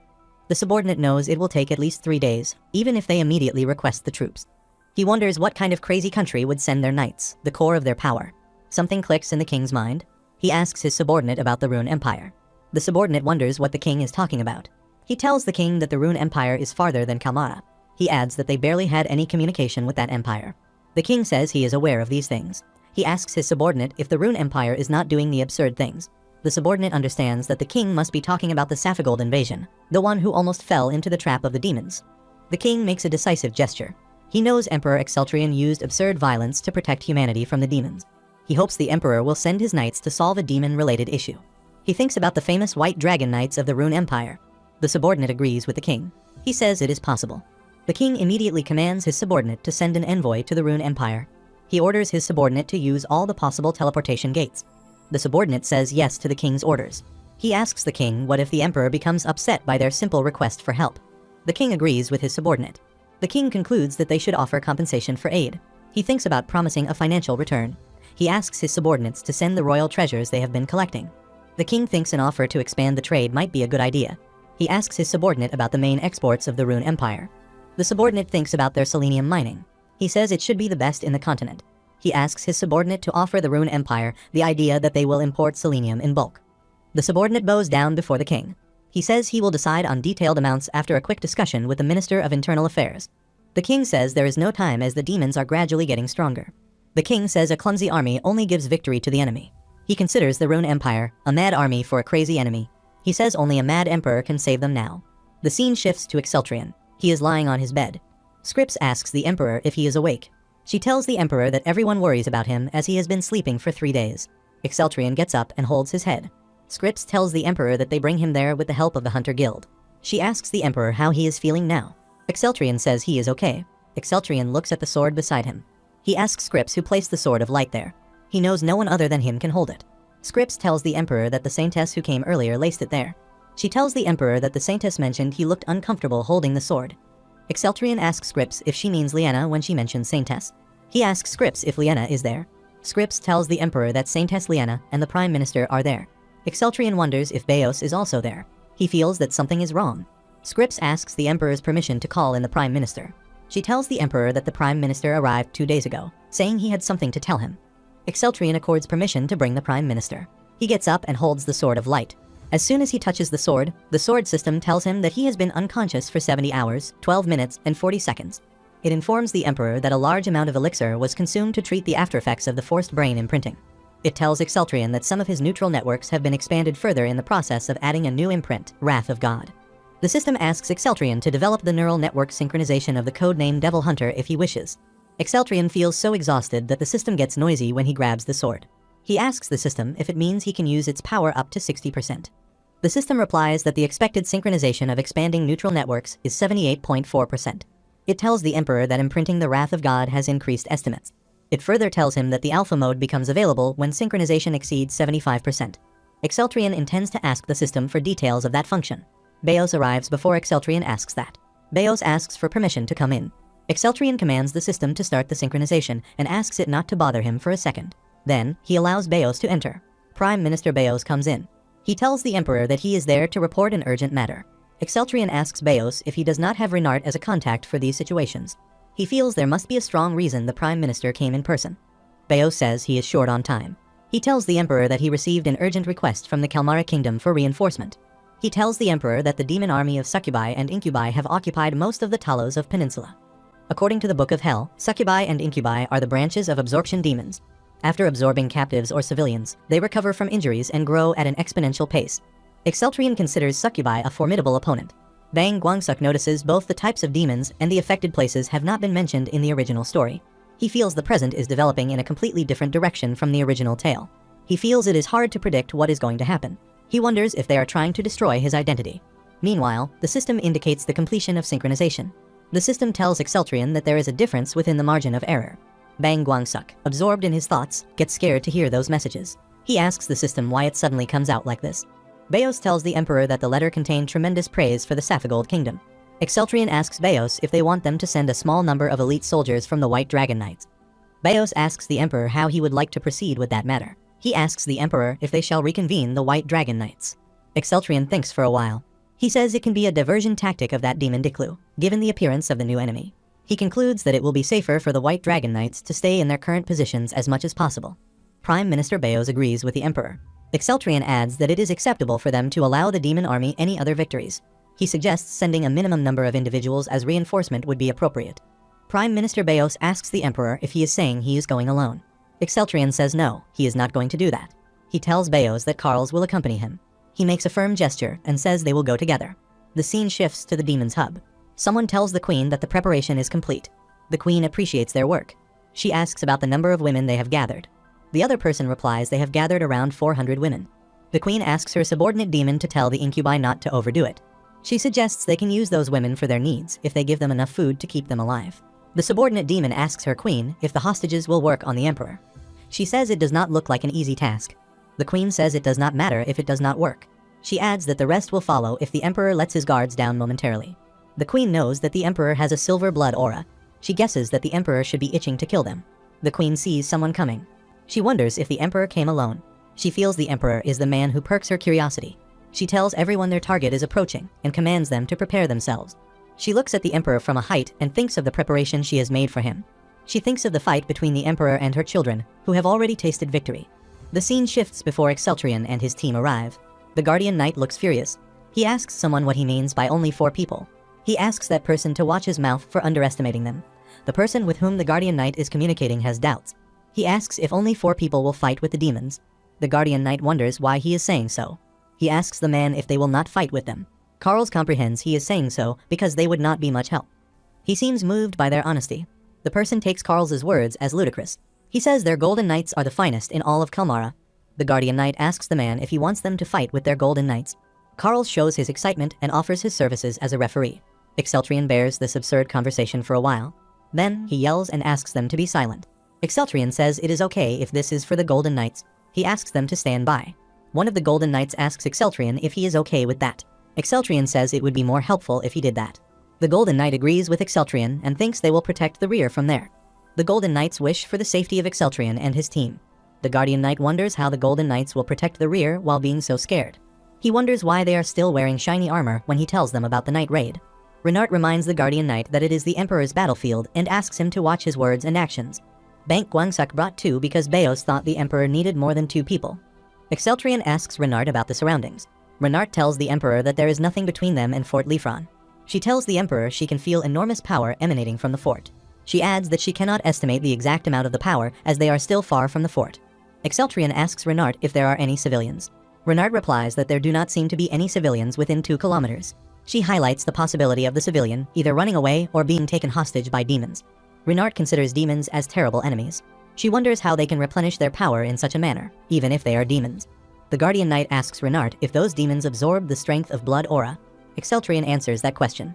He tells the Guardian Knight that the demons absorb strength and blood aura. He tells the Knight that the darkness blood aura the demons use is also a type of blood aura. The Guardian Knight says the civilian should barely have any blood aura. He states it would be fantastic if they could absorb any strength from them. Renard reacts to the Guardian Knight's words. She says it is terrible, not fantastic. She considers it a vulgar thing even to mention it. The Guardian Knight clarifies that he is just curious because he heard some demons bewitch the people with their incredible beauty. Before Renard says anything, Exceltrian interrupts them.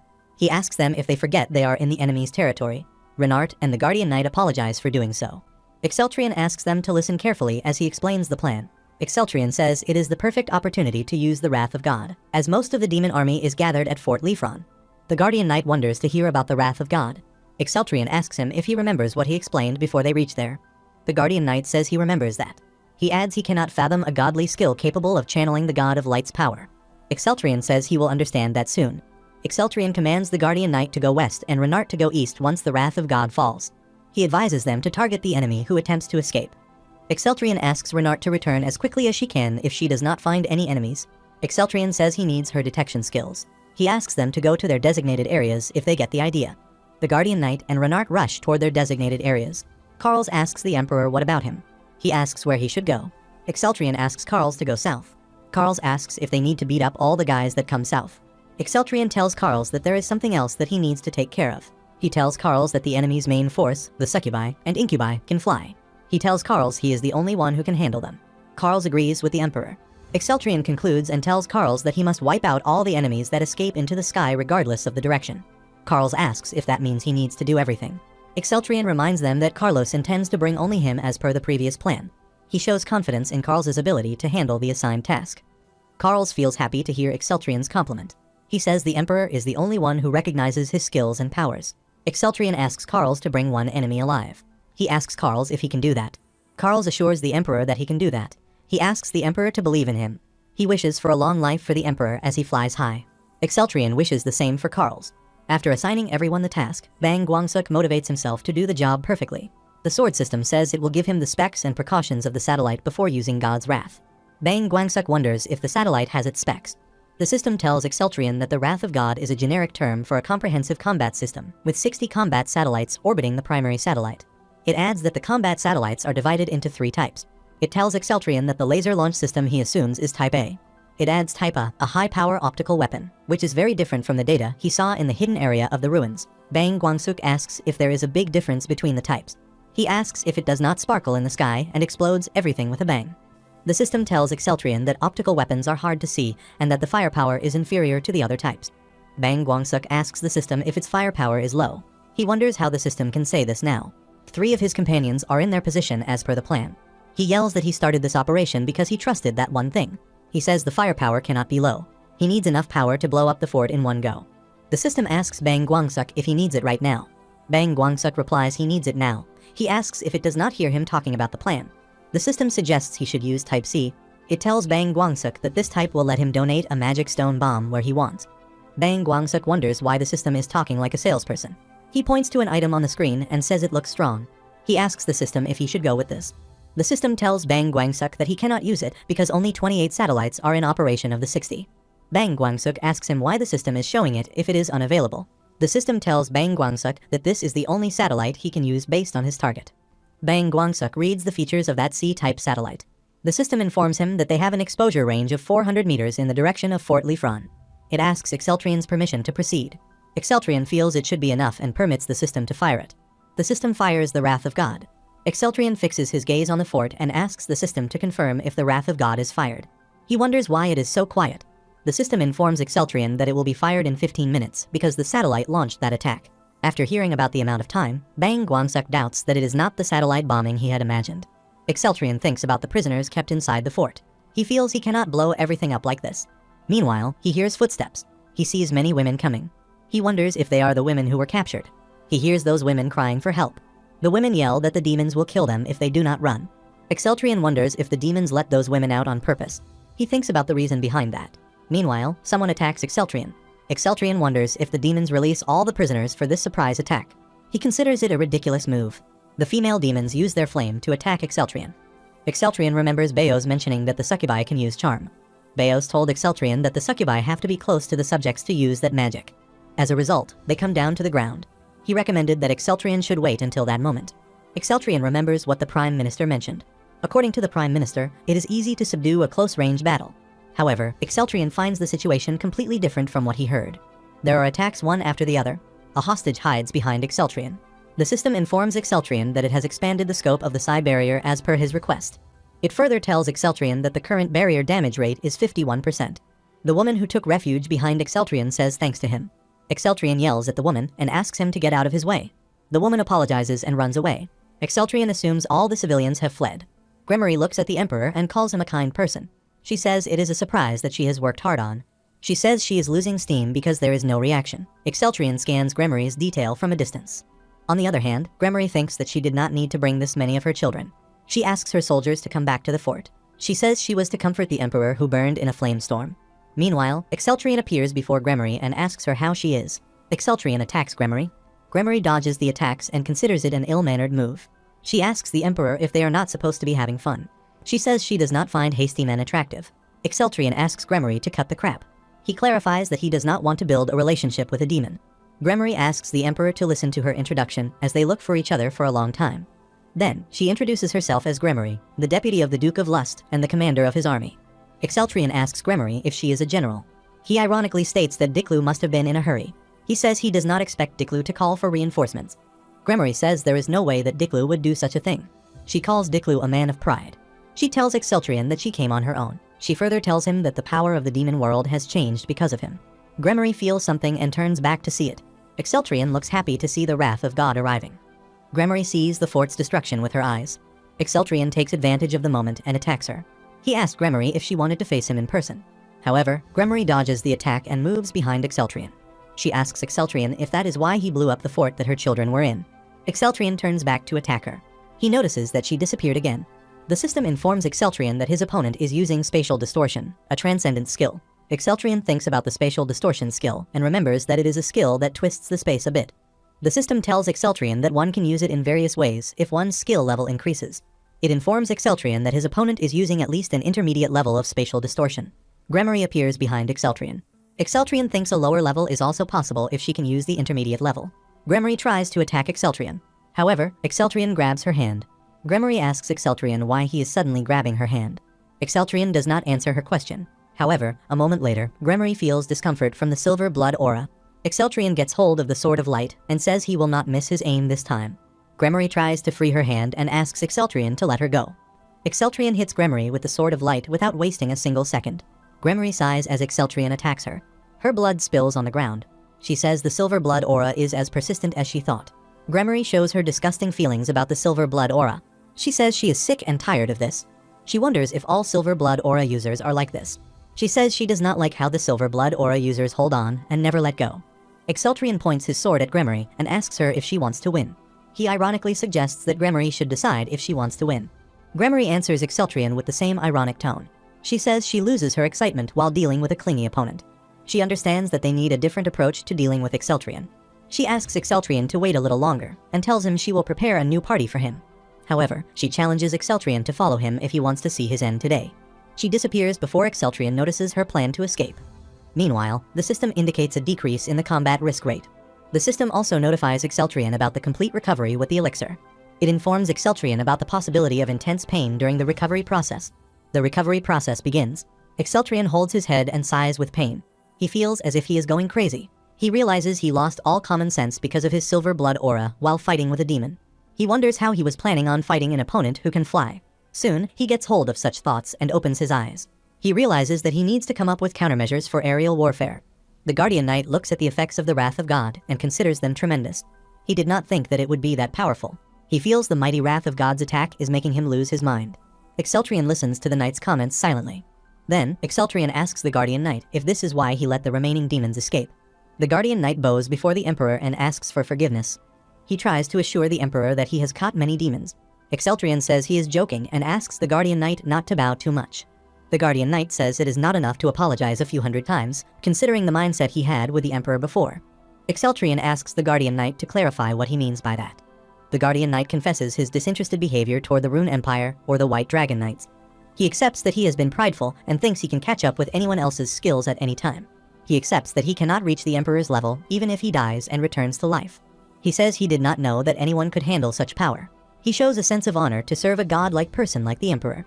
Exceltrian interrupts the Knight and asks him what he means by the god. He humbly says he is just an Emperor. He asks the Guardian Knight if it is enough for him to be the Knight of the Emperor.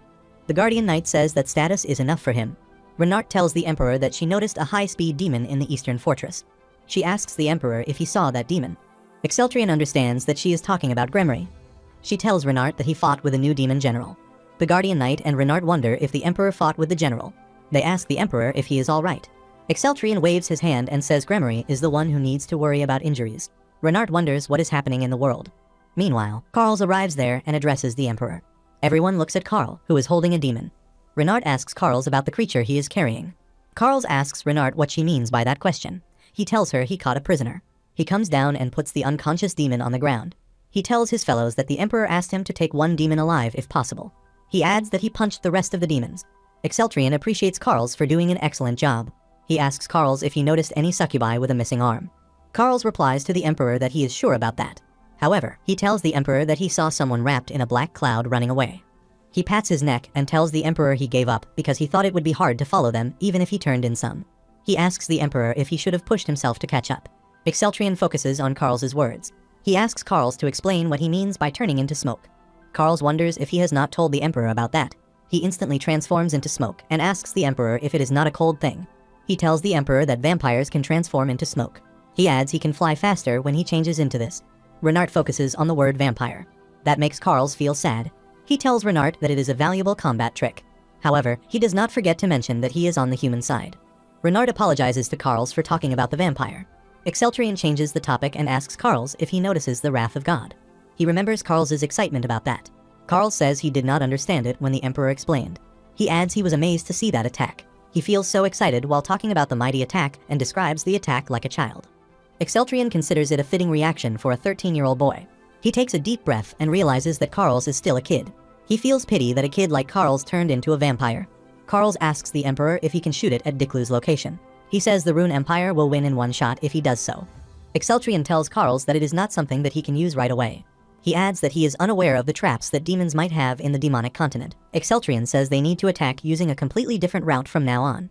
He tells his companions that going through the Wailing Wall is no different from suicide. Carls asks the Emperor where they should attack from.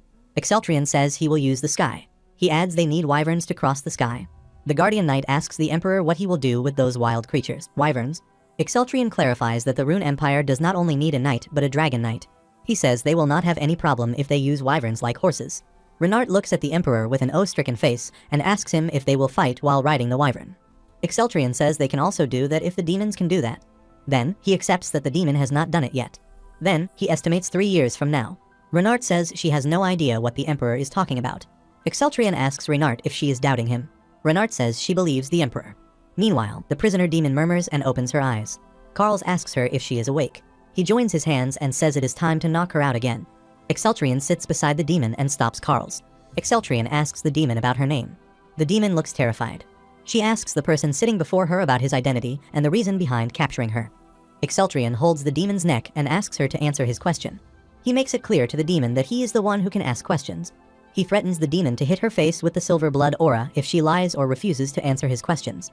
The demon asks the Emperor to spare her face. Exceltrian asks the demon if he is the only reason they gathered prisoners at Fort Lifron. The demon says they did this to lure the Emperor. Exceltrian asks the demon what they intend to do if he does not show up. The demon says she does not know about this. Exceltrian looks at the demon with anger. The demon tries to assure the Emperor that she is telling the truth. She adds she is a low-ranking soldier and cannot know anything in detail. Exceltrian proceeds with the second question. He says Gremory knows much about him and assumes she must have investigated him. He feels that Gremory talked about strange things. He thinks about Gremory's comment that she is sick and tired of the silver blood aura. He finds it odd because it has been less than a year since he officially started fighting the demons. He feels it seems as if Gremory has been fighting a boring war for a long time. He asks Yuli about the people who use the silver blood aura. He asks her what they are fighting in hell. Yuli hesitates to answer that question.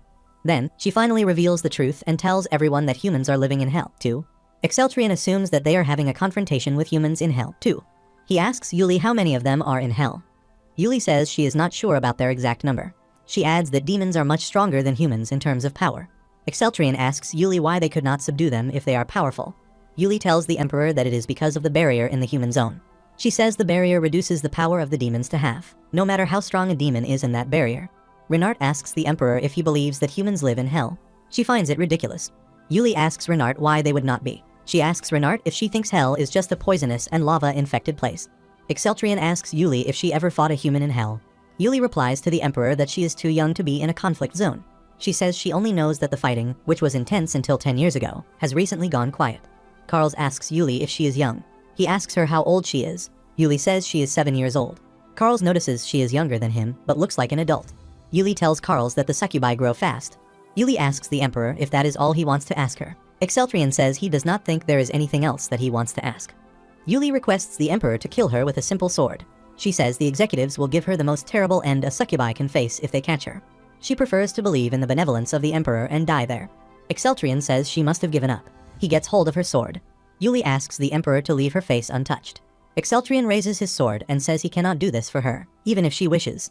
Instead of killing Yuli, he frees her hands. He says she is still useful. He offers Yuli the opportunity to betray the demons and gives him information about hell. He assures her that he will spare her if she does so. This is something unbelievable for Yuli. She agrees to do anything if the emperor spares her life. She says they are not loyal to all demons but to strong beings. She bows before the emperor. Exceltrion says that she should show him more loyalty. He tells her that he is the one who cut off one of the arms of the queen she was serving. Yuli assures the emperor that she will be loyal to him forever. Exceltrion considers it a pleasant attitude and asks Karls to release the rest of the restraints. Karls comes close to Yuli to free her wings.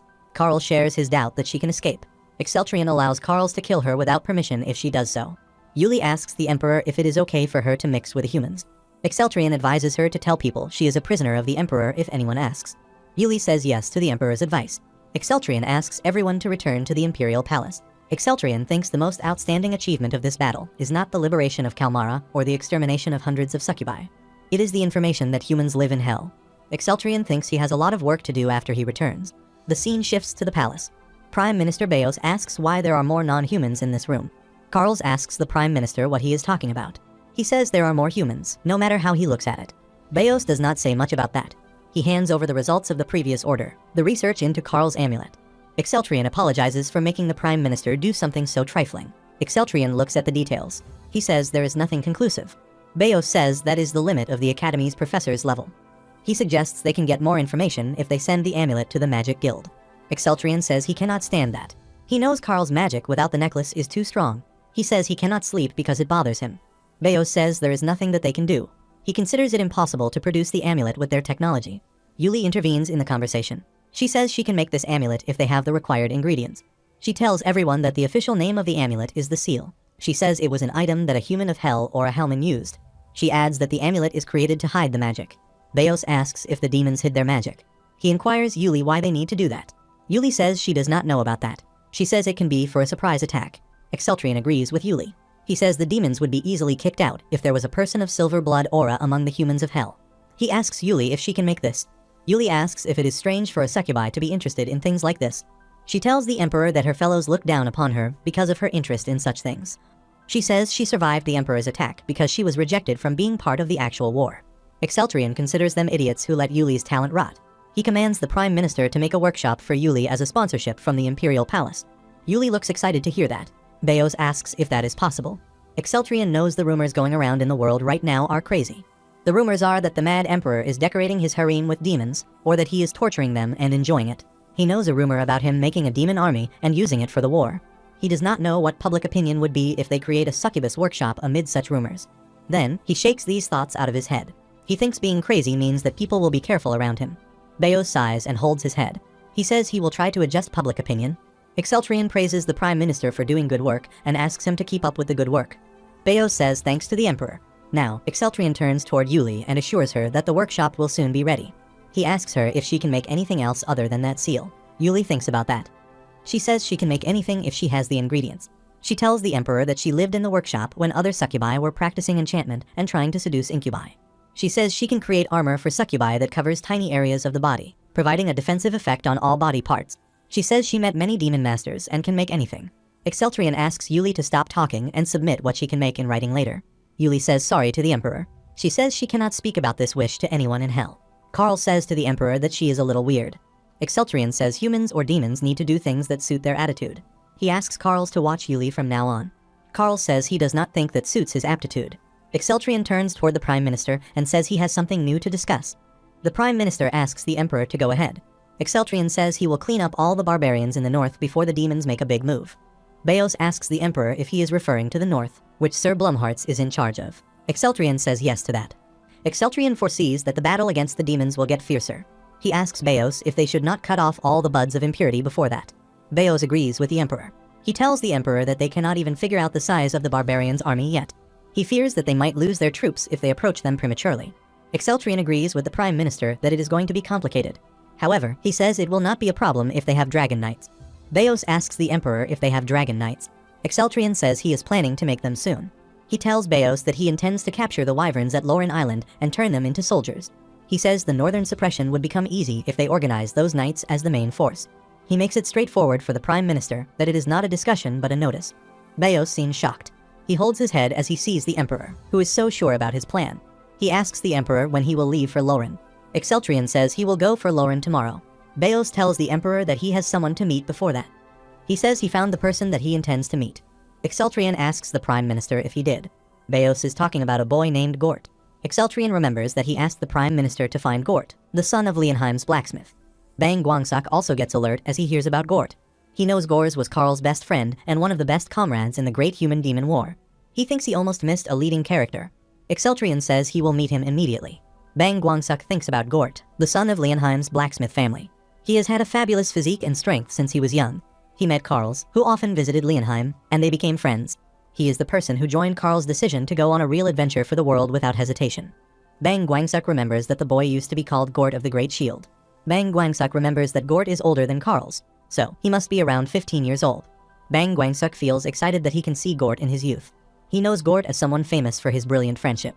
Bang Guangsak remembers that Gort has been tall since he was young. He is sure that Gort is still growing up quite dignified. Meanwhile, someone enters and greets the Emperor. Exceltrion asks the person if he is Gort. However, he seems stunned to see the person standing before him. Exceltrion sees a giant boy standing before him. The boy introduces himself as the son of a blacksmith and offers his respects to the Emperor of the Rune Empire. Exceltrion looks at the boy standing before him and wonders if he is a 15-year-old Gort. In the Human Demon War, he was never described as gigantic like this. Exceltrion scans the qualities and strengths of Gort. He notices that Gort also has 4% transcendence. Bang Guangsak wonders why Gort has a transcendent stat. He wonders if that stat is not supposed to arise from defeating powerful demons. The system tells Bang Guangsak that the transcendent stat emerges upon subduing a being with transcendental abilities. Bang Guangsak wonders if Gort has defeated a being with transcendental powers. The system replies that there is a low possibility of that. The system shows the high possibility that Gort was born with a transcendence ability, a 1 in a million chance. Bang Guangsak gets it that Gort was born with that stat. Bang Guangsak reads about the Gort's restoration ability. He further asks the system about this ability. The system explains that restoration is a power specialized in returning the body to its normal state. The system further describes it as an essential skill for super recovery. It adds that the ability heals body injuries, but slower than an elixir. The system tells Bang Guangsak that the body becomes stronger each time it recovers from injuries. Bang Guangsuk says it is no wonder that Gort, who suffered the most wounds in the Human Demon War, seemed to grow stronger as time passed. Exceltrion wonders if he could acquire that ability if he kills Gort. He takes out his sword as he thinks this. Gort sees the Emperor drawing his sword. This makes the boy scared. He asks the Emperor if he, by any chance, committed any rudeness. Exceltrion soon controls himself, tells the boy he is bored, and grabs something. He acted like a mad Emperor without realizing it. Bang Guangsuk notices that the true nature of the Emperor has not vanished, though they have become one. He feels that he cannot let his guard down. Exceltrion understands that Gort must be curious about why he called for him. Gort says he is curious about that. Exceltrion tells Gort that he wants to recruit him into the White Dragon Knights. The news makes Gort surprised. Gort tells the Emperor that he cannot handle vital energy and has never held a weapon. He says he might look a bit strong, but that is all. He tells the Emperor that he is only 15. He considers it too much to be a part of the White Dragon Knight's army. Exceltrion tells Gort that he is not planning to enlist him immediately. He informs him that he will assign him the best mentor to train with. He asks Gort to train as if his life depended on it for a year. He makes it clear that he should be able to grow enough to satisfy himself. Then, he asks Gort what he thinks about that. He asks Gort if he can do that. Gort bows before the Emperor and says he will do his best if it is his command. Exceltrion declares Gort's status as a training knight and asks him that his training will start tomorrow. Gort thanks the Emperor and asks him about his mentor's name. Exceltrion mentions Karl's as his mentors. He tells Gort that Karl's is a master of fists, not the sword. Exceltrion considers Karl's to be the best mentor for training Gort from the ground up. He asks Gort to be careful not to die. Gort says he will keep that in mind. He hopes that he is being scammed. The scene shifts to the demonic continent. Diklu asks Gremory how she finds the taste of victory in her first battle. Diklu's tone sounds more satiric and ironic. Gremory asks Diklu if it is necessary to prod at the wounded woman's pride like this. She releases a heavy breath and says he did not expect the Emperor to be that strong. She apologizes for her previous rude behavior. Diklu assumes that getting hit directly must have brought some realizations. Gremory replies to Diklu that it is just a realization. She says it feels as if someone shot her in the back of the head. She asks Diklu if he knows that the Emperor can use magic. The question makes Diklu stunned. He asks Gremory if she is sure that she saw the Emperor using magic. He seems not ready to accept that. He says humans can't handle both magic power and vital energy simultaneously. Gremory tells Diklu that he saw the Emperor destroying a fortress in one go. Diklu asks Gremory if a mage accompanied the Emperor. Gremory replies that she did not see any other human there. Diklu says it is possible that the Emperor had powerful mages hidden, and he deliberately fell into her trap. Gremory says she wishes that were the case. She decides to focus on recovery for the time being. She tells Diklu that reinforcement from the demon world should arrive in a month. Diklu asks her if she has requested reinforcement. He further asks her which faction she requested reinforcement from. Gremory tells Diklu that the reinforcement will come from the Pride Duke forces. She tells Diklu that the Pride Duke is close to the Lust Duke. Diklu asks Gremory if she can contact the Lust Duke once more. He says he wants the Duke to include some of his kin in the reinforcement. Gremory asks Diklu if he is talking about vampires. She reminds him that vampires are vulnerable to sunlight. She asks him if they can fight properly. Diklu tells Gremory that his direct kin can move during the day. He assumes the vampires would be able to fight as they are not his direct kin. He adds at least they can fight during the night. Gremory tells Diklu that he has become quite daring. Diklu says there is no time to be picky. He asks Gremory to combine their forces and attack once the reinforcement arrives. Gremory says she always welcomes combining forces. Diklu says the key to this location is Karl's. He says it is all thanks to Karks that they can easily find the Emperor's locations. He decides to use this to their advantage when they go into the final battle. Gremory considers vampires poor things for not having any privacy.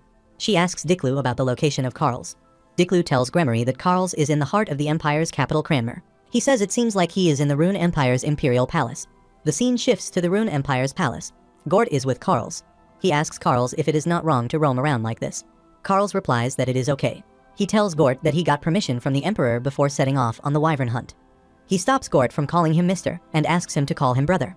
Gort asks Karl's how he can talk to him like this as he is someone who has the Emperor's trust. Karl says who cares about that. He reminds Gort that he mentioned that he comes from Lohnheim. He says this place is near where he used to live, too.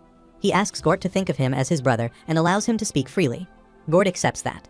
Meanwhile, Saintess Liena arrives there. She asks Gort not to be nervous. She asks him to be comfortable. Gort shows a thumbs up to Saintess Liena. Saintess Liena asks Gort if the injury she healed earlier is okay.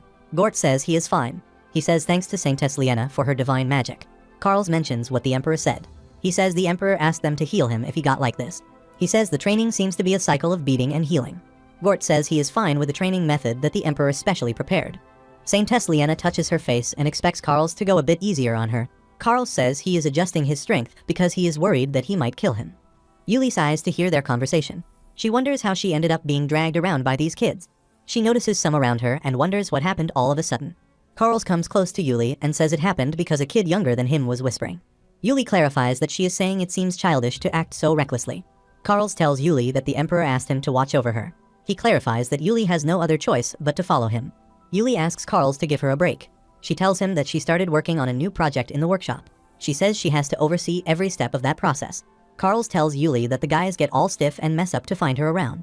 Yuli asks Karl's if it is because of her. Then, she tells Karl's that it is one of the succubus's specialties to make people stiff. Saintess Liena asks Yuli what she is talking about. Yuli controls her giggles and asks Saintess Liena if she finds something strange. Saintess Liena controls her anger. She says Karl's is just 13 and asks Yuli to refrain from such jokes. Yuli asks Saintess Liena if she is overly sensitive because of her status as a saintess.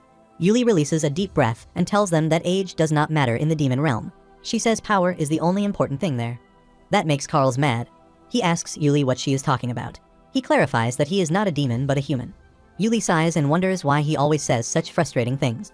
She wonders why the Emperor attached her to such a kid. Karl's tells Yuli that they will not stick together like this after that task. He asks her to wait a bit. Yuli asks Karl's what he is trying to do there. Karl shows her something and says he found it. Yuli asks him what he is it. Karl's replies it is the arm of the succubus queen. Yuli asks Karl's what he is going to do with that. Karl's tells Yuli that he will eat it. Karl's shows it to Saintess Liena and says there is no curse on this. Saintess Liena and Gort look stunned to hear that. Saintess Liena utters a few incomplete sentences as she tries to make sense of the situation. Gort asks Karks if he is actually going to do that. Karl's looks at the arm. He thinks he will be able to understand the succubi better if he eats it. He says the Emperor asked him to do that. He finds it okay to eat it since his sister mentioned there's no curse. Saintess Liena says there seems to be a faint flow of magic connected to it, but it does not seem harmful. Karl's considers it a relief. He decides to eat it with peace of mind. He opens his mouth to take a bite. The scene shifts to the demonic continent. Gremory sits on the ground and covers her ears. She yells with pain and mentions her right arm repeatedly. Diklu asks her what she is talking about. He reminds her that her right arm was severed. Gremory tells Diklu that the nerves are still connected by magic. Though her body may be severed, she tries to say something. Diklu asks if someone is experimenting on her arm. Gremory says it is not it. She says someone is eating her arm. The scene shifts to the island. A man informs the emperor that it is difficult to capture the wyverns because the adult wyverns have eaten up all the bait. Time passes, and another man tells the emperor that the adult wyverns they have captured appear to be in poor condition. He sighs as he tells the emperor that they have damaged the wyvern too much. The guardian knight informs the emperor that the wyverns injured many of their soldiers. He suggests that they temporarily stop the operation. Exceltrion sighed to see that they faced another failure today. The guardian knight consoles the emperor and requests him to enjoy the festivities. Exceltrion asks the guardian knight why they are holding a festival. He asks the knight what is there to celebrate. The guardian knight informs the emperor that the people are pleased that the emperor of the Rune Empire is addressing the issue related to the wyverns that interfere with the fishing industry. Exceltrion looks around and sees the people happy. The guardian knight offers the emperor the wyvern steaks that they made from their catches today. Exceltrion eats the steak and considers it revolting. The guardian knight apologizes for providing the wyvern steaks. He asks the emperor if he should bring him some fried fish. Exceltrion replies to the knight that it is okay. He says he will finish it. Exceltrion tells the guardian knight they will go with a different plan tomorrow. He suggests they should aim to capture their leader. The guardian knight informs the emperor that he has heard the alpha wyvern is a 300-year-old monster. He adds that his size is over 15 meters from head to tail. Exceltrion asks the guardian knight if they can attract the attention of an alpha wyvern by hanging the head of the captured wyvern at the front of the ship. The emperor considers it a nice plan. The next day, Exceltrion feels sad that their new plan also failed. He feels disappointed that they face an even harder time capturing one today. Scripps suggests they should expect that outcome. She asks the emperor if the humans would not run away if they saw a human's head hanging in front of the boat. The guardian knight closes a book. He says everything they know about the wyverns is outdated and useless. He wonders what they should do. Exceltrion sighs and says he was hoping not to have to call him. He feels he has no other option. He asks his subordinates to send a decree to the Imperial Palace and tells them to send Carls. Soon, Carls arrives on the island. He looks around and enjoys the taste of salt in the air. Exceltrion asks Carls if anyone happened in his absence. Carls tells the emperor that Brother Gort is becoming increasingly potent, even after being beaten repeatedly. Exceltrion tells Carls it is Gort's specialty. Exceltrion assumes that Liena must have suffered from having to help him heal continuously. Carls tells the emperor that Gort does not need magic to recover now. He says Gort ends up eating a ton. Carls tells the emperor that Gort ate too much food for 30 people last time. Exceltrion thinks he should have asked for him. He was thinking about what to do with the wyvern's meat. Carls considers it shameful and says Brother Gort would have gladly devoured all that meat. Carls folds his hands behind his neck and tells the emperor they are getting along very well because they grew up in the same area.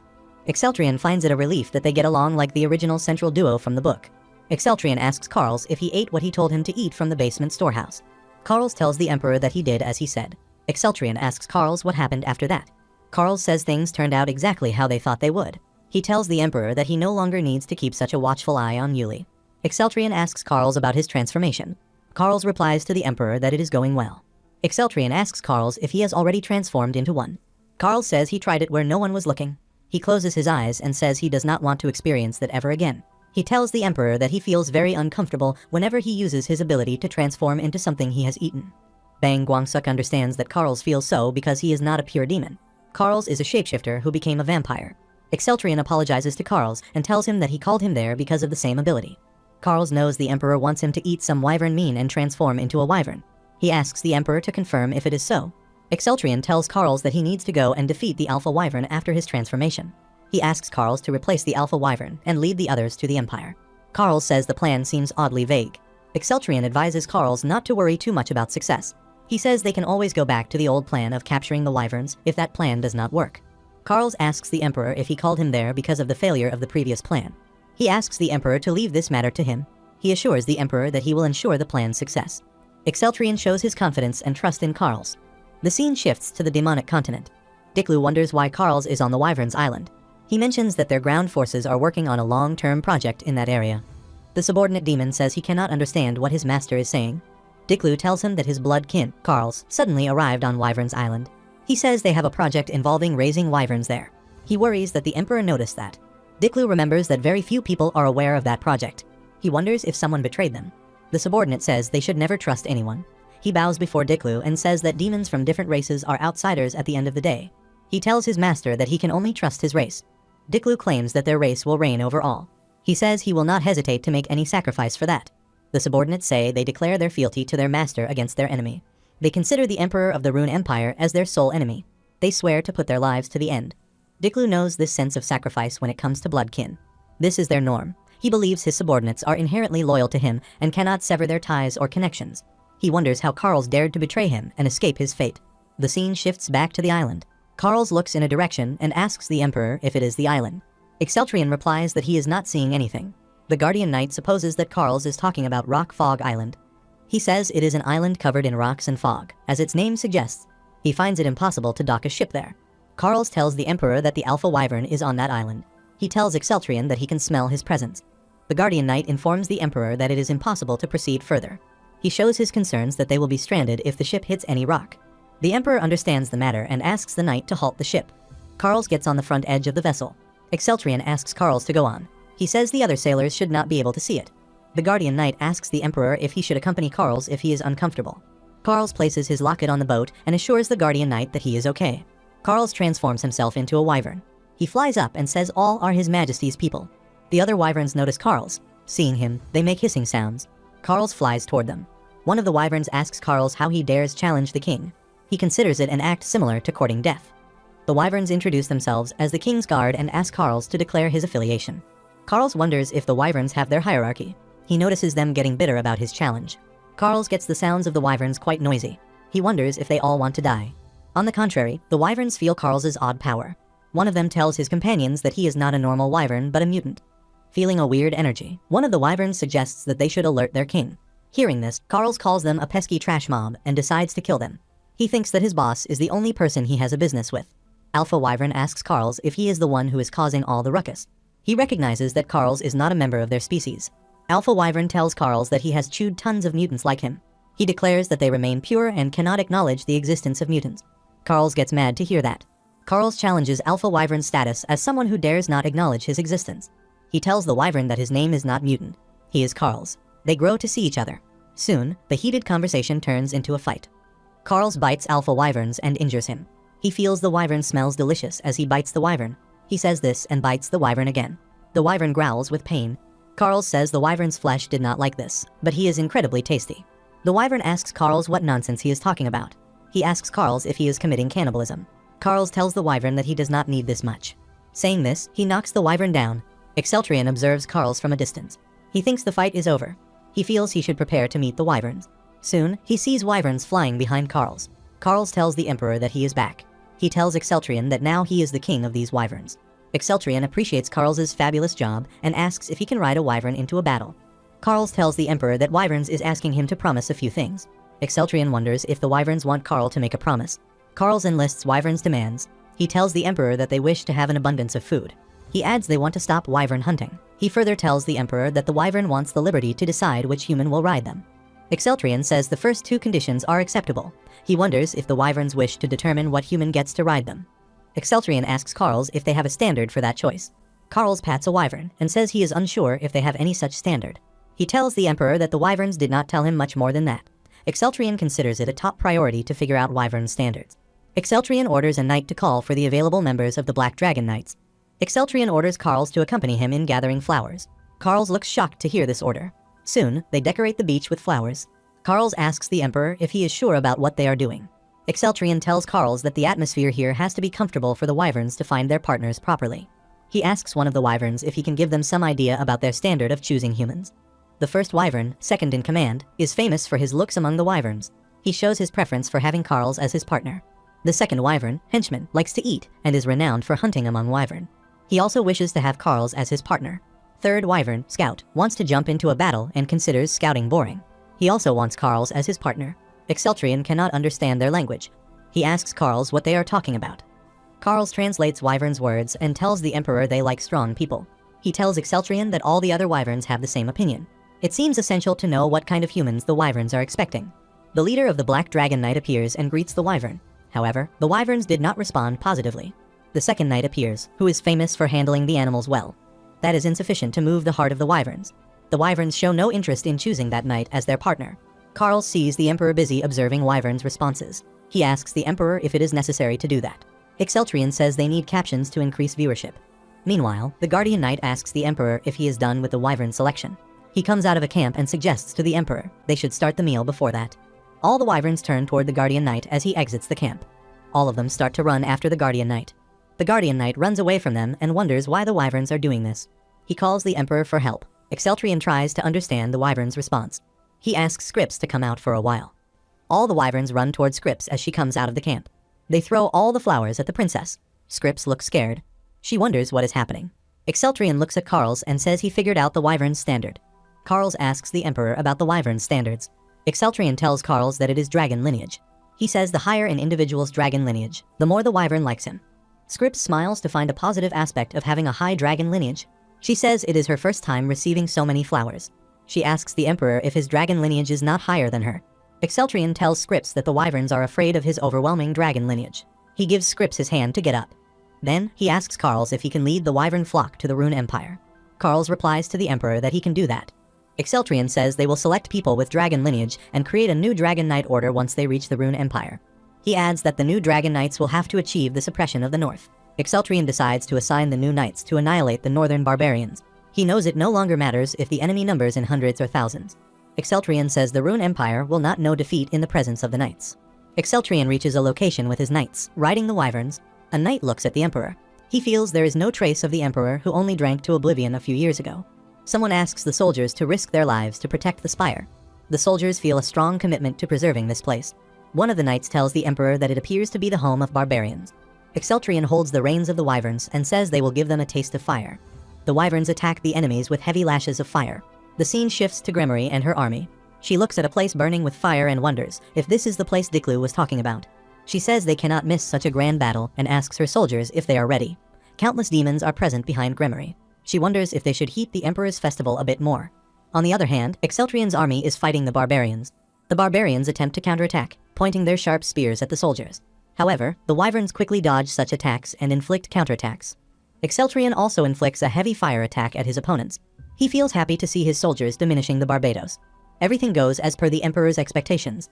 As expected, his army is perfect against large numbers of enemies. On the other hand, Bang Guangsuk feels drained out as Exceltrian consumes a lot of energy. Exceltrian looks around but does not find Carls anywhere. He wonders where he has gone. He remembers asking Carls to be consistent in his reconnaissance reports. He wonders if Carls is off playing hooky. Exceltrian looks at the command tower and feels something off. He wonders if something has happened. The scene shifts to the command tower. A knight attacks a wandering demon as soon as he sees him.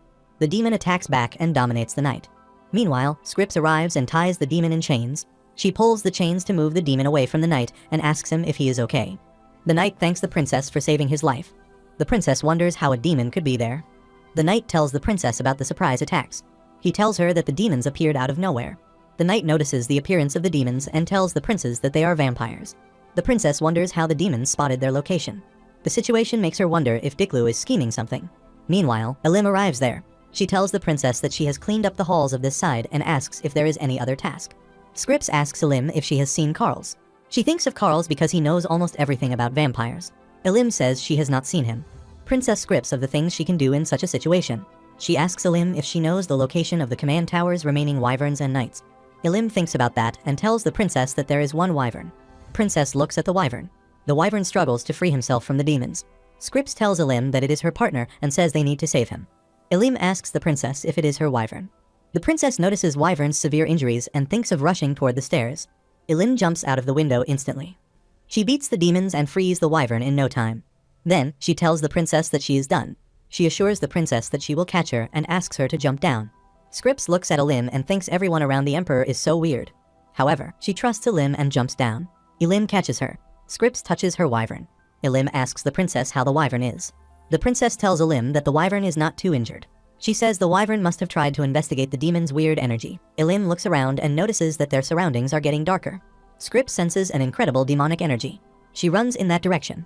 Elim asks the princess where she is going. Scripps sees a magic circle surrounded by the demons.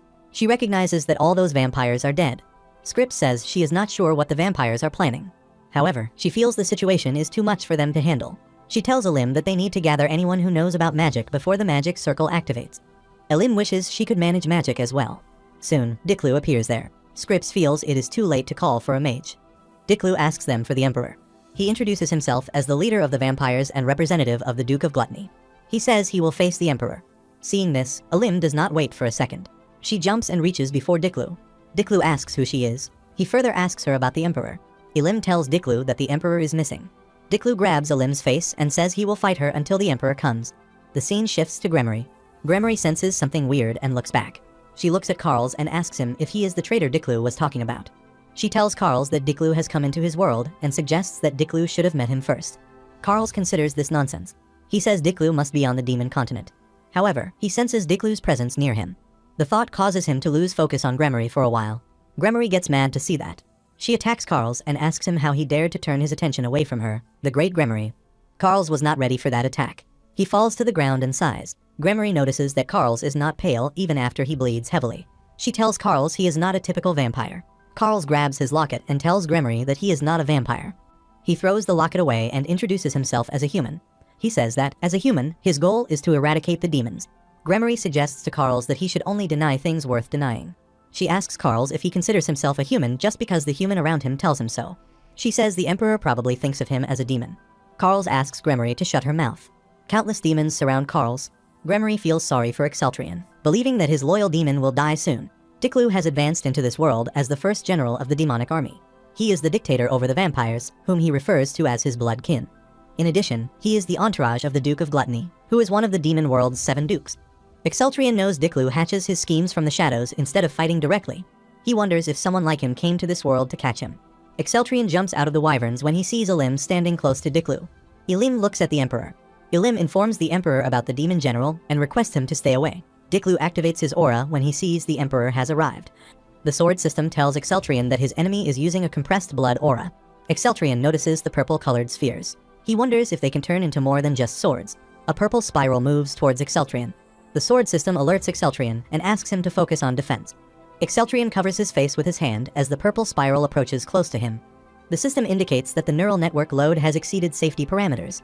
It automatically blocks a portion of pain. The system focuses on temporarily replenishing the skin and muscles with elixir. Exceltrion wonders what would happen to his dragon blood if the system kept using the elixir this way. The next moment, Exceltrion starts to transform. The notification shows that the system used Kai to protect him from the enemy's attack. Exceltrion tries to control himself. Exceltrion lands on the ground with an explosion. He manages to maintain his dragon blood by the time. Elim calls the Emperor. Exceltrion commands Elim to go with scripts to get everyone in the area to retreat. Elim asks Exceltrion if he will face Diklu alone. Exceltrion rebukes Elim and asks her to do as he says. Elim and Scripps rush to follow the Emperor's order. Diklu considers their efforts useless. He says they will be the next after he kills the Emperor. Exceltrion asks Diklu who is going to die. He mocks Diklu's claims as nonsense and inquires whether he has been hit in the head. Diklu tells Exceltrion that witty responses are useless. He warns Exceltrion that his fate will not change either way. He says he will recover his collapsed honor, the balance of the demon world, and everything. He transforms into a heinous monster. The sword system tells Exceltrion that gluttony has been activated, enhancing the enemy's physical prowess and blood energy. It further notifies that the transformation also enhanced the darkness barrier. Exceltrion commands the system to use Blood Amp. The system amplifies Blood Amp's silver blood aura and notifies Exceltrion about that. The system informs Exceltrion that the amplification can reach a maximum of 400 and exceed the body's limits. Exceltrion commands the system to amplify that level by 100% further. He further asks the system to use Alpha Mode. The system indicates that the Alpha Mode is usable when synchronization with the Sword of Light is above 75%. That mode also requires the user to control all of the body's senses and abilities flawlessly. Exceltrion informs the system that he will be unable to feel any pain for the next 20 seconds. Instead, every sense, aside from pain, will be brought to its greatest limit. The system listens to the Emperor and confirms its understanding. Diklu growls and asks Exceltrion what he is scheming. The system indicates the initiation of the Alpha Mode. Diklu jumps at the Emperor. Exceltrion gets hold of his sword, detects Diklu's attack on time, and hits him in the ribs. Diklu bleeds as Exceltrion attacks him with the Sword of Light. Diklu growls and attacks Exceltrion with his purple aura. Exceltrion swings his body and dodges that attack. He comes close to Diklu and pushes him away. Diklu joins his hands to attack the Emperor. However, Exceltrion has changed his position by then. He asks Diklu where he is looking at. Exceltrion does not miss the chance and inflicts another attack on his enemy. Diklu looks at the Emperor and wonders if a human of this world can fight like this. Exceltrion asks Diklu why he does not surrender, given that he has come to a realization. Diklu says he has no other choice. He forms a magical pattern and tries to call someone. He promises to offer his blood and asks someone to heed his call. Exceltrion feels it similar to that when the Duke of Gluttony appeared. Exceltrion feels unsure about whom Diklu is calling. However, he is sure about one that will be difficult to handle. Wyvern comes close to Exceltrion. Meanwhile, some hands appear close to Exceltrion and grip his legs. Diklu says he will not let the Emperor run. He feels happy that the Emperor has already fallen for his trap. Diklu has splattered the Emperor with his blood. Exceltrion asks Diklu if he is trying to offer him as a tribute. Diklu replies to the Emperor that he is mistaken.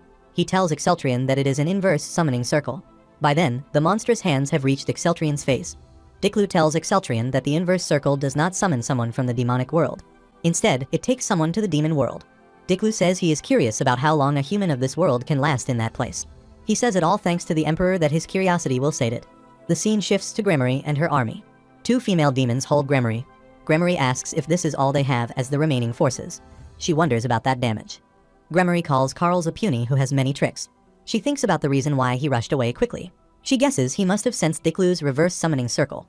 She considers it a waste because she wants to be the one to put the finishing touches on the Emperor. The scene shifts to Carl's. Carl's utters Diklu's name as he sees him. Diklu addresses Carl's as a blood-kin traitor. Carl's asks Diklu about what he has done to the Emperor. Diklu replies to Carl's that he did not do much. He adds that he just sent the Emperor to his beloved homeland. Then, he shows his curiosity about how long the Emperor would survive in the land of an abandoned race. Carl's clenches his teeth to hear that. He grabs Diklu's neck and asks him to call the Emperor back immediately. Diklu asks Carl's if he thinks that is possible. He tells Carl's that the demon world's inverse summoning circle is a blood-kin art, usable by a monarch like him. Carl's asks Diklu if he is asking for the offerings. He tells Diklu that he can bring the offerings.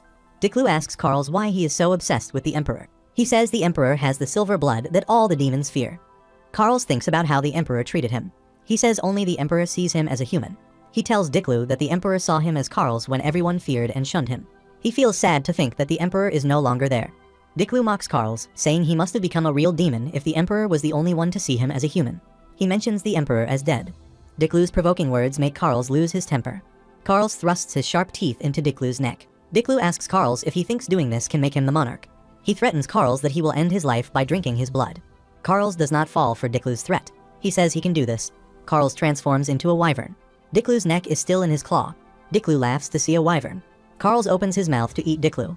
That makes Diklu worry about his life. He tells Carl's that he is not a demon, but a monster. The scene shifts to the demonic world, where Exceltrian is in an abandoned land. Exceltrian looks around and tries to figure out where he is. He wonders if it is the demon world. He says the air is perfect for getting respiratory diseases. He thinks this is how they plan to kill him. He feels disappointed that his opponent thought it would be enough to kill him. He sees some bones on the ground. One bone is almost the size of a human. He asks the sword system about the type of life form those bones belong to. The sword system does not reply. Exceltrian looks at the sword and wonders if it is malfunctioning. He wonders if he cannot use the sword in the demon world. Exceltrian shakes those thoughts out of his head for now. He feels he should look for something to eat. He looks at a tree by his side and wonders if it is a typical tree in the demon world. The tree seems quite simple. He tries to uproot the tree, thinking he might eat the roots. He finds a sticky substance on the roots.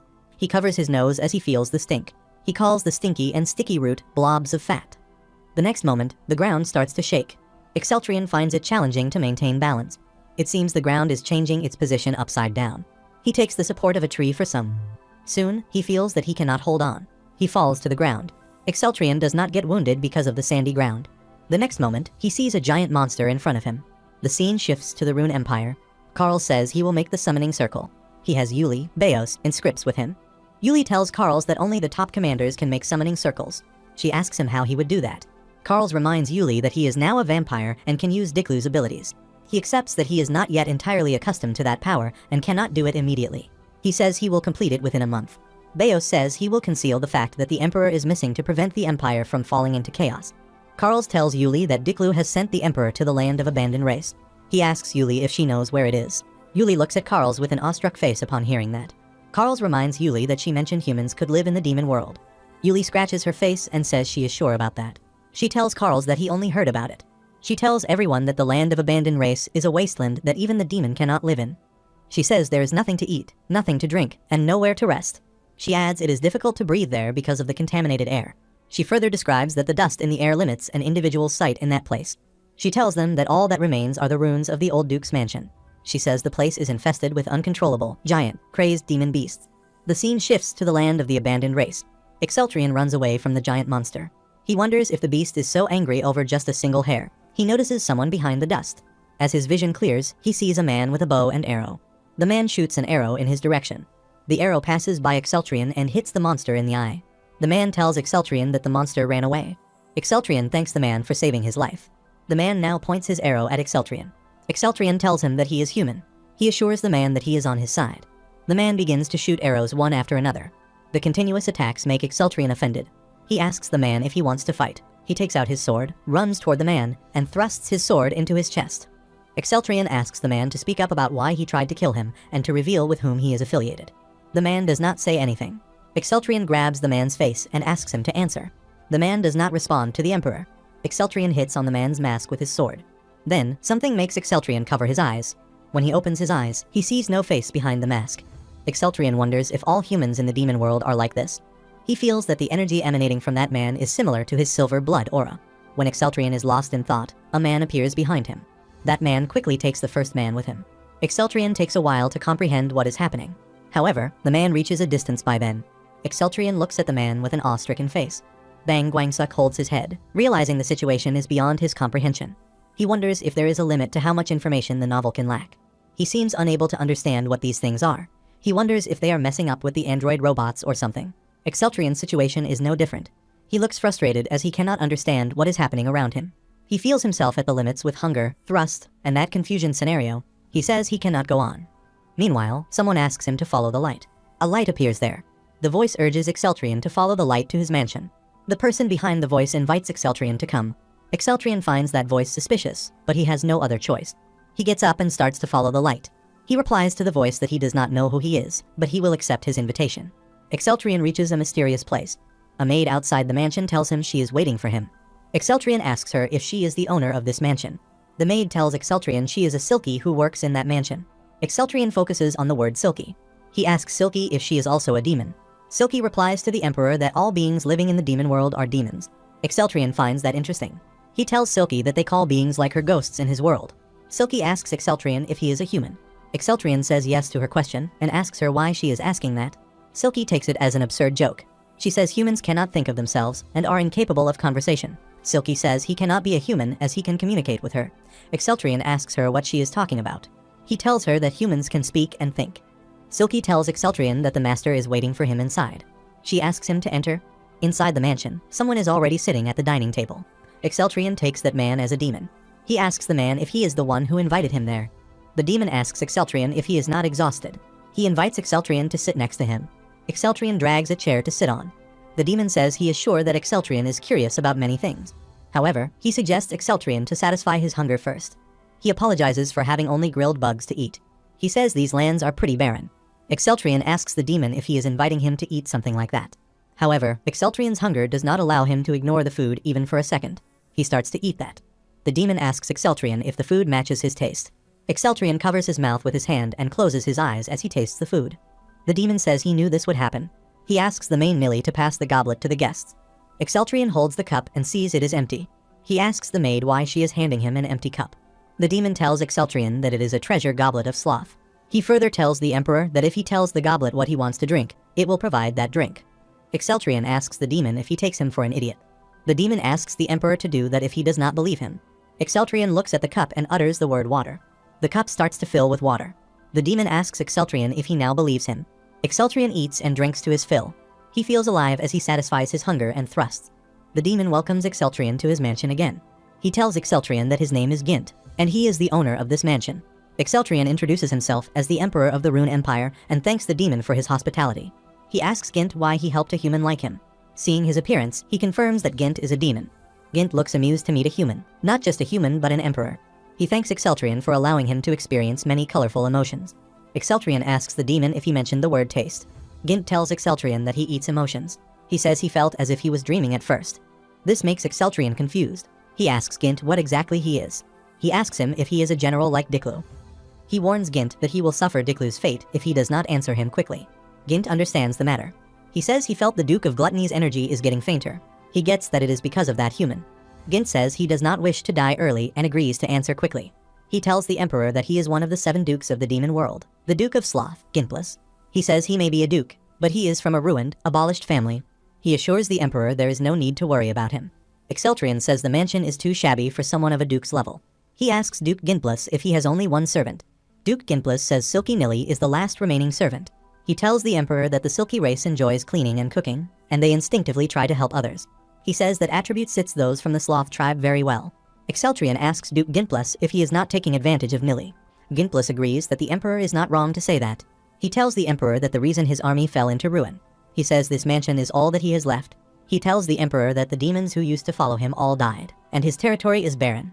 He says demons do not even try to come here now. Exceltrion asks Ginplus if the Duke of Sloth's army fell to ruin because of his laziness. Ginplus tells Exceltrion that it is their innate limit. He asks Exceltrion how much he knows about the demon world. Exceltrion says all he knows is that demons live there and the demon dukes rule the demon world. He adds the demons begin eyeing the surface, which is quite annoying. Ginplus asks Exceltrion if he thinks the demons are aiming for the surface world. Exceltrion claims they are doing so to eliminate humans. Duke Ginplus says he is talking about the exact reason. He asks the emperor why the demons would go out of their way to drive out the humans. Bang Guangsuk does not get it. All he can think of is that the villains attack the humans. It is not because their lands are barren, nor is it because they hate humans on the surface world. Ginplus tells Exceltrion that they are trying to find new homes in another dimension because of the humans that reside in the demon world. He reminds Exceltrion that he recently encountered one of them.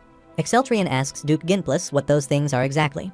He mentions what Nilly said, that it seems like they lost their humanity. He asks Ginplus if they become like that after a war against the demons. Ginplus says it is the opposite. He tells Exceltrion that the humans changed first, and they started the war against the demons. He comprehends that demons are the victims. This perspective seems shocking to the emperor.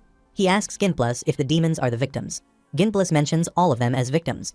He tells the emperor that they were all swept up in an incident involving humans from long ago. He starts to narrate the whole story. The ancients were obsessed with leading and advancing the world. Following that obsession, their civilization was able to create a technology called the Dimension Door. Ginplus tells the emperor that the ancients discovered the demon world with the help of that Dimension Door. Those people who went to the demon world ended up awakening something that they should have let slumber. Afterwards, the ancients obsessively changed. They began to call that thing evil, and they created weapons to fight it. They fervently focused on researching even more potent weapons. Then, one day, they were enraptured by the thought that humans must transcend to defeat evil. They abandoned their physical bodies and stored their souls in machines. They believed that evil could not affect machine bodies. Unfortunately, their attempt ultimately failed.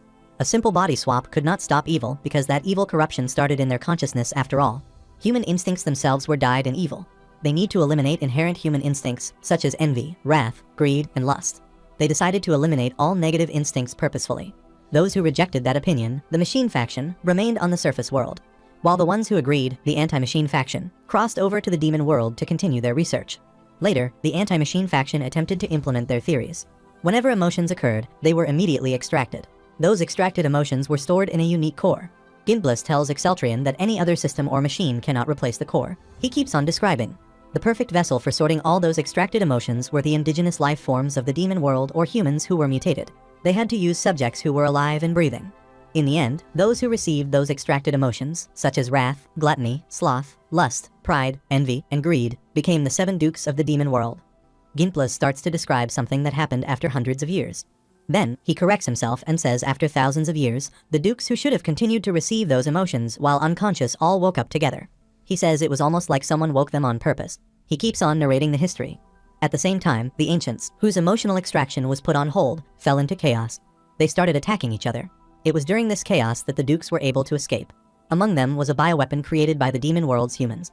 Exceltrion interrupts Ginplus and asks if he is talking about bioweapons like the turtle outside. Ginplus tells Exceltrion that the turtle is an indigenous life form called a kraking. He tries to explain the things.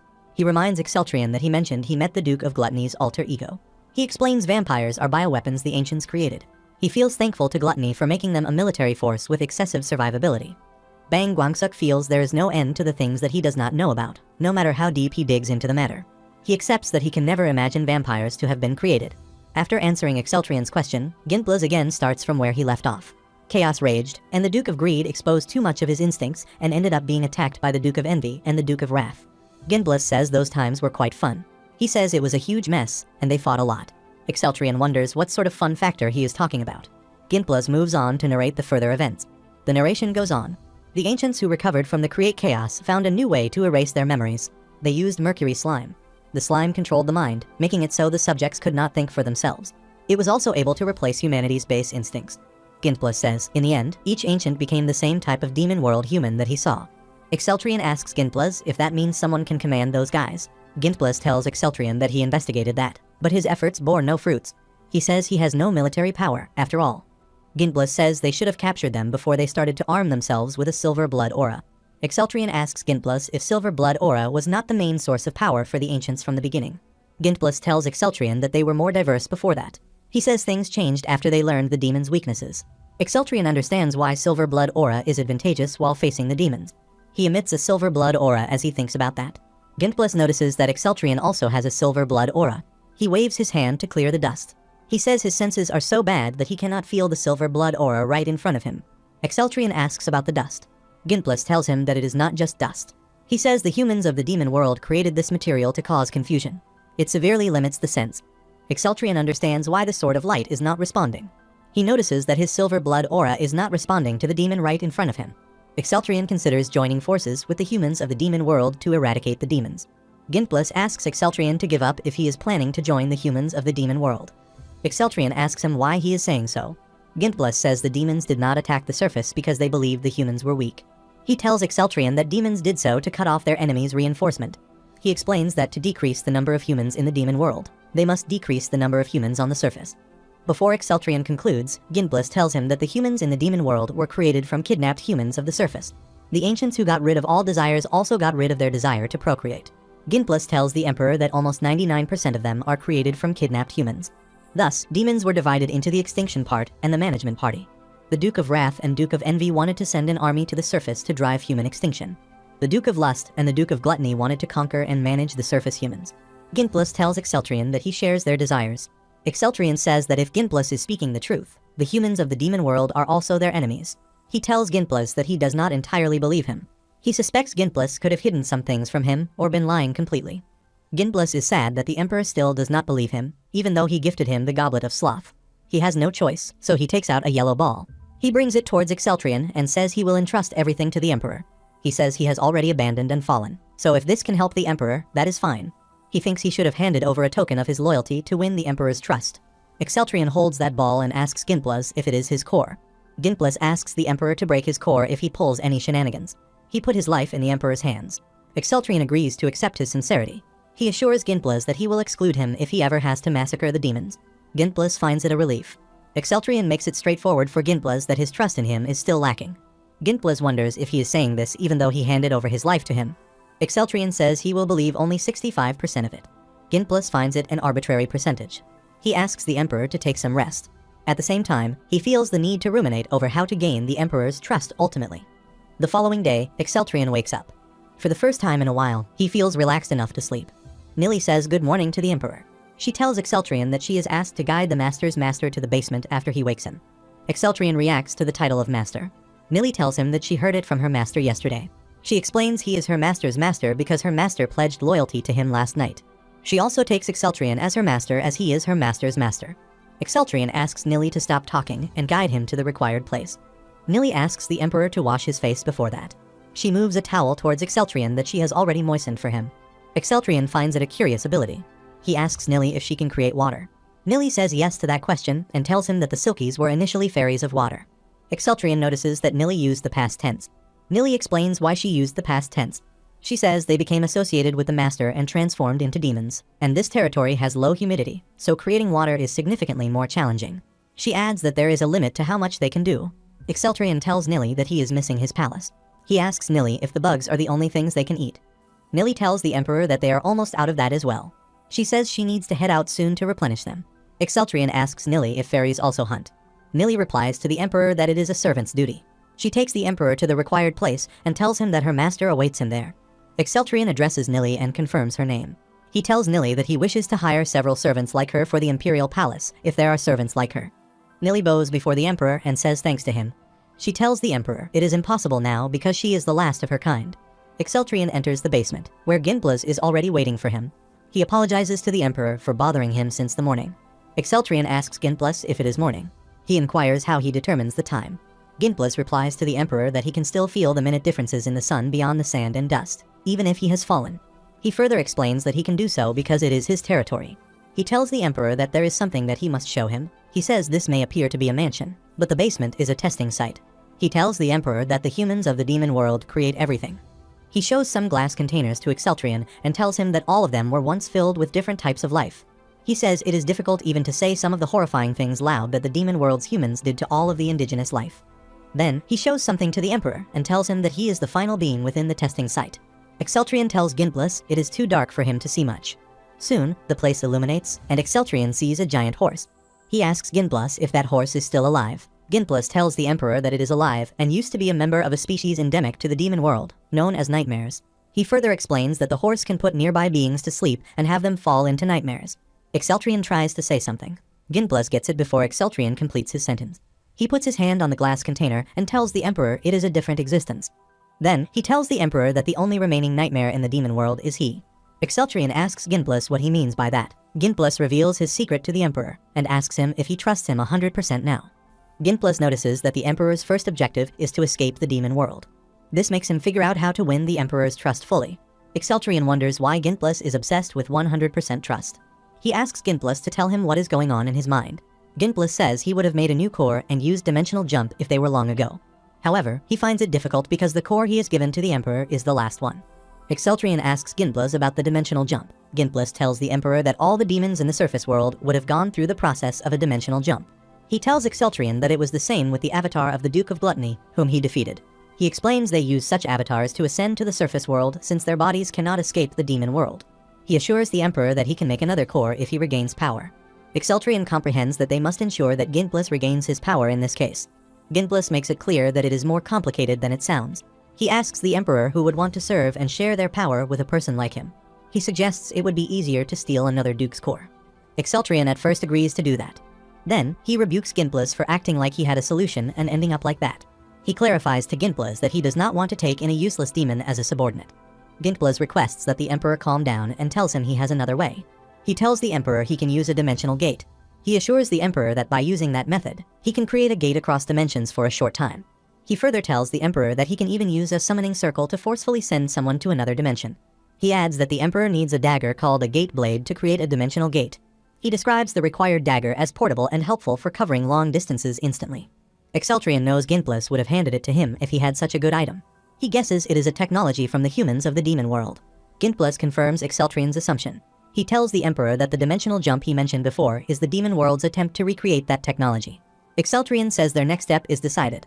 He says they must leave to capture humans from the demon world and take a gate blade.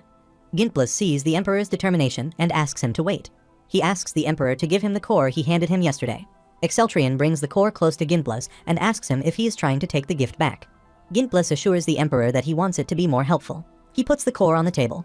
Soon, it transforms into a different shape. Ginplus tells the Emperor about his second treasure, the Stone of Return. He demonstrates that if he presses the button like this, he can instantly teleport back to another place. Exceltrion finds it an incredible item.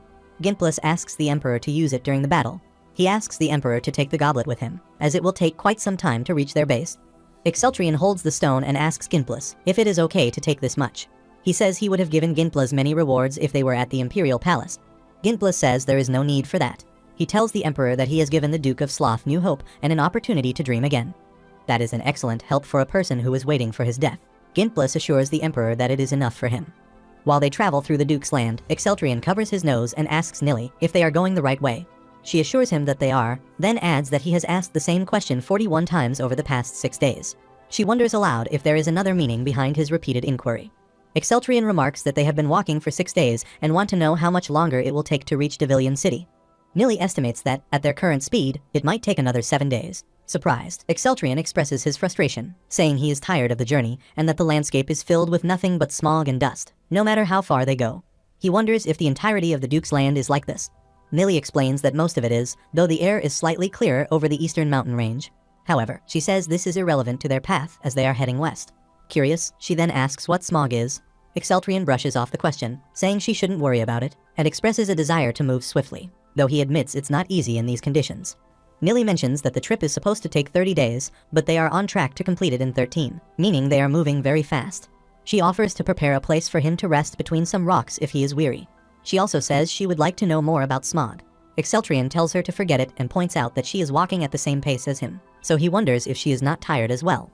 Nili replies that Silkies do not tire easily and that she is a rather special one. When he asks what makes her special, she reveals that she was once the Silky Queen.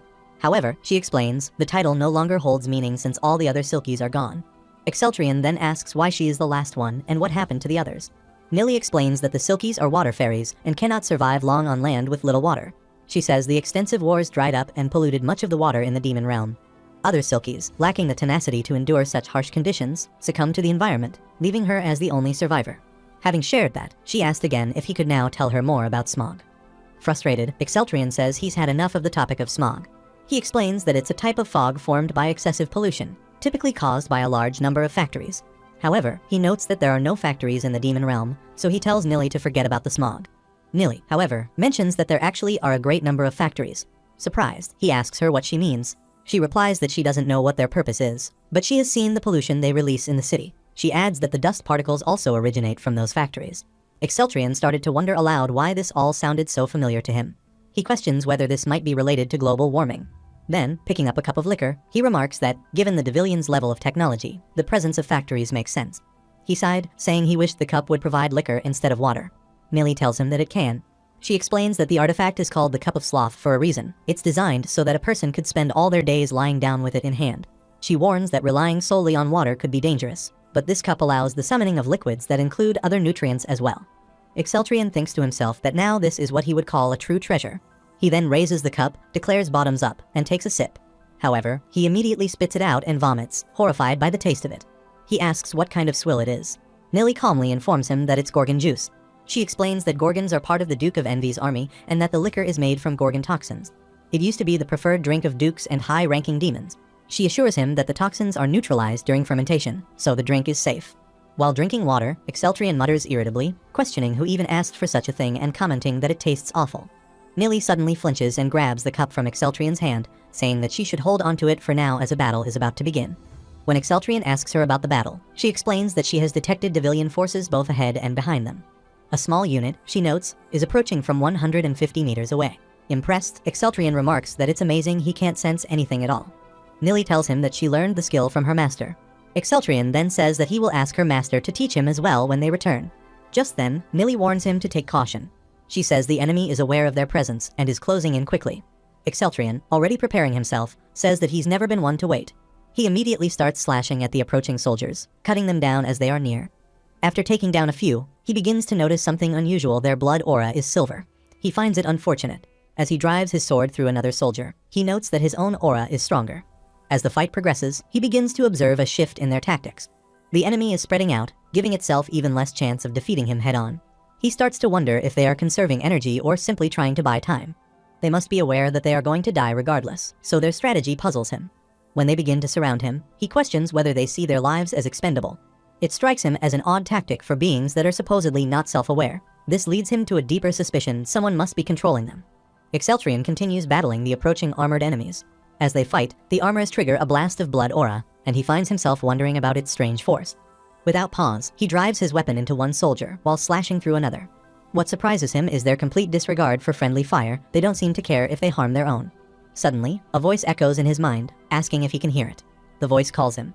Confused, he asks who it is, wondering briefly if it might be his sword. The voice clarifies that it is Nilly. She explains that she has detected more enemy forces and is projecting a part of herself to him. Possession, she says, seems to be the most effective method of communication. She then asks for his permission. Frustrated, Exceltrian interrupts her, telling her to stop asking about every little thing and just do it. Without further hesitation, Nilly possesses him. She informs him that archers aren't the only units sent into battle. Heavy infantry and skull armor soldiers are also en route. They are expected to arrive within 5 minutes. She asks how he would like to proceed. Exceltrian, unfamiliar with the term, asks what a skull armor soldier is. Nilly describes them as human-formed skeletal enemies, each with facial orifices torn open. She advises against fighting them alone, warning that they all possess formidable abilities.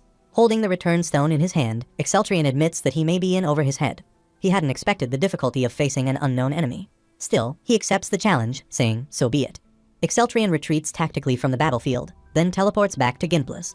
Upon seeing him, Gintblas remarks that the Emperor stayed longer than expected, and reminds him that he had warned it would be difficult. Breathing heavily, Exceltrian sits down with a sigh, commenting that the enemies are incredibly annoying. Gintblas responds that now Exceltrian understands who he has been fighting against for thousands of years.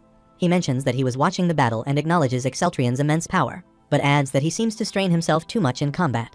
Exceltrian, surprised, questions whether he really strains himself. Gintblas confirms it, explaining that he has always sought the easiest path to victory. After all, he says, they don't call him the Duke of Sloth for nothing. He observes that Exceltrian's fighting style is swift, but cumbersome, and insists that there is a better way. Annoyed, Exceltrian demands that he get to the point and asks if he's just trying to provoke him. Gintblas quickly denies any such intention. Instead, he offers to teach the Emperor a technique, a method passed down from the demon realm's greatest sloth. He asks if the Emperor is willing to learn it. Meanwhile, one of the 7 demon dukes, the Duke of Wrath, Azurius, shouts furiously at his subordinate, demanding to know where the messenger is. He complains that the report is late and asks how much longer they're expected to wait. His lizard head begins to panic, hissing anxiously. The devilish subordinate, trembling under the weight of Azurius' fury, stammers that the report has indeed arrived. Azurius snaps at him, accusing him of being late. At that moment, his sheep's head slams into the wall out of frustration. Azurius immediately scolds it, ordering it to hit the floor if it's angry. Not the wall, he warns it not to bring the entire building down. The devil nervously responds that Azurius himself has broken more things than the sheephead ever has. Enraged, Azurius roars at him not to talk back and demands the report be delivered immediately. The subordinate quickly begins explaining. The information came from a messenger who was scouting the Devilian city of Sylphener. According to the report, a small group of soldiers left the city and entered the land of the damned. A second group followed the same path not long after and then vanished. Hearing this, Azurius growls, wondering aloud if the blasted rumors might be true after all. Suddenly, his lizard head begins to spit fire in agitation. Azurius snaps at it, yelling that it's a crazy lizard and reminding it once again to control itself. He demands that it close its mouth, complaining that the heat is unbearable. This is Azurius, the Duke of Wrath, the last living Cerberus, and the only known survivor of the Chimera test. His body is a grotesque creation, formed by cutting the heads off living creatures and transplanting them onto one host. Azurius roared in fury, declaring that he had suspected something was wrong ever since the Duke of Gluttony lost his core on the surface. He adds that the Duke of Lust had sent his own core as well, but to no success. He blames the humans for the ongoing trouble and commands that a demon general be placed on standby. If more soldiers emerge from Sylphener, he states, an elite force will be dispatched into the land of the damned. The devil, panicked by the command, shouts in protest, asking if Azurius has lost his mind. He reminds the Duke that the land of the damned is a wasteland teeming with disruption particles. Without the ability to detect properly, the devil warns their troops would be walking to their deaths. Without hesitation, Azurius grabs the devil in his mouth, growling that he had already warned him not to talk back. The devil, struggling in his grip, pleads for forgiveness, claiming that being in the same room as Azurius fills him with uncontrollable rage. Disgusted, Azurius spits him out, muttering that he doesn't like anyone in the room. He looks around with disdain, wondering aloud why the manor has become so derelict. It must, he says, be torn down and rebuilt entirely. He then issues new orders. All lodgings are to be relocated to the second manor, and updates on improvements must be reported from the third and fourth manors. The devil says that he will send a messenger right away. Azurius begins shouting again, furious that the report is late. He repeats that the messenger should have returned by now, his voice echoing in fury across the manor halls. Meanwhile, elsewhere, Emperor Exceltrion speaks to Ginblaz, making it clear that his retreat the day before wasn't out of fear of defeat. He explains that he was stressed and saw the situation as a good opportunity to test the return technique. Ginblaz responds calmly, stating that the less stress one carries, the easier it becomes to destroy the enemy. He adds that this is the core philosophy behind his technique Sloth Surge. Exceltrion raises an eyebrow, asking if Ginblaz considers himself a philosopher now. Ginblaz tells him not to be so doubtful, explaining that he has spent a considerable amount of time perfecting the technique. He says his entire research revolved around one question. Ginblaz then shifts the topic, asking Exceltrion if he noticed anything strange during the recent fight. Exceltrion admits he did. It felt odd that the enemy's formation was scattered from the start. Ginblaz confirms this is exactly the point. He explains that after launching a strong initial force, the enemy disperses when a more powerful opponent arrives. While it may seem beneficial, it actually creates a burden for the attacker. With enemies spread out, it becomes impossible to take them all down at once, using exhaustion and inefficiency. Holding his sword with calm focus, Ginblaz continues by introducing the Sloth Surge. Exceltrion watches skeptically, thinking to himself that nothing seems to be happening. He wonders if this is some kind of condensed blood or a blast. Then, Ginblaz hurls a blade toward the wall.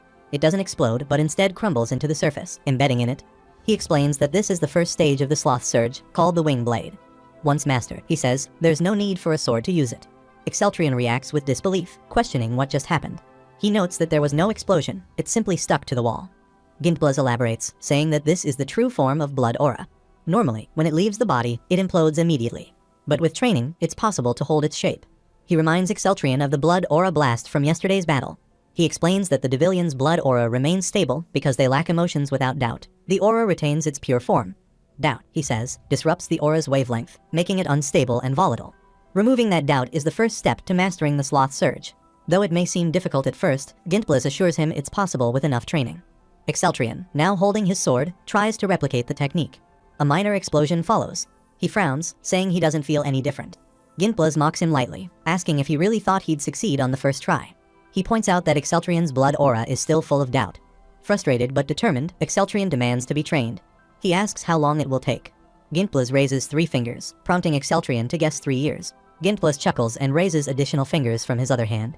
He reveals that for him, it took 80 years. Exceltrian reacts in shock, asking if Gintblas seriously expects him to train in this wretched place for 80 years. Gintblas tries to calm him down, saying he has a better idea. He then mentions that Nilly is the one he's been needing. As Nilly appears, Gintblas asks her if she remembers how long it took her to master the wing blade. Nilly replies that it took around 60 years, and it took her 200 years to build up enough blood aura to use the technique effectively. Exceltrian, still surprised, questions whether they truly plan to keep him here for 60 to 80 years. Gintblas decides to explain Nilly's possession ability. Exceltrian interrupts, saying he already knows she helped him see all enemy forces at once. Gintblas clarifies that what Exceltrian witnessed was called Phantom Eyes, a basic silky ability. But what he really intends to explain is the innate silky ability known as Phantom Eyes. He says that it allows a silky to materialize or dematerialize their body. In a dematerialized state, they can possess living beings, and through complete possession, a silky can directly transfer all of its mastered senses into the host's body.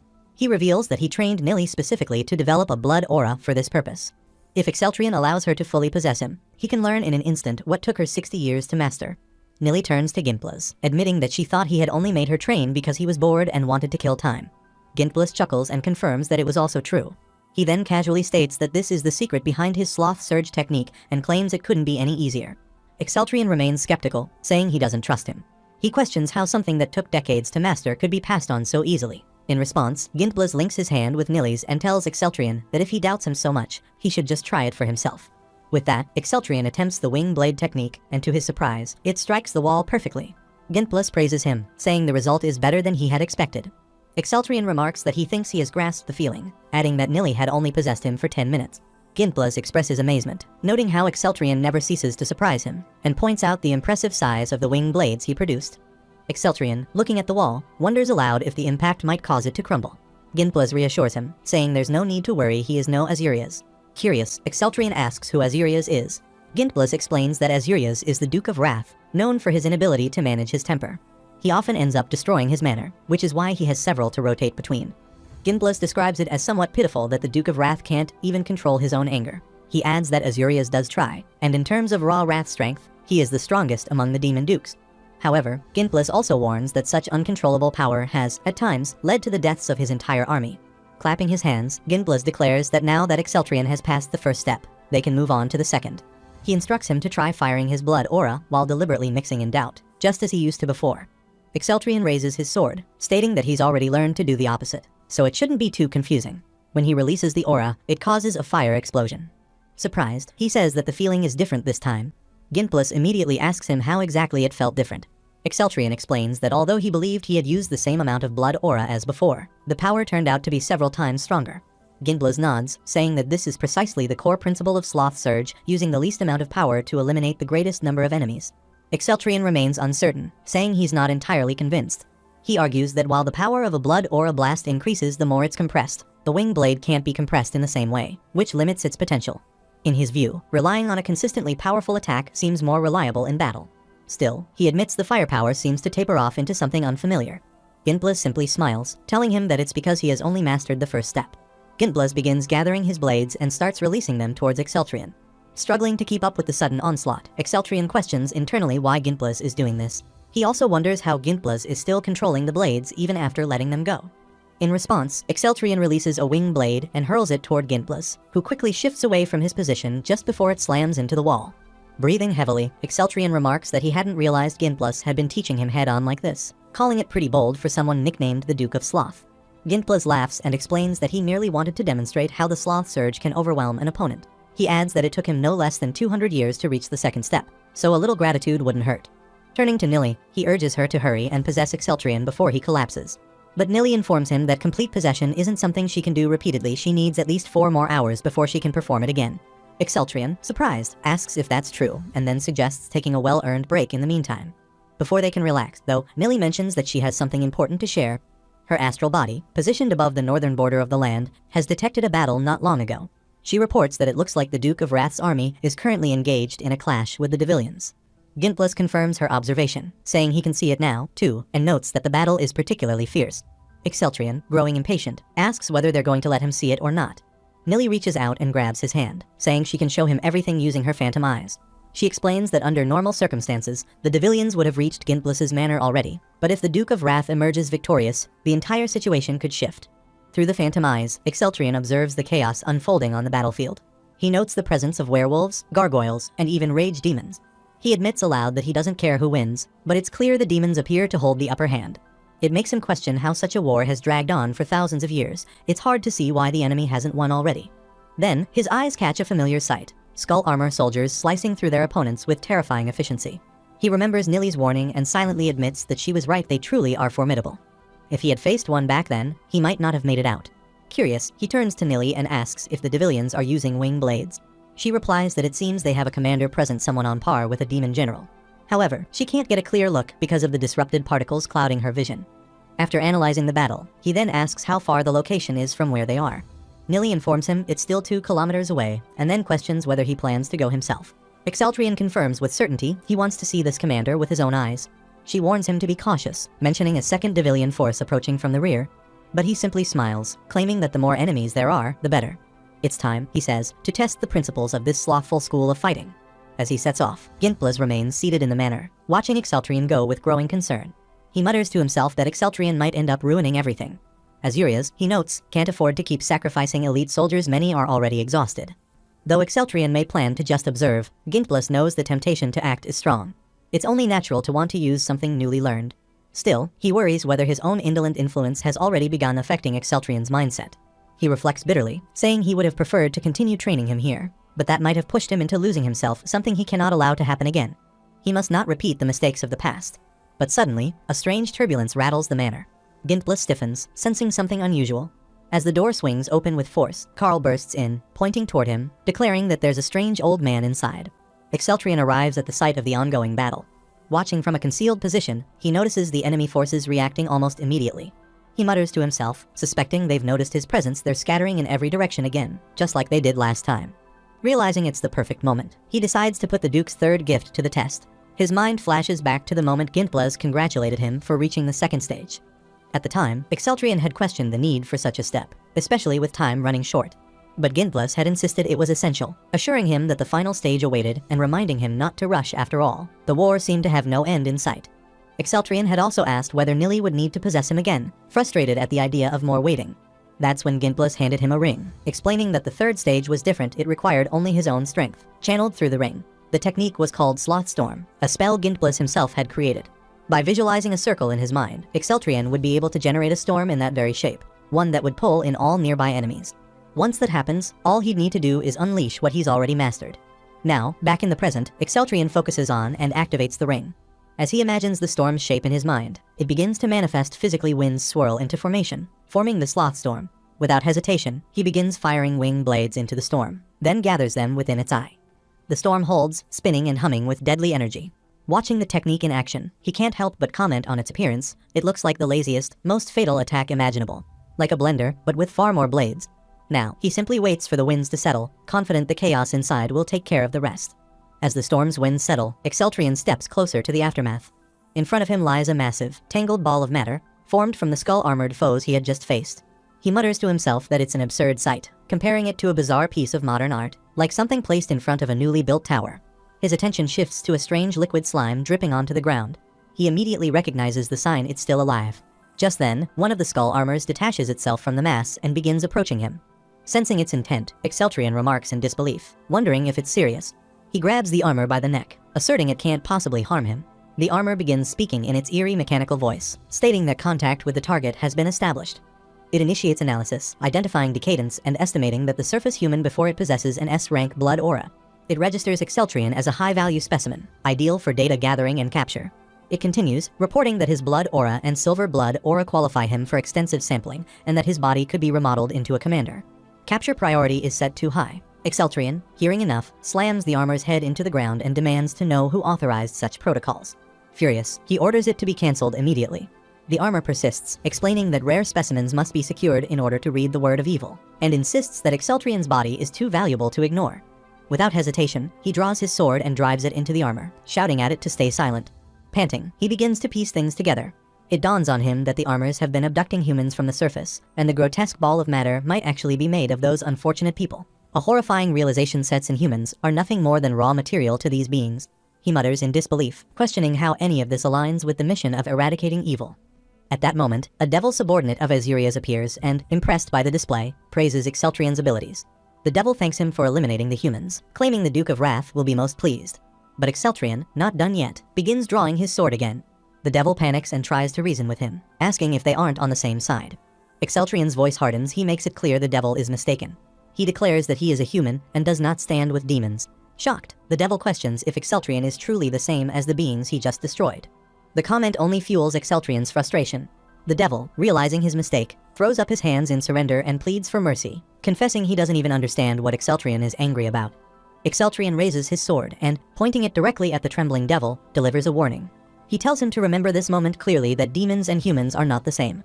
He declares himself a human from the surface and warns the devil to inform the Duke of Wrath that if he dares to attack the surface again, Emperor Exceltrian will personally annihilate him and every demon under his command. Overwhelmed with fear, the devil quickly flees. Nili suddenly appears, clearly startled by the intense fury radiating from Exceltrian. He turns sharply toward her, demanding to know what she wants. She tells him that Master says the situation is urgent and insists he must use the return stone immediately. Exceltrian questions her, skeptical, asking what could possibly be so urgent. Nili explains that there's no time for explanations. Master said things are reaching a boiling point. Accepting that, Exceltrian nods and agrees to return, retreating from the battlefield using the stone. Upon arrival, he finds Bloomhearts waiting, who greets him with relief, grateful that His Majesty is alive. But Exceltrian responds with the same sentiment, asking how he managed to get there so quickly. He wonders aloud if Carls succeeded in creating a magic sigil. Bloomhearts explains that after Diklu's death, Carls assumed the title of Vampire Lord. Lacking proper sacrifices and pressed for time, Carls had used his own blood to complete the sigil. Exceltrian is visibly surprised, questioning whether Carls consumed Diklu to obtain the title. He decides he should see Carls immediately and asks where he is. That's when Ginplas reveals that Carls is the reason behind the urgency. He admits that after making a comment about Carls looking like a vampire starved of blood, he had forced the young vampire lord into a slumber. Bloomhearts, taken aback, asks what Ginplas has done to Carls. Ginplas recounts how, after that moment, everyone turned on him. He confesses that he truly believed his end had come until Portro stepped in and calmed the situation. Portro explains that he only did so out of concern for his comrades. The magical energy he sensed from Ginplas was beyond anything he could comprehend. But Ginplas clarifies that Portro must have sensed only the residual energy left from his original form. He says his current self possesses very little power. Still, he's impressed by Portro's awareness and ability to detect that level of magic. He acknowledges that Portro is indeed a gifted mage, affirming that the magical aura surrounding him is undeniable, and praises him as a master of his craft. Portro quietly wonders why Ginplas is suddenly offering praise. Without missing a beat, Ginplas turns to him and asks if he'd be interested in learning the Sloth Surge technique. He goes on to explain that Sloth Surge is a combat technique of his own creation. The Emperor's Exceltrian, he says, was able to master it through blood aura. But with a bit of thinking, he believes he can modify the method to teach it through magic as well, should Portro be willing. Portro hesitates and refuses, saying he has never even heard of it before, and besides, he believes His Majesty wouldn't be pleased with the idea. But to his surprise, Exceltrian speaks up and says that he thinks Portro should give it a try. Ginplas takes the opening and urges Portro further, insisting that it's not a bad idea and promising to be gentle. Portro, still resistant, backs away, saying he doesn't want to learn and demanding that Ginplas stay away from him. While this exchange unfolds, Exceltrian finds himself struck by a new idea. Reflecting on how quickly he reached the second stage with Nili's help, he considers the possibility of having the entire order of the White Dragon Knights trained in the Sloth Surge technique. Speaking aloud, he suddenly declares that the blight of evil will soon be erased, for his White Dragon Knights will wipe it from existence. Portro, now completely confused, wonders what exactly His Majesty is talking about. Bloomhearts explains that Exceltrian has spent far too long alone in the demon realm. This is likely a side effect of that prolonged solitude. Meanwhile, away from the group, Nili pauses as something catches her attention. She has sensed an ominous sign. A report comes in regarding the situation in the demon realm city of Sylphener. It states that a rare specimen believed to be a surface human has been identified, reportedly using the magic of Ginplas. The recommendation is clear. Neutralizing the Duke has been deemed the most effective way to secure the capture of this specimen. The Skull Armor leader, upon hearing the report, says he has no choice. He assigns the troop coordination to the system, but insists on leading the operation personally to ensure the rare specimen is secured. He notes that preparations to confront evil are nearing completion and emphasizes that letting this specimen escape is not an option. As everyone gathers, Exceltrian declares that the Devilians are the root of all evil. Bloomhearts, taken aback, comments that it's hard to believe Exceltrian has finally found someone he despises more than demons. Exceltrian responds that, for the time being, all focus must be shifted to the Devilians. If they are to leave this realm, they must first obtain the Gateblade. Scripps unboxed something and announced that Yuli had sent supplies to aid His Majesty in battle. Among them is a mask designed to block dust in the air and a seal meant to suppress his blood aura. Exceltrian acknowledges the gift with appreciation, remarking that giving Yuli her own workshop was a worthwhile investment. He immediately prepares to wear the equipment, instructing Carls and Scripps to put theirs on as well, adding that they are departing for the city. Ginplus, overhearing, questions whether Exceltrian truly plans to bring the vampire lord along. Exceltrian turns to him and asks if that's a problem. Ginplus explains that entry into the city won't be easy for demons, as it is surrounded by a silver blood aura barrier that significantly weakens demonic power. Exceltrian recalls that Yuli mentioned something about this. The barrier, even to powerful demons, halves their strength. With this in mind, Exceltrian turns to Carls and apologizes, telling him he will need to sit this one out. He and Scripps will go alone. Carls agrees without complaint. He's rather enjoying the endlessly refilling blood vessel. Bloomhearts then asks whether he will be left behind as well. Exceltrian tells him that someone must remain to protect everyone else, especially with Portro currently learning Sloth Surge. Though clearly disappointed, Bloomhearts accepts the reasoning. Exceltrian encourages him further, saying he alone can hold off a demon horde if one were to appear, unless, of course, he was mistaken in judging that defense was his specialty. Bloomhearts bows his head, deeply moved, and pledges to guard their base with his life. Finally, Exceltrian turns to Liena and asks her to support Bloomhearts during their absence. Liena, surprised, questions whether her strength wouldn't be better placed at His Majesty's side, given the danger he faces. Exceltrian, donning the mask, assures her there's no need to worry, they'll return without a single scratch. As the enemies approach, Bloomheart steadies himself and says that it's just as His Majesty predicted. Yet he feels no fear. Exceltrian's trust fills him with strength. With a powerful leap, he charges toward the advancing skull armors, shouting that their end has come. He declares that the Duke of Sloth's manor is under his protection. Bloomhearts alone stand as its guardian. From a hidden vantage point, Lena watches the battle unfold. She quietly remarks that Bloomhearts is quite a simple man. Then she corrects his earlier words: those enemies are Devilians, not humans. Meanwhile, in the city of Sylphener, Exceltrian and Scripps arrive through teleportation. He informs her that this is Sylphener, the stronghold of the Devilians. He turns to her and asks whether she's familiar with emergency protocols. Scripps replies confidently that she is if anything unexpected happens, or he suddenly disappears. She will fall back and regroup with Nilly. Exceltrian nods, then admits he had originally planned to come alone. However, he wouldn't want to risk the life of someone as skilled and promising as her. Scripps responds with quiet gratitude, thanking him for his words. Stepping out from the teleportation, Exceltrian declares that from this point on, they are at war. When they encounter some skull armors, the declaration seems grandiose, but the situation is secured within seconds. As they continue forward, Exceltrian mentions that it feels good to let the storm handle such trivial matters, and he praises himself for having learned it. Scripps then asks if her presence is truly necessary in this fight.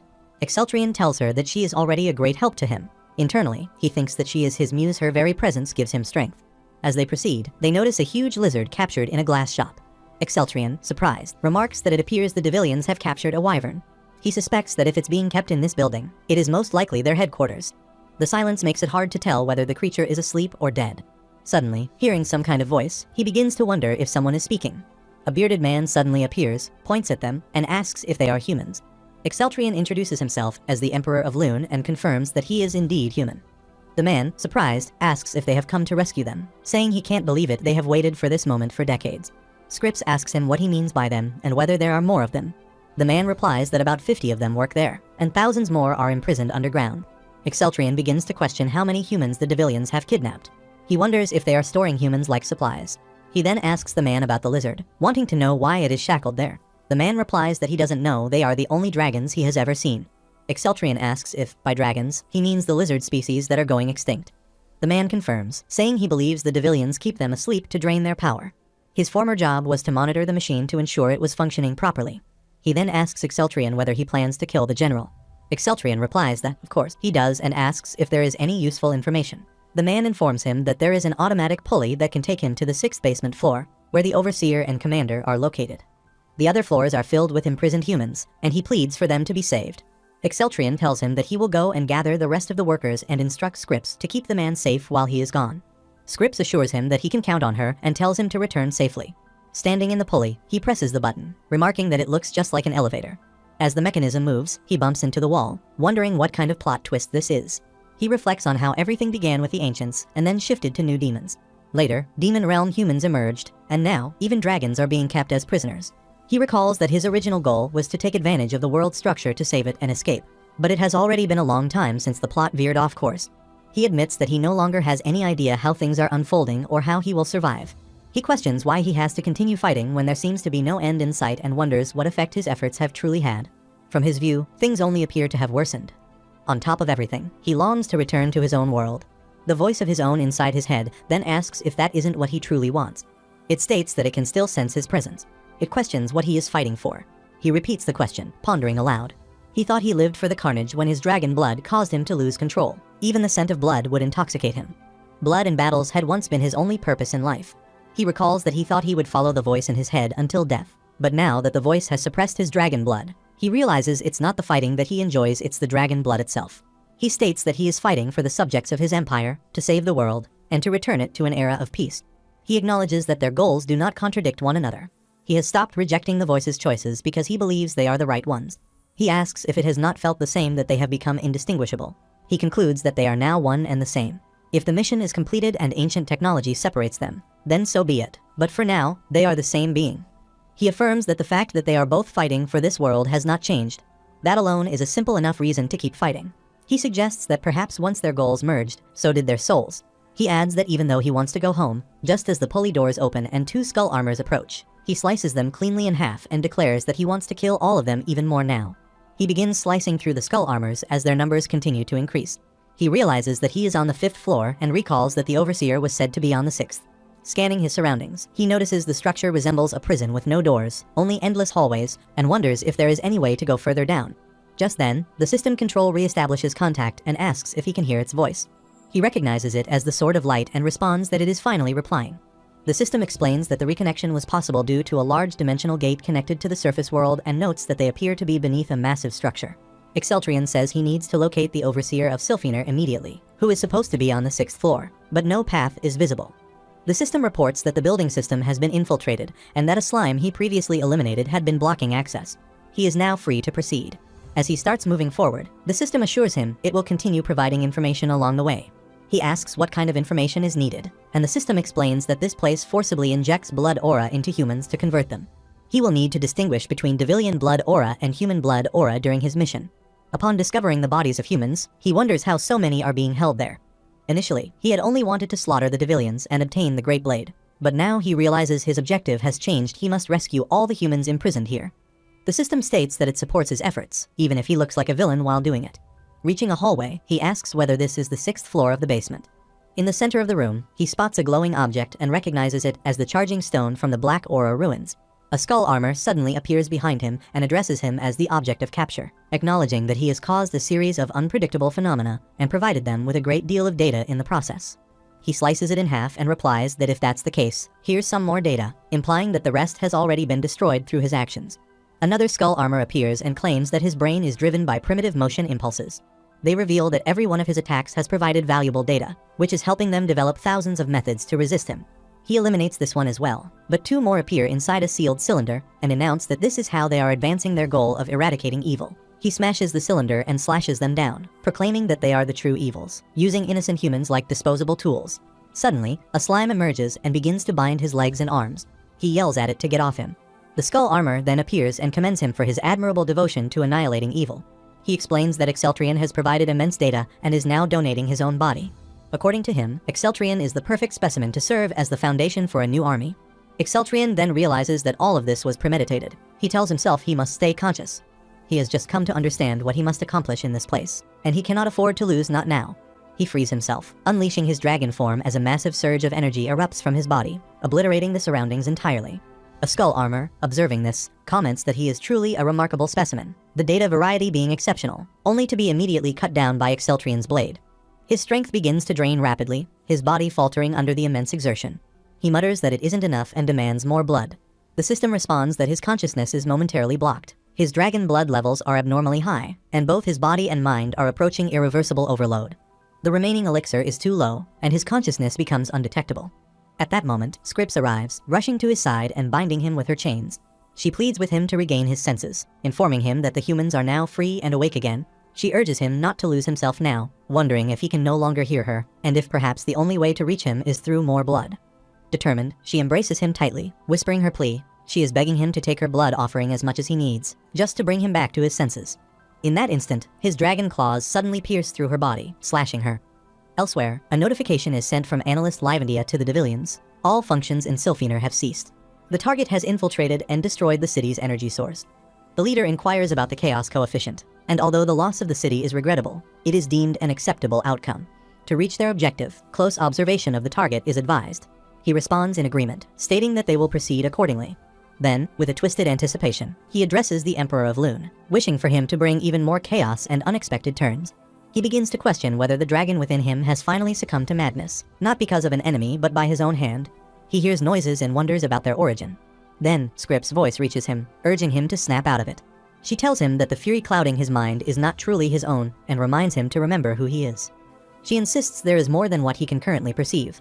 He realizes that a giant dragon is merely obstructing his vision, but his consciousness still remains.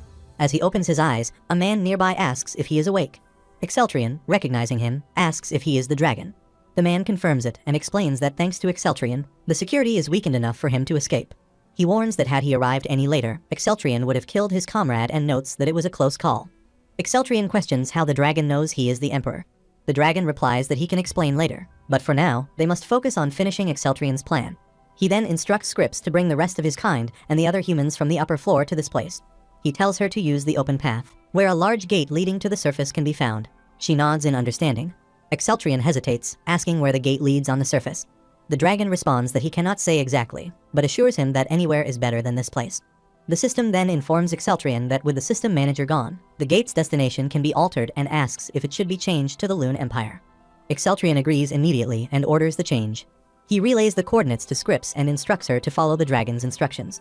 She bows her head and agrees right away. Exceltrion then begins to ask something, but the dragon interrupts, introducing himself as Kavalta. Exceltrion, addressing him by name, brings up a phrase he heard while unconscious about a fury not his own and asks what it means. Kavalta explains that it refers to the fury of the dragons who are imprisoned there, a fury born from their oppression and torment. He adds that the same holds true for humans with dragon blood. What Exceltrion considers losing control is actually the shared fury of his kind. Because Exceltrion's dragon blood level is so high, it closely mirrors that of the dragons, which is why he often suffers such episodes. Kavalta reveals that his kind has observed Exceltrion's life in dreams, and that they all know him. He proposes they now stand together. Exceltrion asks whether this means he will no longer lose control. Kavalta confirms this, stating that it is possible to prevent it. He adds that Exceltrion has withstood their fury well, and that, if not for him, all of Kavalta's kind would have gone mad. He expresses their deep gratitude and says they have long waited for the chance to tell him so. Excited, Exceltrion asks what this means. After that, with Kavalta's help, they manage to transport all of the humans to the Loon Empire. They also secure the Gateblade as planned, which is used to return everyone else to the Duke of Sloth's manor. Later, ready to teleport to Ruin, Carls comments that he would not have spilled any blood had he known about this. Exceltrion tells him to hurry and go. Portro then declares that he will stay behind. He decides to complete his Sloth Surge training in hopes of being more helpful in the upcoming Great War. He asks Exceltrion whether he will head straight to more ruins. Exceltrion replies that he will, as doing so will help him grow stronger before the battle. He adds that he also wants to uncover the truth behind this so-called devil and expresses a desire to ask the system about it. He notes that his return will mark the beginning of the final battle. Portro acknowledges his decision and promises to train his hardest. He bids farewell to Exceltrion. Before leaving, Exceltrion returns the farewell, wishing Portro the same. Upon reaching a ruin, Kavalta informs Exceltrion that he has found the entrance and believes the place was once the den of the Ogre King. He asks if this is the Lazaret Ruins. Exceltrion confirms that it is and explains that this location was the original objective after conquering the Wildings. However, Diklu had delayed the journey for a long time. These ruins had been the last to appear in the novel, so Exceltrion expects to find some answers here. He orders Kavalta and Lena to follow him, stating that they will find the artifact together before he continues alone. As they proceed, they encounter some skull armors. Exceltrion warns them to be careful. He internally questions what the evil mentioned by the Devillians could be, why they are gathering strategy data, and why the novel never mentions the Devillians' acts of violence. Lena then finds some blood and begins to drink it. Kavalta, surprised, asks Exceltrion if she can really consume all of it. Exceltrion explains that it increases her divine power. Kavalta and Lena then state that they will be leaving. Exceltrion sees them off, telling them he will meet them outside. He quietly remarks that he intends to ask everything. The system then speaks, saying that it has no answers regarding the actions of the Devillians or the identity of the devil. Shocked, Exceltrion questions why not.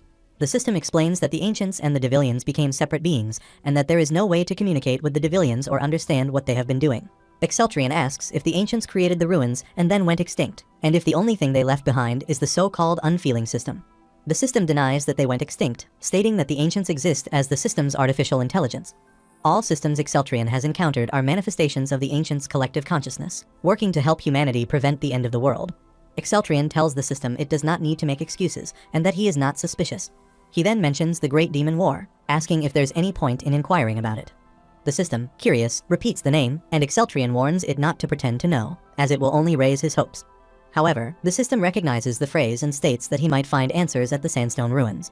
Startled, Exceltrian asks about the ruins, believing the current one was supposed to be the last. The system corrects him, saying one more ruin exists, one that is the foundation of all its research. The answers he seeks lie there. Frustrated, Exceltrian grumbles about the endless ruins, likening them to summer homework. The system, undeterred, shifts the conversation back to its current purpose. It explains that the power he may gain here is called phasing, which allows teleportation to artificially created empty dimensions and possibly other locations depending on his intent. Exceltrian asks if it is similar to regular teleportation. The system replies that it is more for evasion than transport. When asked if he accepts the power, Exceltrian agrees, asking if it will be just as painful as the previous ones. The system confirms, but believes he can endure it. Determined, Exceltrian acknowledges that an unmentioned ruin still exists, and that it may contain clues about the Great Demon War. He reflects on the ancients' secrecy, questioning what they are truly trying to hide. At night, as they soar through the skies on Kvalta's back, the dragon speaks about the sandstone ruins. He mentions having heard of them from the ancients before being pulled into the demon realm, describing the area as one filled with rocks that emit a noxious yellow gas. Exceltrian asks if Kvalta knows the location, but Kvalta admits he doesn't know the exact coordinates, only that it should be somewhere in the eastern lands, and he believes he can find it once they reach that region. Exceltrian reflects on this, realizing that the east was never covered in the story because Karl's never traveled in that direction. He then suggests stopping at his palace first so he can organize his forces before heading east, and asks if Kvalta can manage that. Kvalta confidently responds, assuring him not to underestimate the stamina of a dragon emperor. Lena, trailing behind, adds with a tired tone that her stamina isn't quite as impressive. At the Kingdom of the Eastern Lands, Bandulan, before Karl's party ever confronted the demons, the dwarves from the east had pledged their support in the war, according to the novel. Their exceptional craftsmanship was said to be vital in enhancing the knight's equipment and overall strength. Now, standing at the gates of that very kingdom, Exceltrian calls out to check if anyone is there. In response, a dwarf struggles against the succubus, crying for help. Exceltrian swiftly slashes through the succubus, saving the dwarf, who then recognizes him with astonishment. He identifies Exceltrian as the Emperor of Lune. Exceltrian immediately questions the situation, asking King Grendon why succubi have overrun the kingdom. Grendon explains that a few days earlier, a one-armed demon declared war on them, vowing to use the dwarves as nourishment. Though the dwarves were well prepared and armed, they had no experience fighting flying enemies and were ultimately overwhelmed. Just then, Karl arrives after surveying the palace grounds. He reports to Exceltrian that he senses no more succubi inside and estimates about 20 outside. Grendon, hearing this, remarks that the rumors must be true that the Emperor of Lune appears suddenly and annihilates demons in his path. Exceltrian says he hadn't come with that intention, revealing that he is here because he heard the sandstone ruins were nearby. Grendon responds with familiarity, asking if he means the Founder's Cave. When Exceltrian asks if he knows its location, Grendon confirms that the kingdom itself was built to conceal it. The entrance lies deep within the kingdom. However, Grendon warns that now may not be the right time to enter, as the one-armed demon is rumored to be guarding the ruins entrance. Exceltrian points out that Karl's didn't detect any succubi within the palace, but Grendon speculates that the demon might be using sigils to suppress her presence. Exceltrian ponders the situation, wondering if she is lying in wait or avoiding confrontation. Lena voices concern that it could be a trap and urges caution. Realizing the danger, Exceltrian decides to alter his original plan of entering the ruins with everyone. He commands Kvalta to eliminate the remaining succubi outside and rescue any surviving dwarves. Kvalta responds with firm acknowledgement. Exceltrian then instructs the others to follow him underground to the ruins. As the group descends into the underground, they're met with the sultry voice of the succubus, Gremory, who remarks that Exceltrian has brought far too many people with him. She had hoped for some alone time. In response, Exceltrian warns her that this is her last chance. If she joins them now, he will spare her life. Laughing mockingly, Gremory responds that if she were to accept such mercy, she would be standing on the Emperor's side. Then, with feigned sweetness, she offers a hug as a sign of peace, extending her claws while approaching him. Before she can reach Exceltrian, his subordinates charge forward and block her. Taking that as a refusal, Exceltrian calmly acknowledges her answer. Gremory scoffs at the interference, calling them meddlesome flies and complaining that she can't seduce him with all of them in the way. Frustrated, she reveals her true form, declaring her hatred and intent to tear them all to pieces. Upon seeing her monstrous appearance, Karls reacts in horror, calling it disgusting. Offended, she snaps at him, accusing him of poor manners, and then lunges after him. Lena quickly warns Karls to avoid being bitten, assuring him that she'll heal any wounds immediately. As Gremory chases after him, she shouts that she only wants the Emperor, none of the others matter to her. She soon catches Goth and bites, only for Goth to react nonchalantly, remarking that it only stings a little. Eventually, they manage to bind Gremory with Scrips's chains. Karls taunts her, stating that she's too brainless to realize that the Emperor doesn't even need to waste time on her. She stares in confusion, asking where Exceltrian is, and Karls informs her that he has already entered the ruins. Meanwhile, deep inside the ruins, Exceltrian moves swiftly, slicing through a sudden attacker sneaking up behind him. Catching his breath, he mutters how terrifying that was. He hadn't sensed anything until it struck. Looking around, he observes the twisted, dungeon-like layout of the ruins. He notes the overwhelming traps, branching paths, and poisonous atmosphere. The place reminds him of a final dungeon, and he groans at the thought of eating the disgusting moss on the walls again. Just as he's voicing his frustration, a crab-like creature sneaks behind him. He quickly reacts, slashing it into pieces. But then, from the remnants, a slime begins to drip onto the ground. Exceltrian narrows his eyes, recognizing the substance. It's the same kind of slime he encountered in the demon realm. When Gremory realizes that Exceltrian has already entered the ruins, frustration twists her face. In a fit of rage, she releases a dark curse through the chains that bind her. The malevolent energy pulses along the links, surging toward Scripps.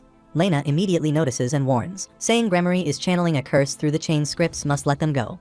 But Scripps struggles, her hands already bound by the dark energy. She grits her teeth and says she can't break free. Just as the curse threatens to consume her, Goth suddenly steps in. Without hesitation, he grabs the chain and shattering it into fragments. Turning to Scripps, he casually asks if she's all right now. She looks at him in surprise and asks if he's okay. Goth laughs and brushes off the concern, saying it's nothing compared to the training he endured with Carl's. Both physical and magical attacks are meaningless to him now. At that moment, just as Gremory prepares to attack Goth from behind, a wolf suddenly bites her. Frustrated, she wonders aloud what it is. It turns out to be the result of Lena's magic. She has drawn a spell circle and confirms that it works. The serpent on Gremory's arm has fallen asleep due to her spell, and she urges the others to attack while Gremory's guard is down. Carls, witnessing the moment, feels amazed and recalls that this is exactly what Exceltrian had told them earlier. Exceltrian had said the four of them could defeat Gremory, even without his help. Shocked at the time, they had asked why he would say such a thing, but he had simply told them to trust him. He believed they were the original combo and therefore could not lose. Remembering those words, Carl still doesn't fully understand what Exceltrian meant by that last part, but now realizes that all of them are fighting together as one. Seizing the opportunity, he charges at Gremory and lands a hit, making her cry out in pain just as she is about to unleash fire. Meanwhile, he believes that victory is within their grasp. Meanwhile, as Exceltrian moves deeper into the ruins, he wonders to himself after slashing down another monster.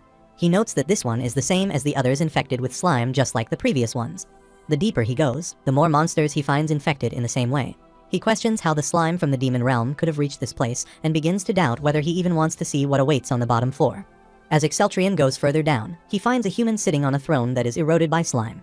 He notices that the human is wearing armor. He recognizes it belongs to a white dragon knight. The system then states that the figure is named Adrian Rogers, a human whose dragon blood has eroded the intelligence of the new world. Exceltrian begins to recall that Adrian was the only human with an undefined blood aura, someone who could instinctively grasp the power of his opponents with unshakable clarity. It was because of that rare ability that he was chosen to join the White Dragon Order. Exceltrian reflects that he once believed Commander Rogers never received any plot points because he either quit or was simply too powerful. But now, it becomes clear that Adrian was actually trapped down here all along. Exceltrian is in disbelief over the fact that the man has been overtaken by slime, and he questions whether Rogers is already dead. He then notices that although this is the bottom floor, there doesn't appear to be any guardian present. But then Rogers attempts to retreat slightly and explains that no guardian is actually stationed in the ruins. Any vagabond who gets trapped within becomes the guardian. He recalls that as he was dying from the noxious fumes, a voice offered him the role, and in desperation, he accepted. He says he lost consciousness for years, only waking when he sensed the signal of an intruder entering the room. What he hadn't expected was for that intruder to be none other than Exceltrian himself. Exceltrian then asks him if that means Rogers is now the guardian of the sandstone ruins. Rogers assures him not to fear, reminding him that they know each other. He states that his blood aura is completely immune to mental attacks, and because of that, it prevented the slime's roots from reaching his brain. Though he couldn't fully rid himself of the slime, he believes he managed to hold it off fairly well. Exceltrian expresses relief, admitting that he had no desire to fight an ally. But Rogers questions that relief, asking if Exceltrian has been infected, since avoiding battle seems out of character for the Emperor. Exceltrian calmly responds that the Mad Emperor is gone now, and Rogers should get used to it. He then asks if Rogers came here in search of relics, noting that it seems he had prior knowledge of the place before being trapped. Rogers confirms that when he was eroded by the slime, his consciousness connected with the ruins. Since then, he has gained knowledge about the Guardians, the slime, and even the main system. He says he has also heard about a new world human passing through all the ruins. While it's true that he originally came in pursuit of a relic, he now wishes to hand it over to Exceltrian. He points toward a nearby room, indicating that the relic lies inside. Exceltrian asks if Rogers already knows what the relic is.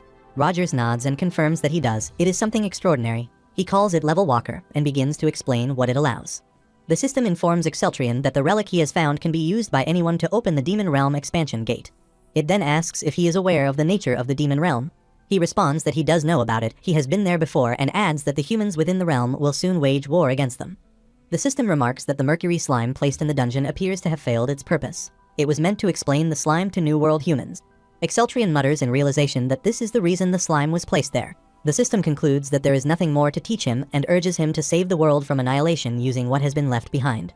Exceltrian, however, stops it and says he still has questions. The system asks what those are. He brings up that, according to the system in the Lazaret ruins, the system here should have knowledge of something called the Great Demon War, and he demands to know what it is. Upon hearing this, the system detects the keyword the Great Demon War and completes a connection to the deep circuit. It tells him that the question cannot be answered at this location and announces that it is now opening the path to the final floor. As Exceltrian steps further down, he wonders if the Great Demon War is actually a keyword for some hidden location. He reflects that this novel is clearly far from a normal story. The system then asks whether he wishes to enter. He affirms without hesitation, stating that he has come this far to learn the truth behind the Great Demon War. The system advises him to proceed with caution, warning that a high concentration of electrical signals is being detected below, and that, for reasons unknown, a gate to another dimension has been opened. When he asks if this dimension is the demon realm, the system replies that it cannot verify this. It adds a warning: if he is sent to the demon realm again, all connections between him and the system will be lost. In response, Exceltrian declares that he appreciates the warning, but it is meaningless to him. He questions whether the system has ever seen him run from fear, hide from pain, or kneel before a powerful enemy. As long as breath remains in his body, he says, he will continue to move forward without hesitation. He vows to uncover the truth of the Great Demon War, even if it costs him his life. Monsters, terror, none of it matters to him. He believes he has everything he needs, including a trusty sword. As Exceltrian steps deeper into the space, a strange surge of energy surrounds him, transforming into a powerful flash that transports him to another world where he finds himself partially invisible. Confused, he wonders what exactly is happening. At that moment, a system appears before him in the form of a girl who introduces herself as Shusis, a signal of the Sandstone Ruins main system. He expresses surprise at the term signal and asks whether she was once an ancient. Shusis confirms this, explaining that she was chosen to guide him because she retained the most consciousness and emotion among the signals. She tells him this place is called the Great Circuit, a dimensional meeting space of all ancients who became signals. It is a space that opens to humans who carry all 4 imprints and utter a special phrase in the Sandstone Ruins. She reassures him that he is partially invisible due to the dimensional effect, which also ensures his safety. Still processing the situation, Exceltrian asks whether he can now get the answers he's been seeking, specifically why he was brought into this world and what the Great Demon War really is. Shusis confirms that this is indeed the same Great Demon War he knows of and explains that this is the 52 death of Carol, the K-Knight of Light. When he asks in disbelief whether Carol has died 52 times and if that means the war keeps repeating until humans win, she affirms this, saying that the ancients' goal has always been to stop the evil of the Devilians. Exceltrian presses further, asking what this evil truly is. At first, she says it is a symbol of fear. Then, as her system beeps and reevaluates, she suggests it is a concept, then quickly changes her response again to say it is a formless virus. She admits she's uncertain and has been scanning information from the Great Circuit to find the correct definition. Exceltrian mutters that it sounds like she's doing an internet search. She then offers her own understanding of evil, describing it as animosity and desire born from the flesh. This evil is not just a force, but the key to shattering a great, intrinsic evil in other dimensions, a dreadful being capable of plunging the world into chaos. She goes on to explain that the ancients, seeking completeness, transformed into signals to escape this evil. They willingly cast aside their physical forms to be reborn. However, the truth was exposed when their leader became a signal. His thoughts spread through the Great Circuit, and suddenly all the ancients understood the truth. Suddenly, she yells out that there never was any evil to begin with, it was all a lie fabricated by their leader to impose his beliefs on the others. Realizing her outburst, she apologizes, saying she only just discovered this truth herself and lost control momentarily. Exceltrian reacts in disbelief, asking whether all the ancients truly threw away their lives for a lie. Shusis explains that it was beyond their control because their minds were controlled by chips implanted in their brains.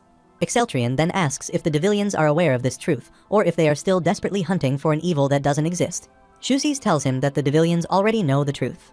They managed to gain access to the information in the Great Circuit while researching the Mercury slime. Exceltrian is shocked, realizing that they continued their mission despite knowing it was all false.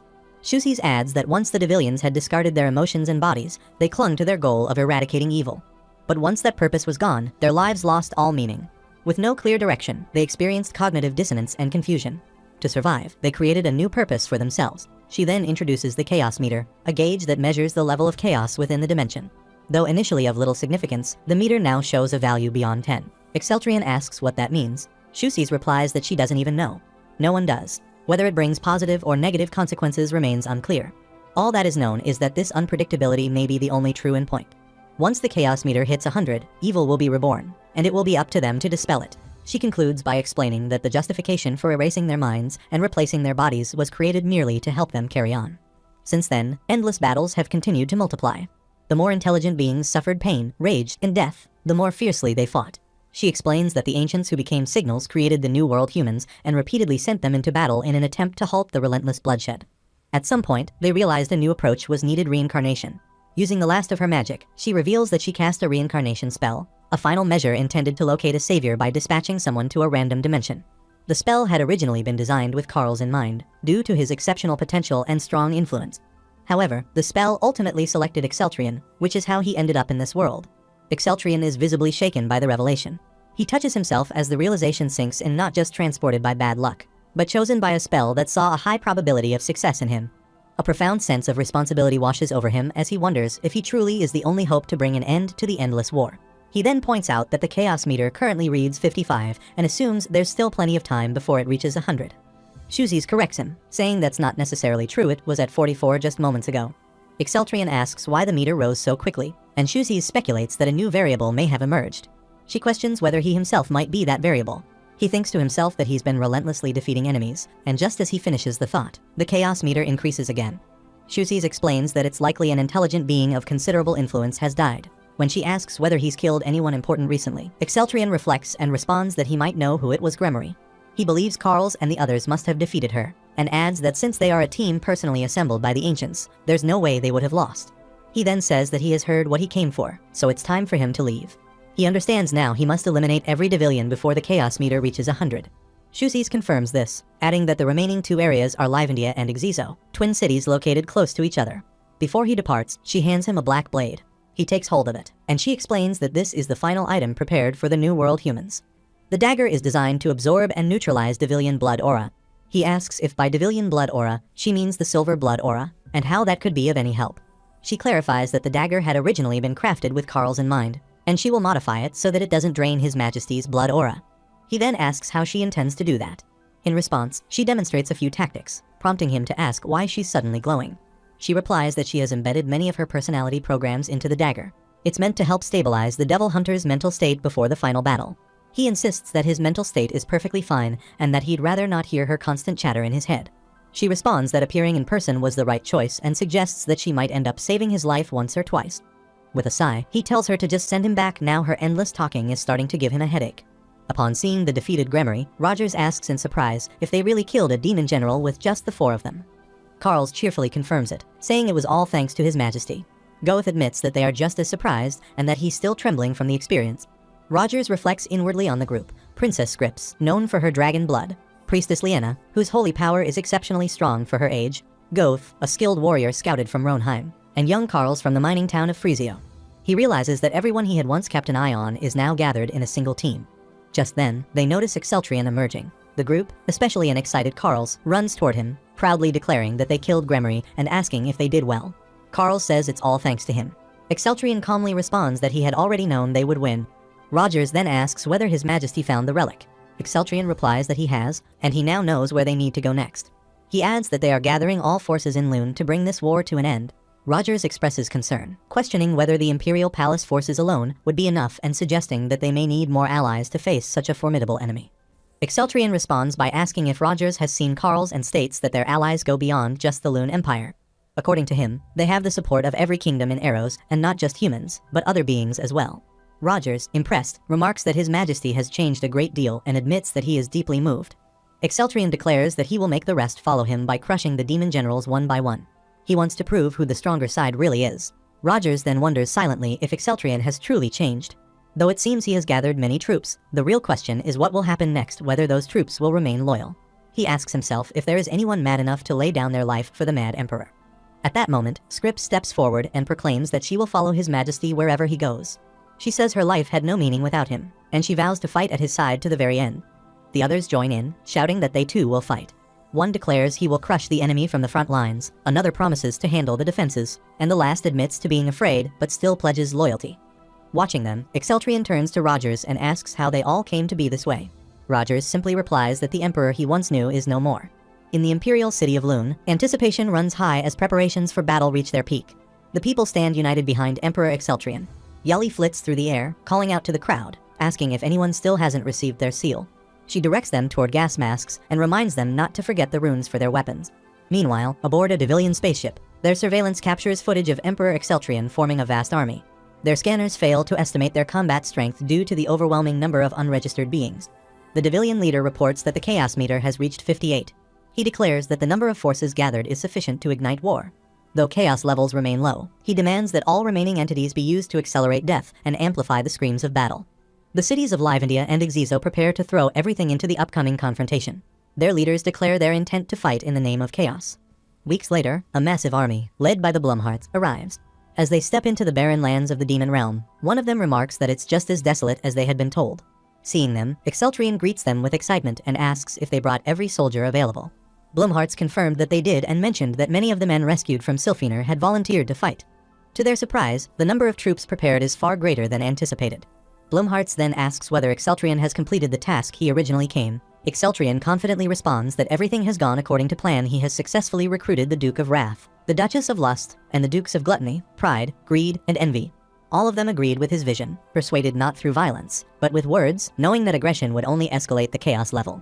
Blumharts briefly imagines a violent negotiation before brushing it off.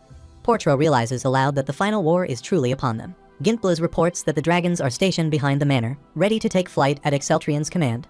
Exceltrion instructs that scouts be sent ahead, while the rest are to accompany him to the dimensional gate to make a direct advance toward their destination. Turning to Nili, he entrusts her to lead the way. She accepts the responsibility with unwavering resolve. As Exceltrion looks over the massive army now standing behind him, he reflects in disbelief. Never in the original novel could the character Exceltrion have imagined commanding such a force. What once felt like fiction now reveals itself as another reality. He understands that losing this war would not just bring a tragic ending to a story, it would mean the end of everything. Clenching his fist, he makes a silent vow to save this world with his own hands, for the sake of his people, for peace, and for a future free from despair. He then raises his voice, shouting for all to hear. He tells them that they have spent their lives basking in the glory of the sun, so it is only natural to feel uneasy in this desolate realm of dust. He warns that foes that are more terrifying than expected may appear, and the unknown may unfold before them. But he reminds them that this is no different from what they have already faced on the surface. The only change is the identity of the enemy. And so, just as they always have, they will win again. He declares that though they once fought under the sun, now it is their turn to shine. He urges them to raise their swords, to march forward not just for themselves, but for their comrades and for the peace they will bring. He tells them they are not alone, and there is no need to look back because their emperor, Exceltrion, stands with them. In unison, the entire army raises their swords high before him, the air pulsing with unity and resolve. The leader of the Devilians receives word that the Emperor is on the move. Information from Livendia confirms that Exceltrion intends to strike both Livendia and Exizo simultaneously. The leader notes that even specimens below the combat threshold will likely engage, and he orders verification of how much the chaos coefficient increases from a minor battle. His forces report that all skull armors are now deployed, and both cities remain aligned in their ultimate goal, the advent of evil. The leader emphasizes that the chaos coefficient must rise as much as possible. Meanwhile, a massive skull armor launches an attack on the battlefield, forcing soldiers into defense. Goth immediately warns the others to stay alert, recognizing the wide range of the enemy's attack. As he intercepts the skull's strike, he calls out that its rampage ends now. He acknowledges that such an opponent would have overwhelmed the old version of himself, but that version is long gone. With a powerful counterstrike, Goth causes the skull armor to lose its grip on its weapon. Seizing the opportunity, Karls catches the weapon mid-air and drives it through the enemy's core, neutralizing it. Goth then tells Karls that they will hold the perimeter while he proceeds as instructed. Karls agrees and rushes off. As he moves forward, Karls recalls Exceltrion's earlier words. Their enemy's leader is hidden underground, and nothing should be left alive there. He had been warned not to engage or even disturb the leader. Karls mutters to himself with quiet resolve that the Emperor should already know failure is not in Karls' vocabulary. Portro spreads his attack through the air, defeating a large number of skull armors. The Duke of Wrath remarks that this battle is far more entertaining than the previous one. The Duke of Envy voices a concern, noting that the Devilians typically scatter their forces during battle. The Duke of Greed agrees, observing that the current enemies seem unusually easy to deal with. The Duchess comments that it almost feels like the enemies are intentionally rushing to their deaths. The Duke of Gluttony adds that they must be terrified after witnessing all the demon dukes assembled in one place, and urges the others to validate their fear with overwhelming power. Gintblaz concurs with the Duke of Gluttony, stating that this is uncharacteristic behavior from the Devilians and questions what they might be hiding. Meanwhile, Karls reaches the Devilian basement camp. Spotting a large operational cylinder, he wonders if this is the path Exceltrion mentioned. He thinks it seems flimsy enough to break with a single strike and decides to destroy it and leave quickly. Just then, a skull armor enters the area. Upon detecting Carl's, it begins analyzing him, noting his unusual composition, initially guessing vampire, then correcting itself to shapeshifter, but ultimately concluding that his mind is governed by human thought. The creature finds this combination fascinating and expresses a desire to immediately place him on the operating table for experimentation. Carl smashes the operating cylinder, reducing it to shards. With defiance, he asks the skull how it feels to see its precious root thingy destroyed, adding that its attempt to stall for time is now useless. The skull, however, responds with unsettling calm, remarking that this outcome is actually far more efficient. As it glances at the chaos meter, it notes the level is currently only at 68. Carl's comments that there's still time before it hits 100, and wonders aloud why everyone seems so frightened. The skull then questions Carl's assumption, saying 100, and reveals something far more sinister. It claims they never intended to slowly raise the chaos coefficient to 100. Instead, once they resolved to revive evil, their goal was to discover a method to spike the coefficient to 100 instantly. Initially, Skull admits that the conditions to do so were nearly impossible. However, the situation changed drastically when the Emperor gathered all the Demon Dukes. That gathering, it claims, has provided the perfect condition to accelerate the chaos coefficient to its peak.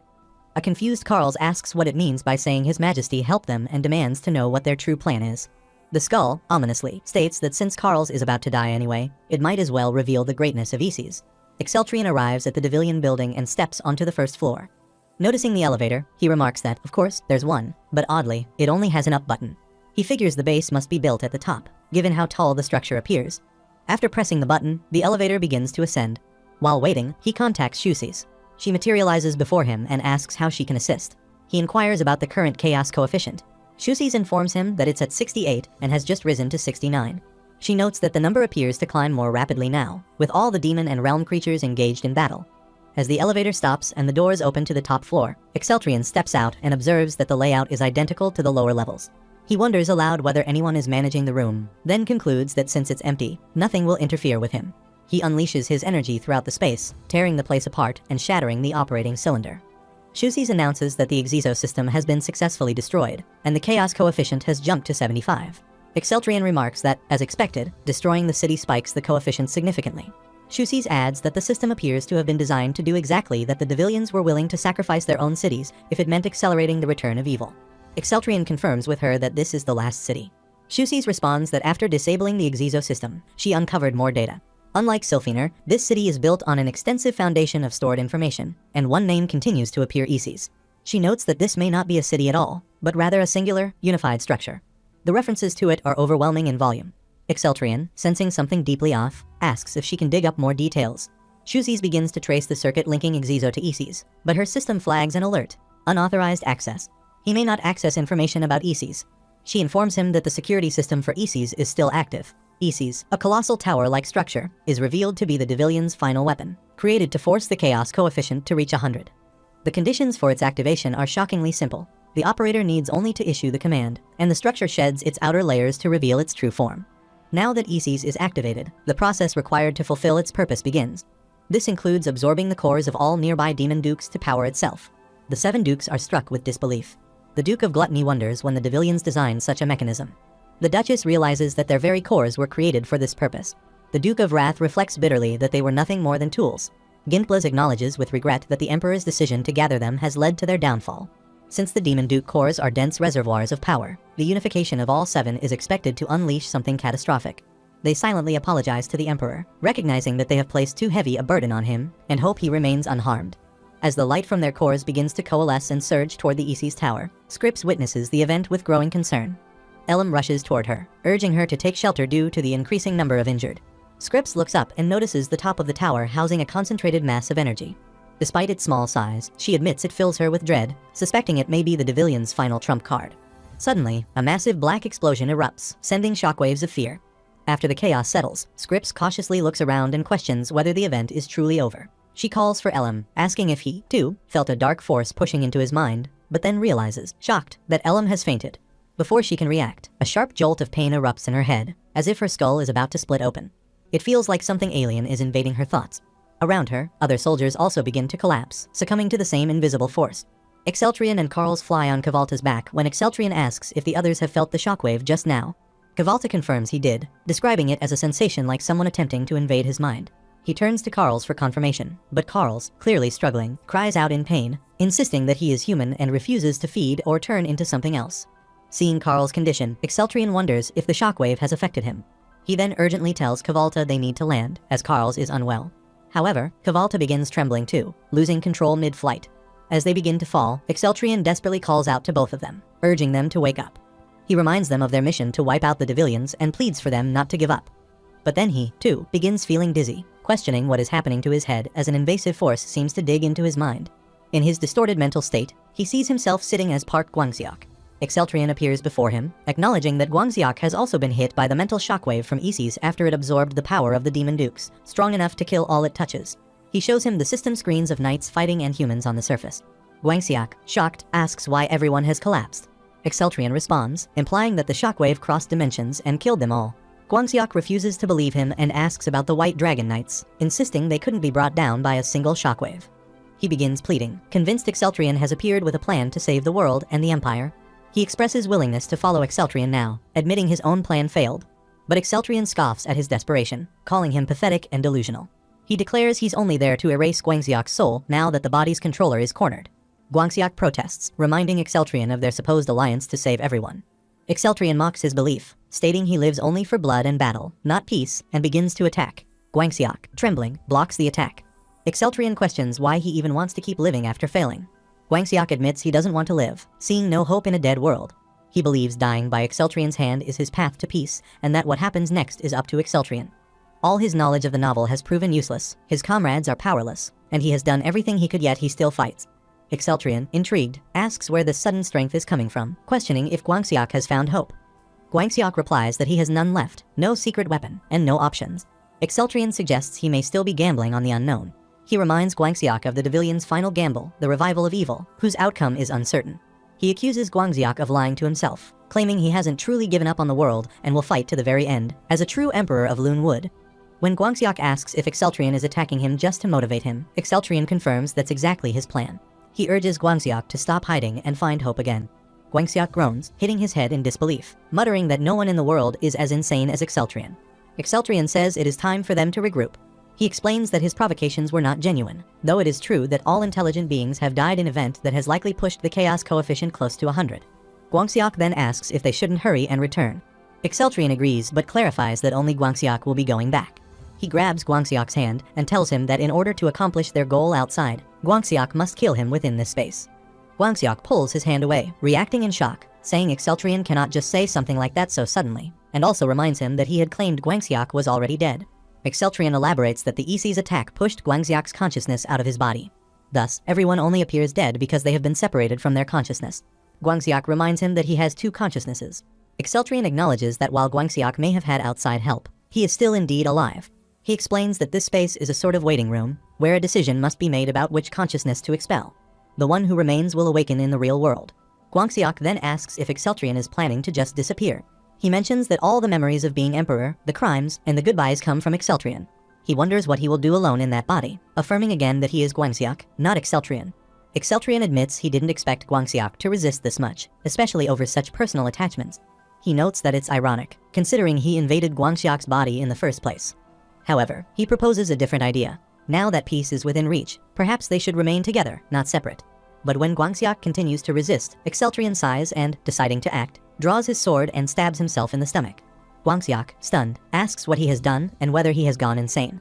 Exceltrian responds that it was through Guangxiok that he learned hope. He explains that while he once craved only blood, he has come to appreciate nature, companionship, and the idea of choice. This act, he says, is his way of repaying Guangxiok for all he has received. Guangxiok insists he never taught him anything, he was only being himself.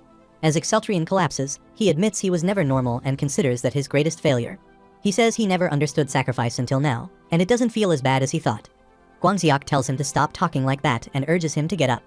But Exceltrian calmly continues, saying that just as his father crowned him emperor, he now relinquishes that position to Guangxiok. He reflects on their shared battles and loyal comrades and says that Guangxiok is the only one he trusts with this role. He declares that while his true self may vanish, Guangxiok's spirit will carry on in his body. He tells him he will only truly die if Guangxiok forgets him, so he must remember him for the rest of his life. Guangxiok quietly responds that people would think they were really close if they heard such words. Still, he promises to remember him until his own dying day, remembering him as the mad emperor who once lived within him.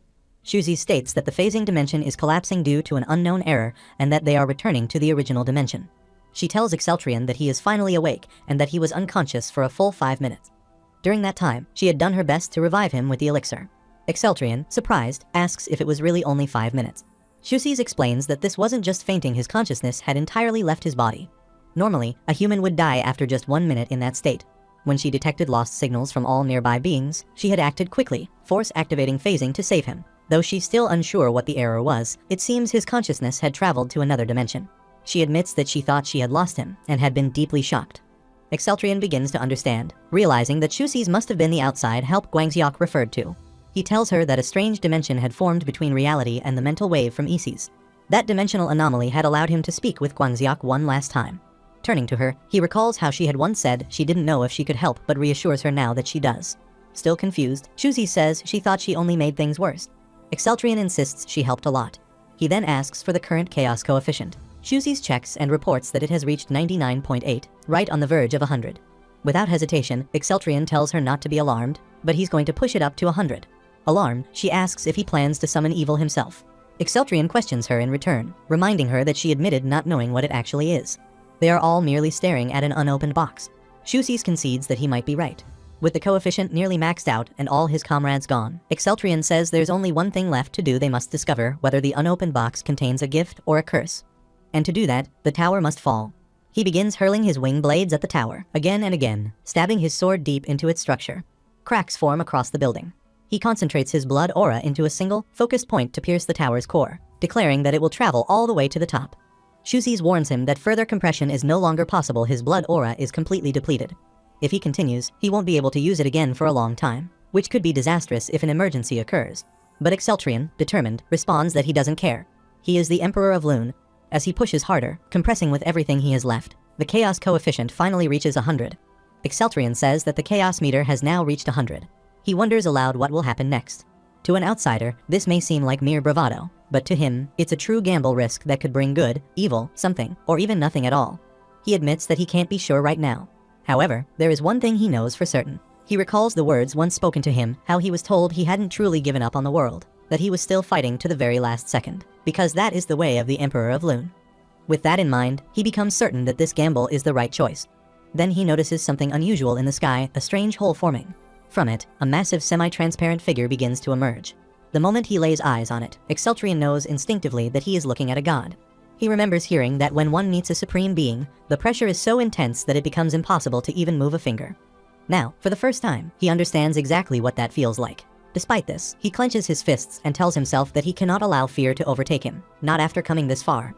The god addresses him, referring to him as an unknown great being, and questions whether he is evil incarnate. The god continues, asking if he should be called chaos, destruction, or annihilation. When the god learns that he is perceived as evil in this world, he assumes that a certain thing must be approaching to destroy him, the so-called evil. Suddenly, a massive weapon appears. Shusis identifies it as the Devilian's final strike, the ultimate weapon they had developed to eradicate evil. A huge explosion follows, but Exceltrian remains unharmed. Debris begins raining down toward him, yet a mysterious force field protects not only him but everyone on the ground as well. He is bewildered by its power. The god then speaks again, stating that he is the one who spreads the providence of the stars and cosmos. He declares himself a messenger invincible, untouchable, and beyond surpassing, and commands those present to accept this truth.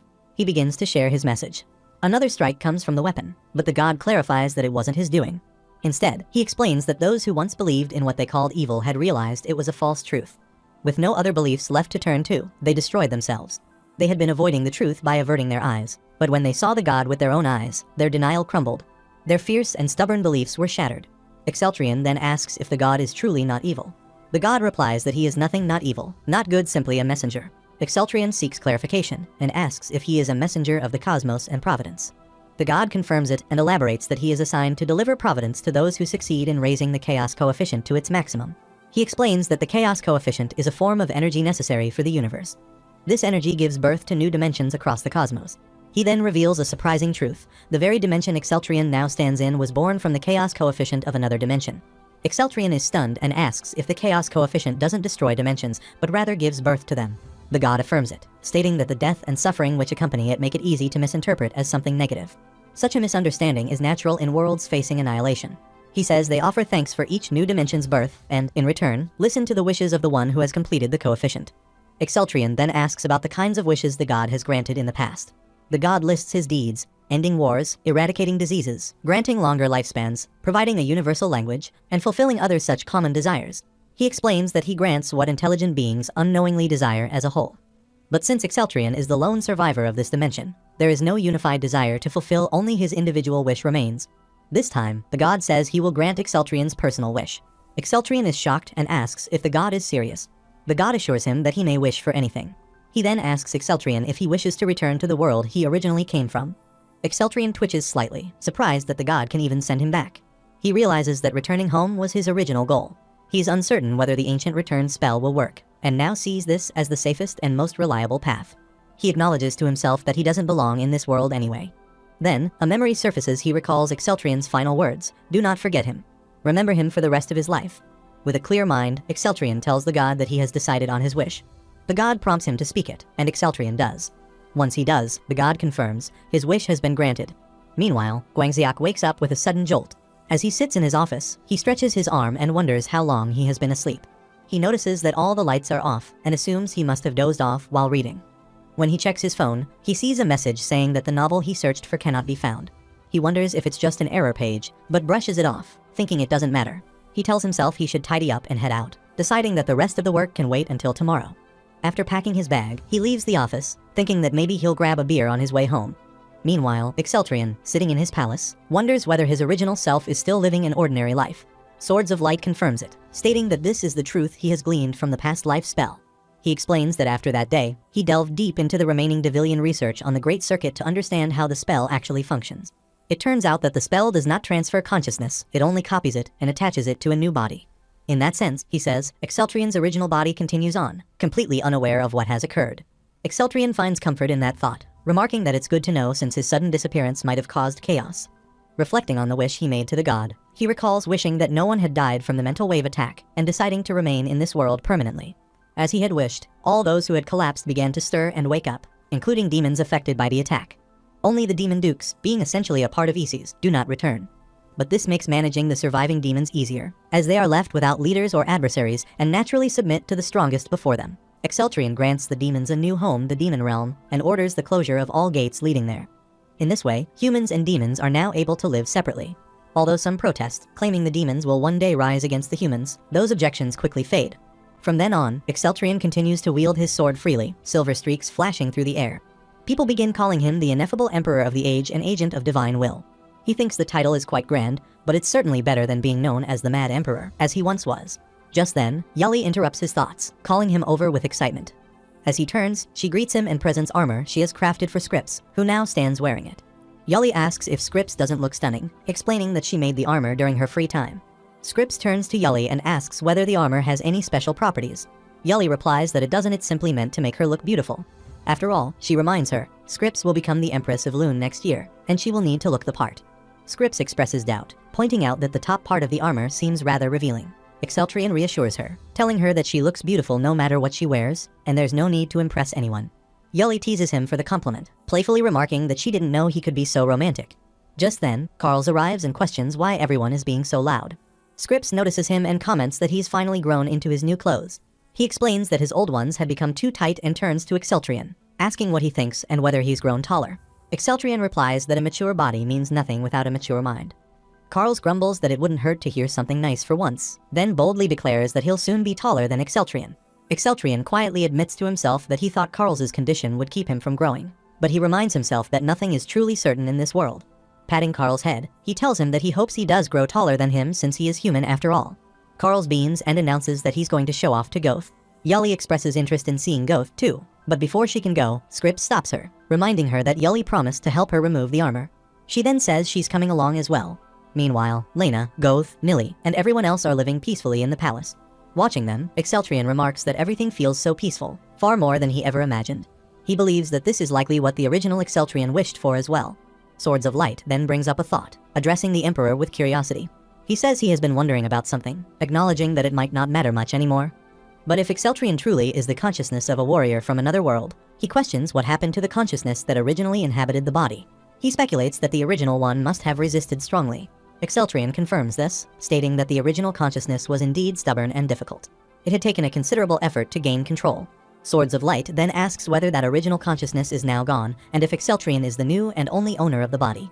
Exceltrion explains that the original one is not gone. That part of him remains within this body and within his memories. However, he says, claiming that the original is still present feels a bit strange now. He no longer sees a need to separate himself from that former self. In this world, he declares, he is Emperor Exceltrion of the Lune Empire, and he asks if that is understood. Sword of Light replies with respect, affirming it clearly. Exceltrion then reflects aloud that he was both the one who made the sacrifice and the one who survived. He vows never to forget that truth and promises to look toward the future with that reality engraved in his heart, just as both he and the original Exceltrion had wished.